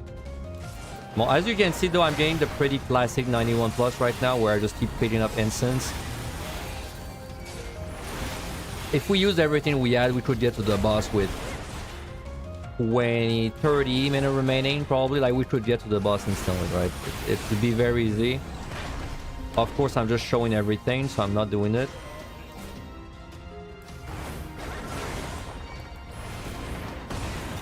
How common are sales in the last two sets? Extremely common. And when you get them, it's like a 90% chance to get an instance from it. It's very, very, very likely to get an instance from it. So I'm gonna show what I meant with LOSing that guy. So when he does this, you can just LOS it. It saves a bit of time. It's not really a big deal. You just don't get the slow.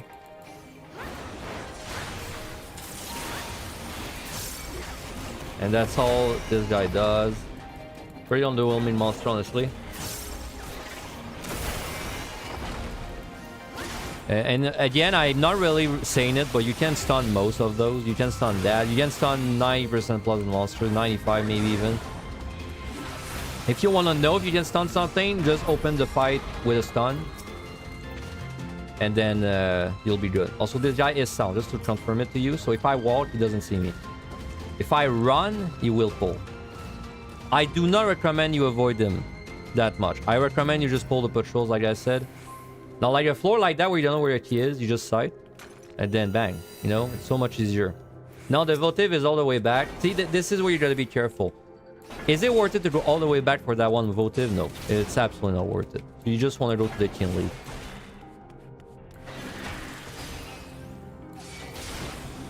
See, there's another patrol there. You're gonna see a lot of patrols on these floors.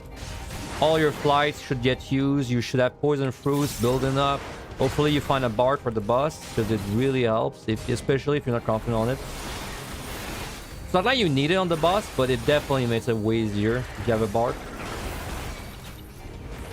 That's why, in my opinion, if you find 2 bards, you should really keep them as soon as you like, or in the 80s.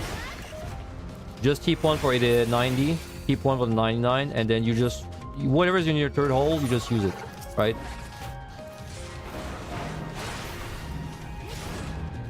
No, I would not go for the votive. It's like, if it's that far out of the way, I would not go for it. Because like weighting the risk, how much likely are you to die going to this than you are to die not getting it, right? The risk, it's definitely not way in your favor if you go all the way back just to check that one thing. Because with the farms we have, we already know we're fine on time, right? So what could we really get from this that helps? We could get a transformation, which makes the less floor less risky. But then that's like a, I don't know, 10% chance to get transformation.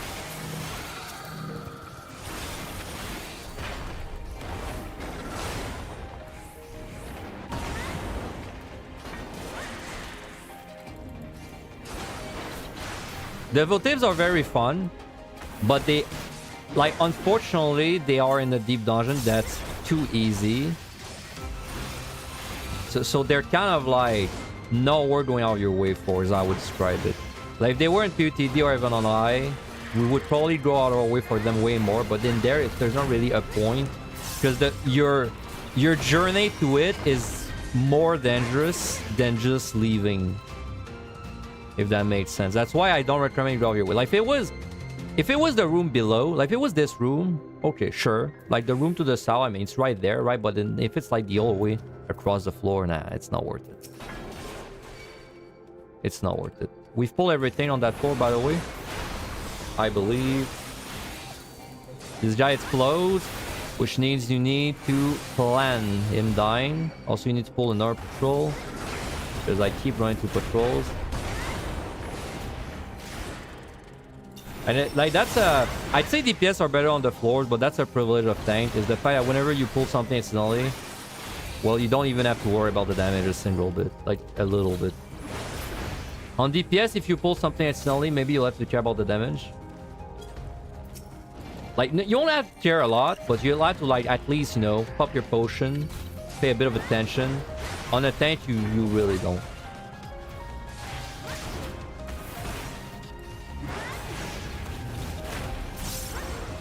So, like, if you do a pull like that accidentally, but you're confident that you know what the monsters do, you can kind of easily juggle it on a tank. Whereas on a DPS, you might be caught off guard by the amount of damage you're taking. If it was a devotion votive, then this would be guaranteed to be a transformation, which would be guaranteed to be like a really strong effect. In that case, I guess it's a judgment call. I would personally go for it in that case. I think it's probably worth the risk. Unless there's like a treasure room like last set, where then it's...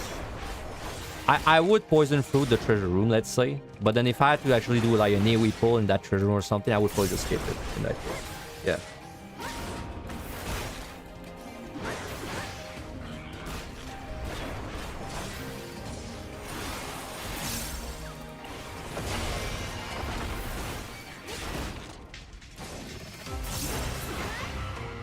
So we're out.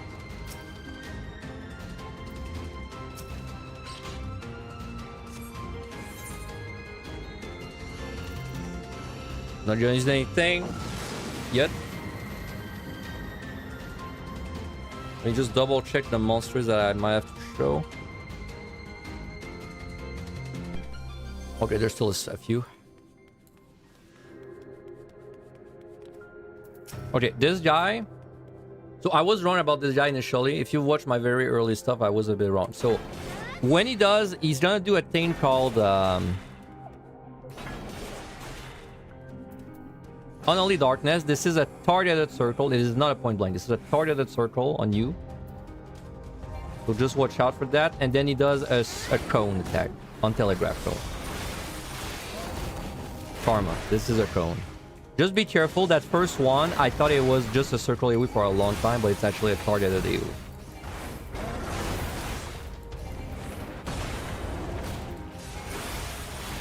So this is targeted AoE. Not that big.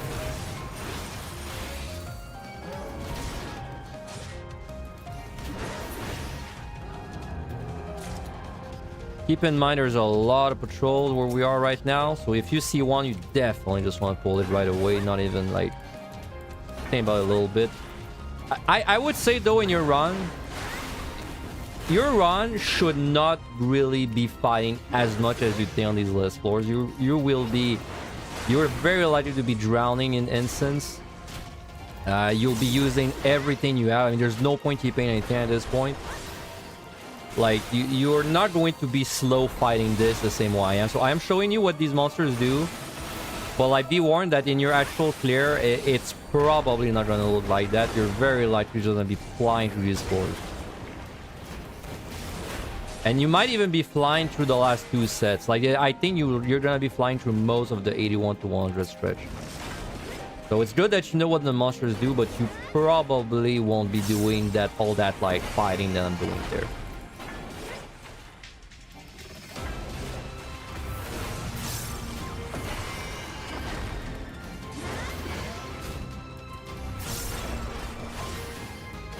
The big cone.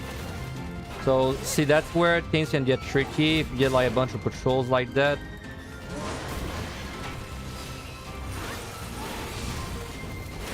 Yeah, there's 3 there. Look at this.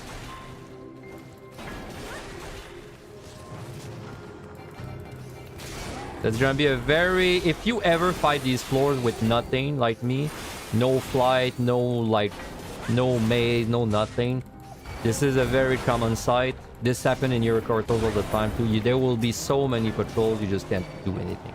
Like, you're stuck fighting in the room, patrols after patrol.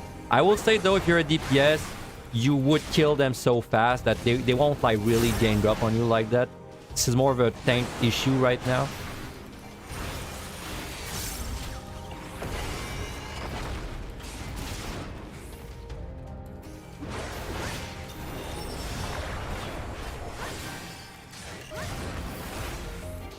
As a reminder, when this guy's on YouTube, this is...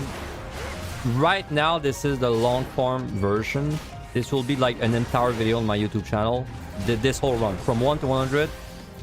And then there's gonna be an average version where I'm just showing off every boss and every monster fought, which will be split in like 5 videos or so, just so they're not too long. So like this... Like, if you're watching this right now, well, you're either watching the stream or you're watching the YouTube video later. You're watching like the long form one, right? That's the one you want to see the whole thing. You want to see like exactly how this goes.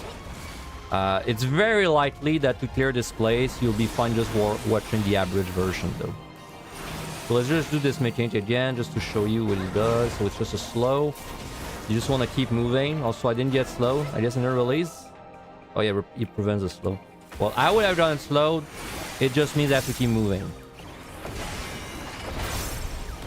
Because then if I stand still, I won't have time to move out of the telegraph coming.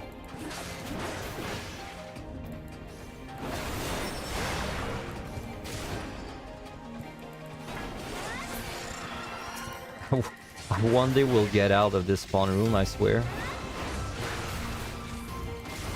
6666.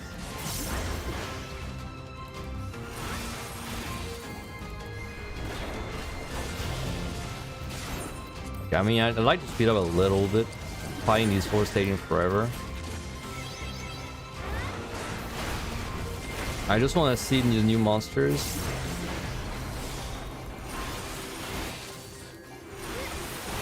If we don't find a bark, that is weird. Can't say I've ever fought this boss without bark. But I mean, there's no reason why it wouldn't happen, so...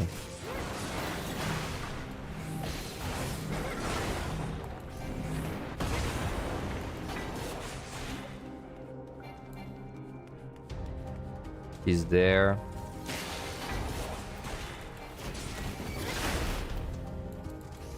I'd say if you don't have a bark for your first attempt on this boss, I hope you're really confident to do it, because it's gonna make it a lot harder in my opinion.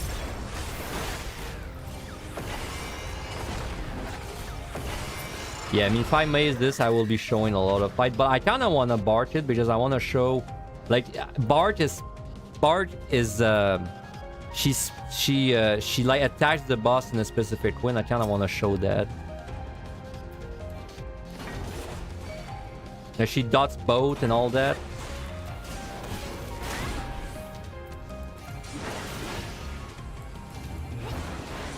Triple dash and move out. 1, 2, 3.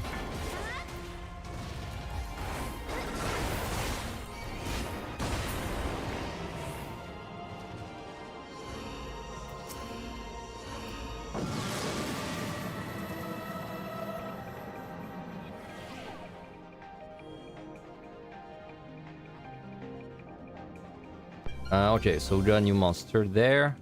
Pretty easy one. There's not really any more complicated monsters, so they're all straightforward. All of them.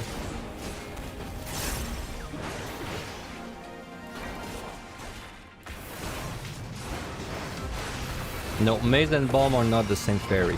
Maze will CC monsters and do a low amount of damage to them. Bark will not CC, but she will do massive amount of damage to them in AoE with a dot.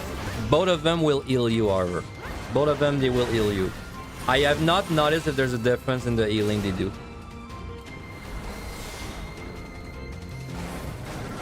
But the damage difference is quite massive. Okay, this guy is pretty straightforward. It is simply a gaze into a cone. Sorry, a line AoE, so just don't look. And then he's gonna do an untelegraphed line AoE. Don't try and LOS it again. There, like this.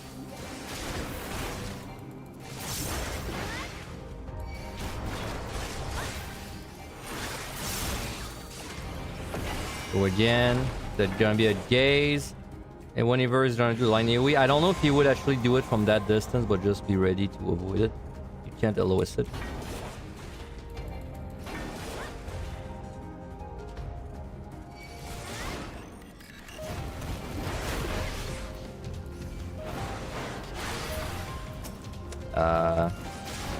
Let's kill that guy. Again, whenever he does left, right, we don't care. We just stand front and avoid both. He's exactly like the EO boss.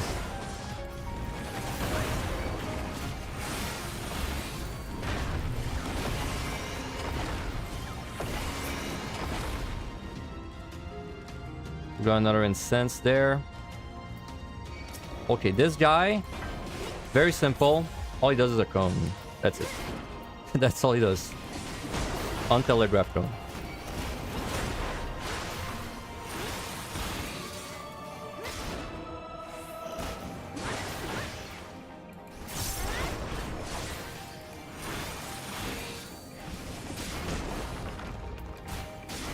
We are still missing 2 monsters to show, and that's it. They're both on the later sets, if I'm not wrong.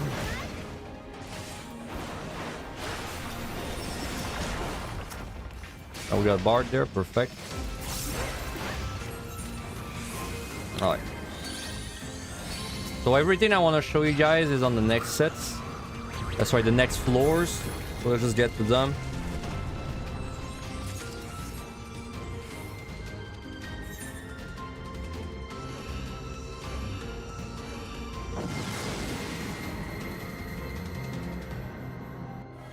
It can happen. It could happen if you don't have Bard on this boss. I would be surprised if it happens like more than once in a while.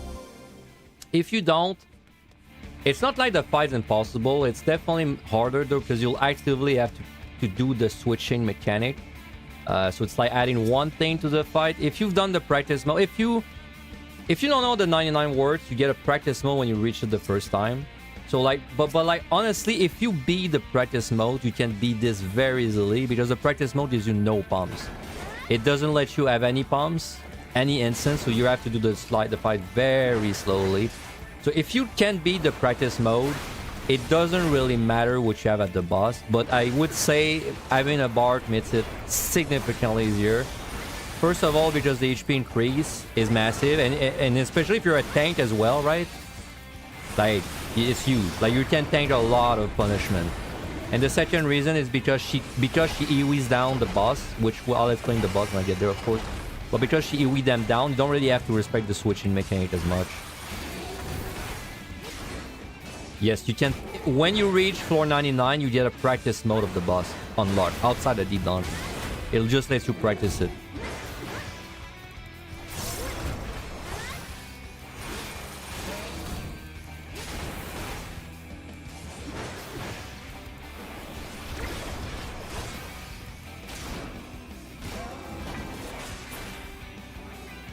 Okay, so that's the last 2 monsters. First, the monkey is exactly like that one monster we fought earlier.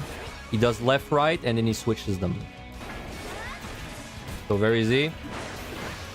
He does right, so we don't go right, but then we go right once he does it, right? Like this, and the shape is exactly, it's a half circle, exactly. And that's it. Pretty easy monster. Especially because you don't forget you can LOS all of this with a wall.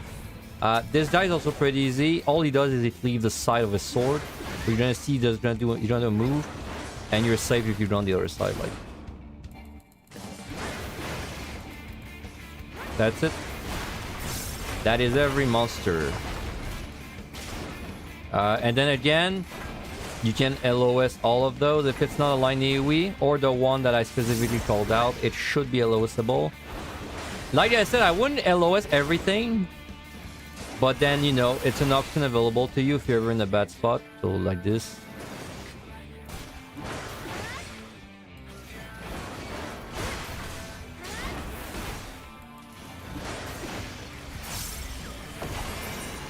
And let me double check, but that should be every monster.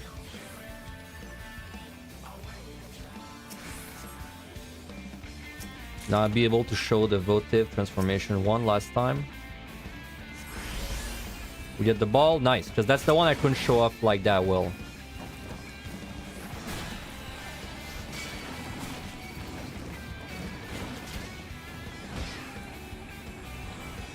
Let's do a poison bear, poison fruit.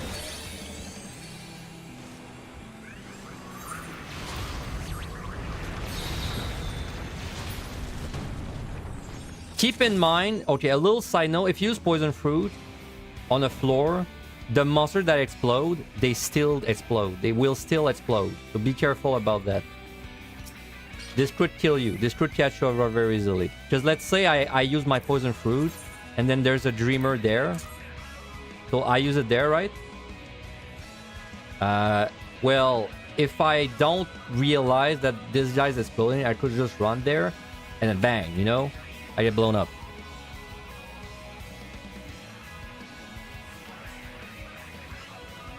Yeah, your invulnerable will go away before.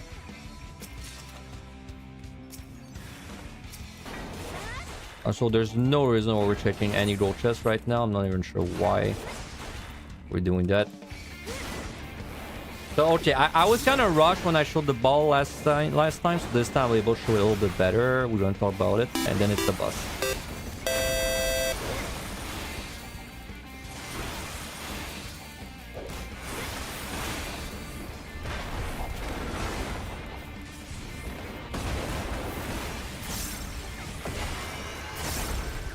As you can see, these mimics are no big deal. If you've done any deep dungeon, this is by far the least threatening mimics out of all of them. So like, even on DPS, sure, use a steal if you can afford it, but it's not really a big deal.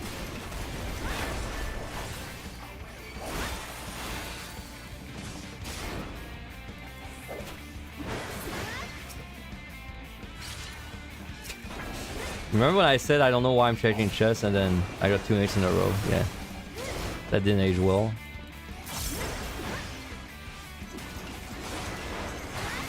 I'll do it again. I'll do it again. Just watch me. So by the way, that's all the pawns we have clearing. So... And I'm playing a bad DPS job. A warrior. A tank. Do not worry about time. Just use your pawns when they're at 3. Use them when they're at 2 if you feel uncomfortable. And then use them down to 0 when you get to like the last 2 sets, I'd say. And it will be free for your time management at least.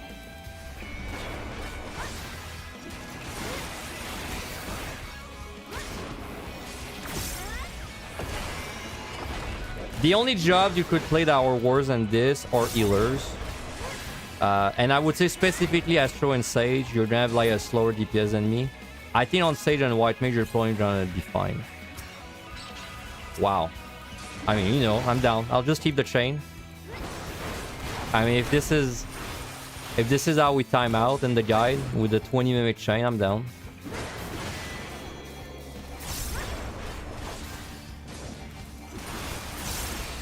This is extremely important for the guide. Well, if you didn't know, you can get multiple mimics from the same mimic. Now you know.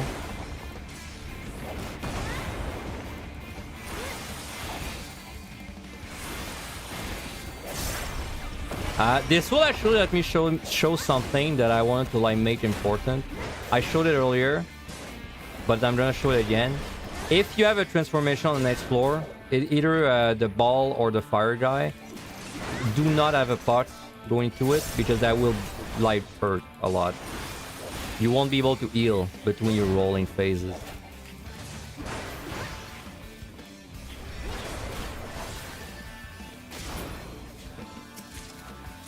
So, see, I have a transformation there. I'm definitely not purity. If I keep this, it's not like it makes it impossible, but it's gonna make it much harder to manage the transformation because I'm gonna be on a tight timer for it, right?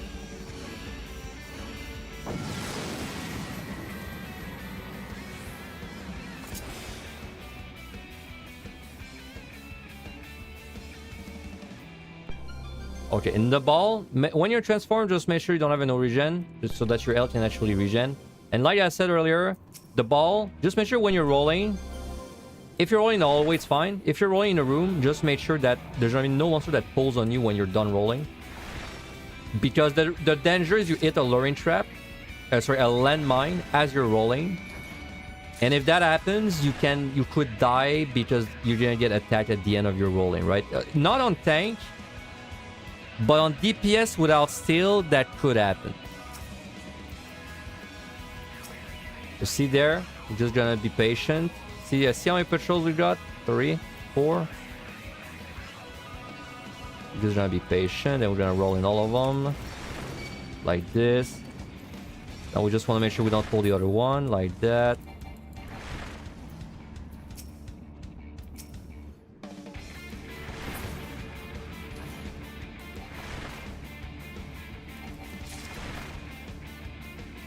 Yes, if the landmine damage, you would avoid it if you rolled right past it, but because you don't know where the landmine is, it's not like you can reliably avoid it. Well, you know the landmine could be at the very end of it.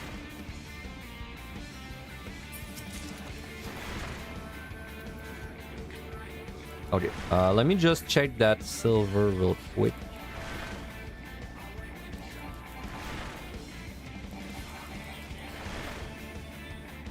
This is the best votive transformation you can get. Period. Like, it's just the best one.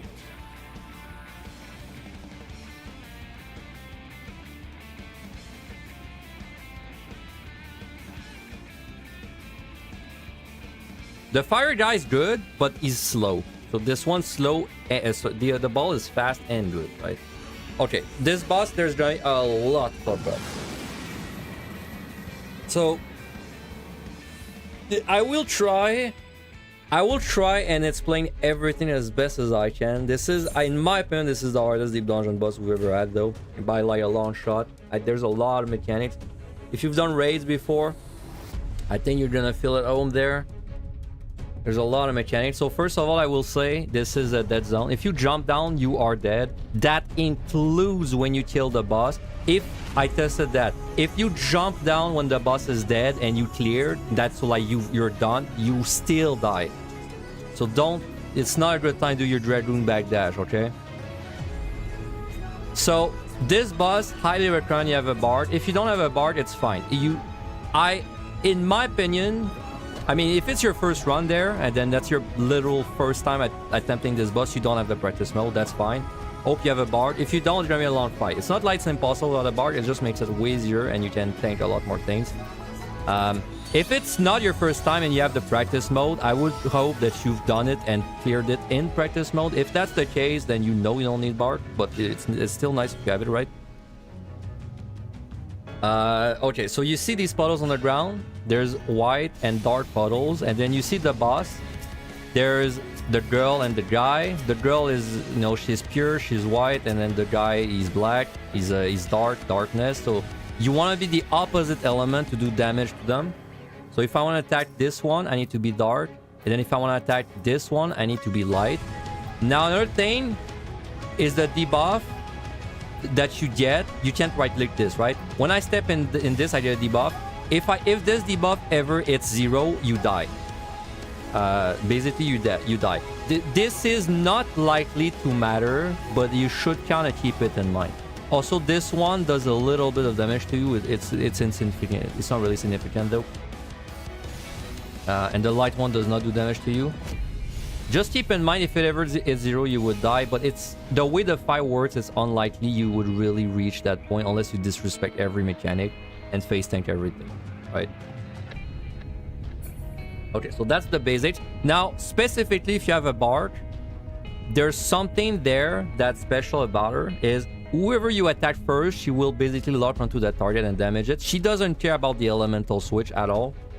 And the way she works is she puts a powerful dot on both. The dot will damage both quite heavily. So it depends on the job, but it's likely that the HP are gonna become kind of equal as long as you put her on something, but then you yourself target the other one. So when the fight starts, I'm gonna sack her on, let's say, the darkness guy. Well, let's say the light girl. I'll put her on the light girl, and then I will myself be focusing my effort on the darkness guy. And they will mostly be the same HP. And the reason that we want them to be the same HP is because if they get a difference that's too big, I believe it's around 20 to 25%, then they start getting a stacking health regen and a stacking damage buff. Which if they start getting it, you can fix it. Like if you just get their HP back close, it will remove these. But it will be bad if you just keep doing damage and then one of them becomes like 40% lower than the other, right? They have to die, not at the same time, but they have to be kind of like, you know, within, let's say, 10% of each other, preferably. But with Bard, you don't really have to overthink it too much. Okay, so let's start this fight. I will try and explain the mechanics every time I see them, but I have to, like, also do them. So we might be saying the mechanic multiple times, and then, you know, I'll explain it as I go. So again, as I said, I'll go Dark. I'll just put my fairy on this one. Use Steel. So I'll put my fairy on this one. I will myself attack the darkness guy. First mechanic is two things at once. It's a side or middle plus a move or don't move. So this one is middle and don't move. It's middle because it's double swords. And it's don't move because it was the chain balls. When it's don't move, it's just movement. It's not attacking. I could still attack. I just can't move. All right.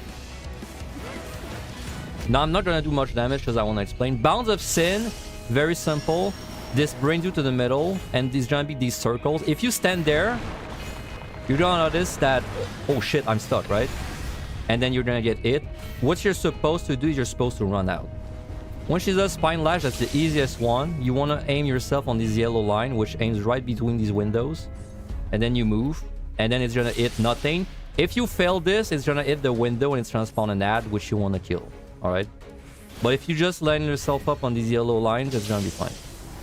Abyssal Blaze is probably the hardest one. You will open a portal up and down or left and right. This one is up and down. So these crystals, they're gonna be heads of flares going up and down. And then the other one is always the opposite. This one is left and right. So these will be heads of flares left and right. So if we look at this, up and down, left and right, we know the safe spot is bottom left. Drainator, you need to be the opposite of whichever one's casting first.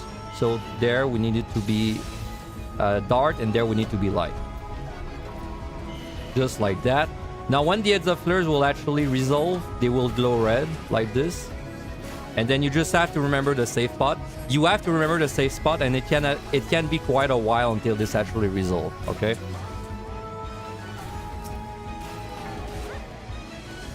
Now it's gonna repeat these mechanics.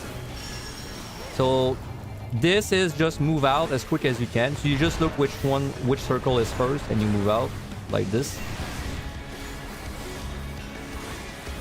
Now this is the one that's multiple thing. This one, big sword, means you're not in the middle. And the fireballs without the chain means you have to keep moving because they'll snap like this to you. And if you don't, this will one-shot you on most jobs. Maybe not tank with everything, but most jobs. So left and right, because the portal open left and right. So these are heads of flares going left and right. So the way I remember it is it makes the top safe. This one is top and down. Top and down. So left, right, top and down. We know the top right is safe. That's our safe spot. We have to remember this.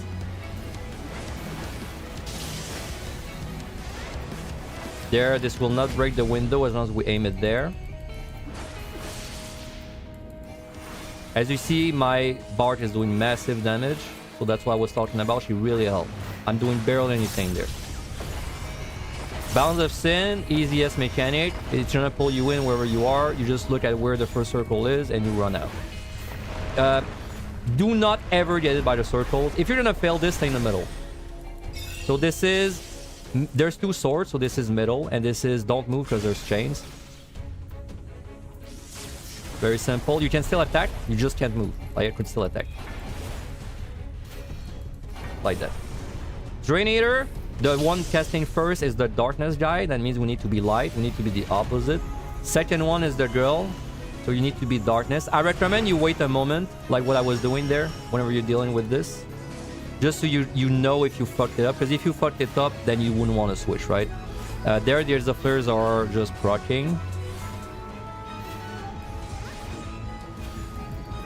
So you see they're getting a big difference in HP. It's just I'm doing nothing.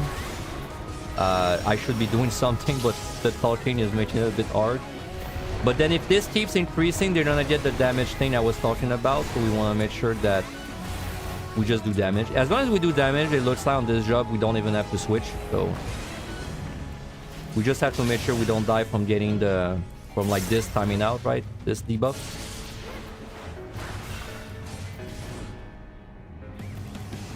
At this point, you've seen every mechanic. It's just repeating them. Abyssal Blaze, that's the Exo Flares. Safe spot on Exo Flares. It's whichever way the portal opens up. So you see how she pulled it from left to right. So these are going left and right. And you see how she's pulling it up and up, up and down. So these are up and down. Like this. Right? So this is left, right, up, down. So then if you like look at it, the top left is the safe spot. And there we just do the darkness first. We wait, see if we're correct. We're correct. Okay, so then we switch. Just double check, make sure you're right. Like wait a second just to make sure. And then we remember the safe spot from the Exo Flares is top left, so we just do top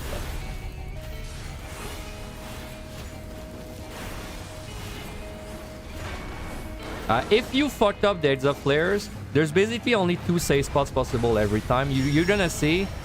I'll point it out next time, but it's always a diagonal that gets created. It's always like a diagonal of crystals. So there's only really 2 safe spots. There's the 2 corners. If you fuck it up, this is don't be in the middle and keep moving. We'll do that.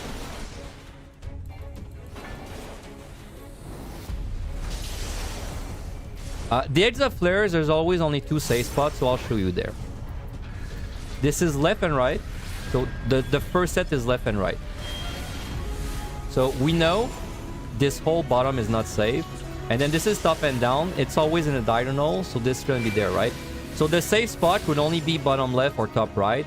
But we know it's top right because we know it's left and right and top and down. So this is a safe spot. But if you fuck it up, it will be very obvious that you fucked it up because everything's gonna be flying towards you. So if you're a tank or you have a poison berry, you could use it. Okay, like it's gonna be very obvious you fucked it up. Like everything's gonna be flying to you.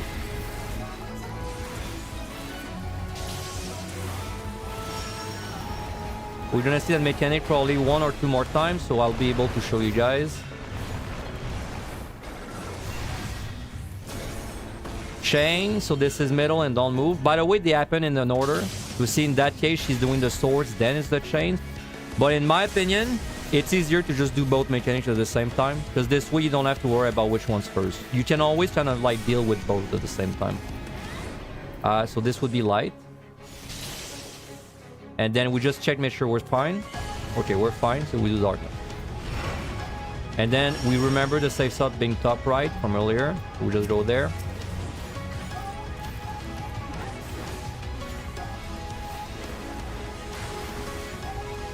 Okay, and we're gonna do this 1 more time, probably 1 or 2 more times. We're gonna see the Exo Flares.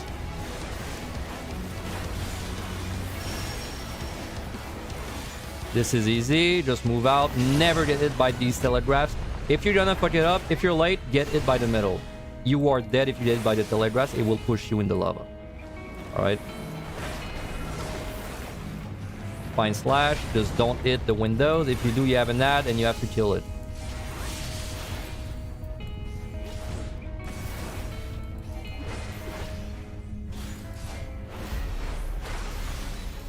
Abyssal Bay. Okay, so pay attention. You see the portal?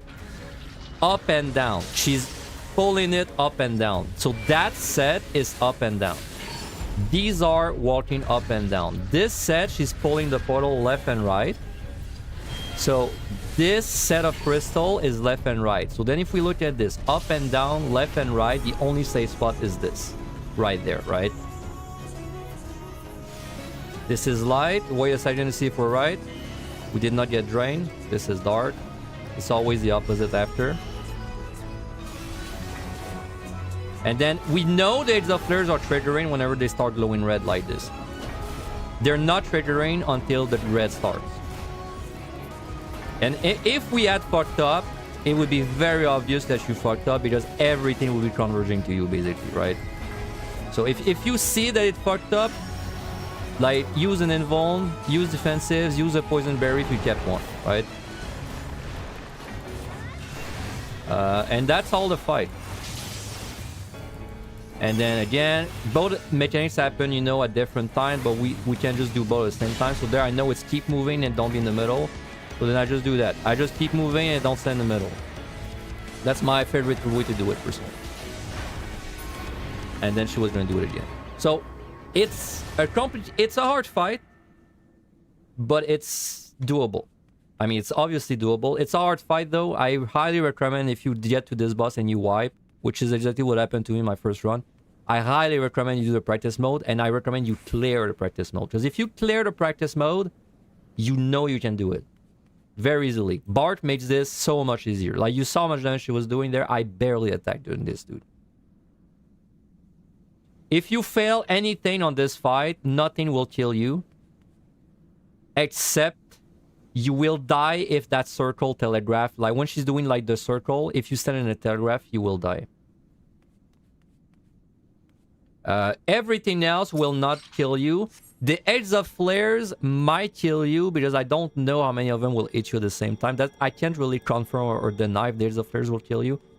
But yes, the edge of flares. Oh yes, you're right. Sorry, the 4 balls will kill you on DPS for sure. They might not kill you on tank.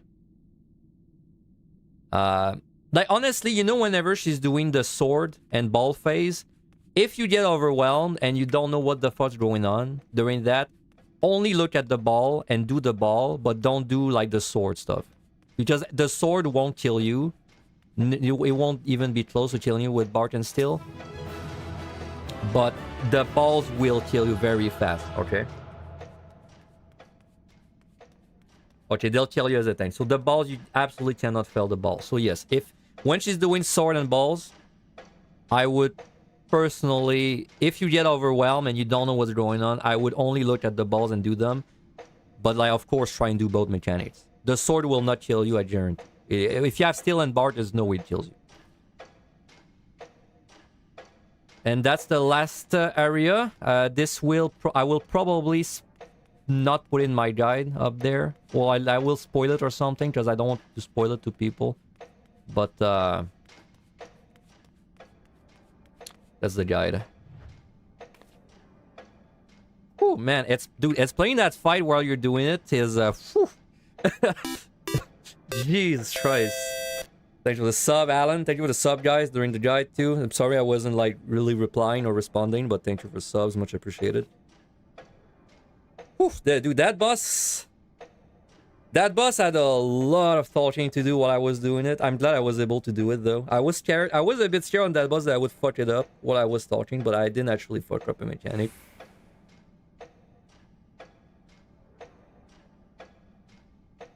So I hope I was clear. The edge of flares, I think, is the most... Like, there's one thing I wasn't clear about. I think it's whenever he's doing the sword and the balls, technically, one of them is happening before the other. Technically, you're supposed to do them in order. But honestly, I found in my own runs that if it's more than just to try and do them in order than it is to just do both and not even care about the order. I feel like it's easier if you just don't care about the order. Like, you just see, like, double sword moving balls, and then you're like, okay, I run in the middle lane until both happen, right? I feel like it's easier to do the mechanic that way. I did notice at some point my light buff was at like 50 seconds, but to me it looked like the Drain Eater mechanic always makes it switch. Like, I feel like if you don't care about the color, the Eater Drain will always make your color switch in time. Ball in middle safe is where in the party because every player gets a ball. Damn. I mean, it doesn't really matter in a group if everyone gets hit by a ball though, right? I mean, it's only when 4 of them hit you that it gets kind of spicy. Thanks to advice balls with steel and bar, no mitigation. Damn. Well, technically, that's my first warrior clear. So, you know, we take those. I'm pretty happy about the way this guy went. Except, the 8190 was a bit scuffed because it's like I was trying to explain everything. I was not using my pawns, and so then I ran into time issues. Despite telling people you're not gonna run into time issues, that was a bit weird. It's because it's hard to... These last 2 sets, bro, are so like... You're gonna fly through them, but then I can't fly through it if I'm gonna show everything, right? Yeah. Because it's definitely... You don't want to be sitting on 3 of everything and just using your overcaps, because then you're gonna get to the last set and you're gonna blow through it in 25 minutes, right? Like, you'll have way too many resources.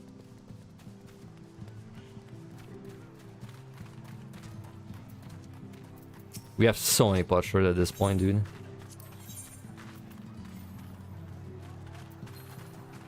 Shred. Did I even buy this? The range green tea. I mean, I can tell you I would definitely not be trading 50 potshots of Uric for something like that. I would definitely not do this. Savor tea.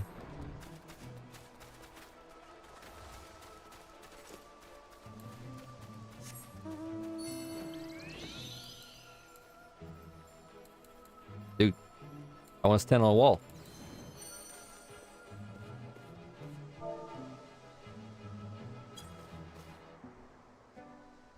Very cool.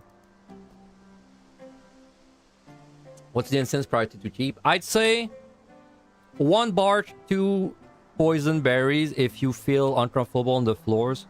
2 bark, 1 poison berry if it's the opposite. Maze, in my opinion, is the least good one. At least for a clear, I think there's not...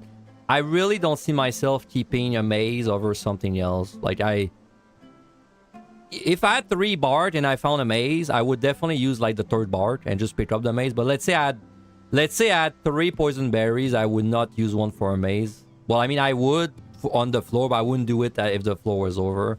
If I had, let's say, 2 bards, 1 maze, and I found an extra maze, I would just not pick it up. If I had, like, 2 poison berries, 1 maze, I would just not pick it up, too. Well, so, it is good. Don't get me wrong, it's strong, but... Okay, well, on the last set, you're right. Like, I guess the bard... in my head, it's like you need 1 bard per boss, right? So, like, let's say you're on 88 and you have 2 bards, but I would keep these 2 bards. If you're on 93 and you have 2 bards, yeah, I would use a maze over a bard. But then I still want to keep that bard. But then even then, there's an if to that. Because like even then, I think I would personally rather have a raising to have an extra bard, right? I think I would rather have 2 bards and 1 raising than 1 raising, 1 bard, 1 maze.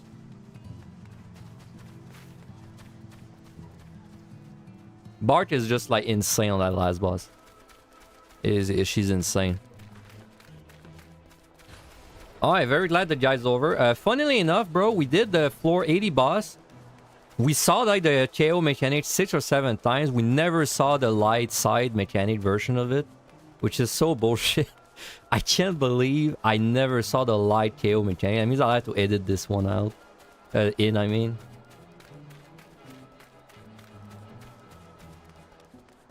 But yeah, what happens with maze is that often you use it on the floor, and it's nice if the key's nearby, but often you still have to fight your way to the key. I mean, you fight it for free because she's gonna CC the monsters, but still. You still gotta fight your way through there.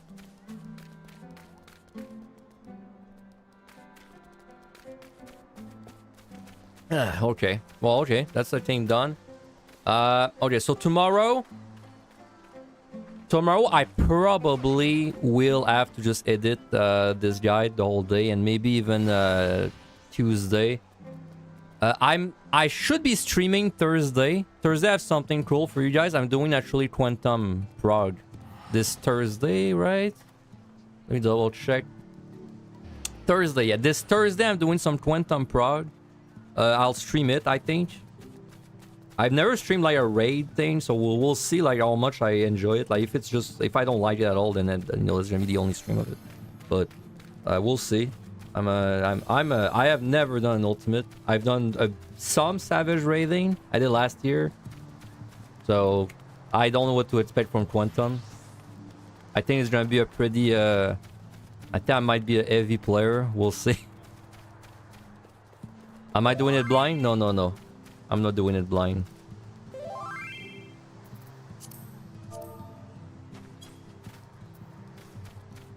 I'm not doing it blind. We're doing it with the guides. Alright, let's see if we can send you guys over. No. I have to make your short stream so I can start editing that shit ASAP. I have so much editing to do. We gotta send you guys over to I don't know who. Aurora.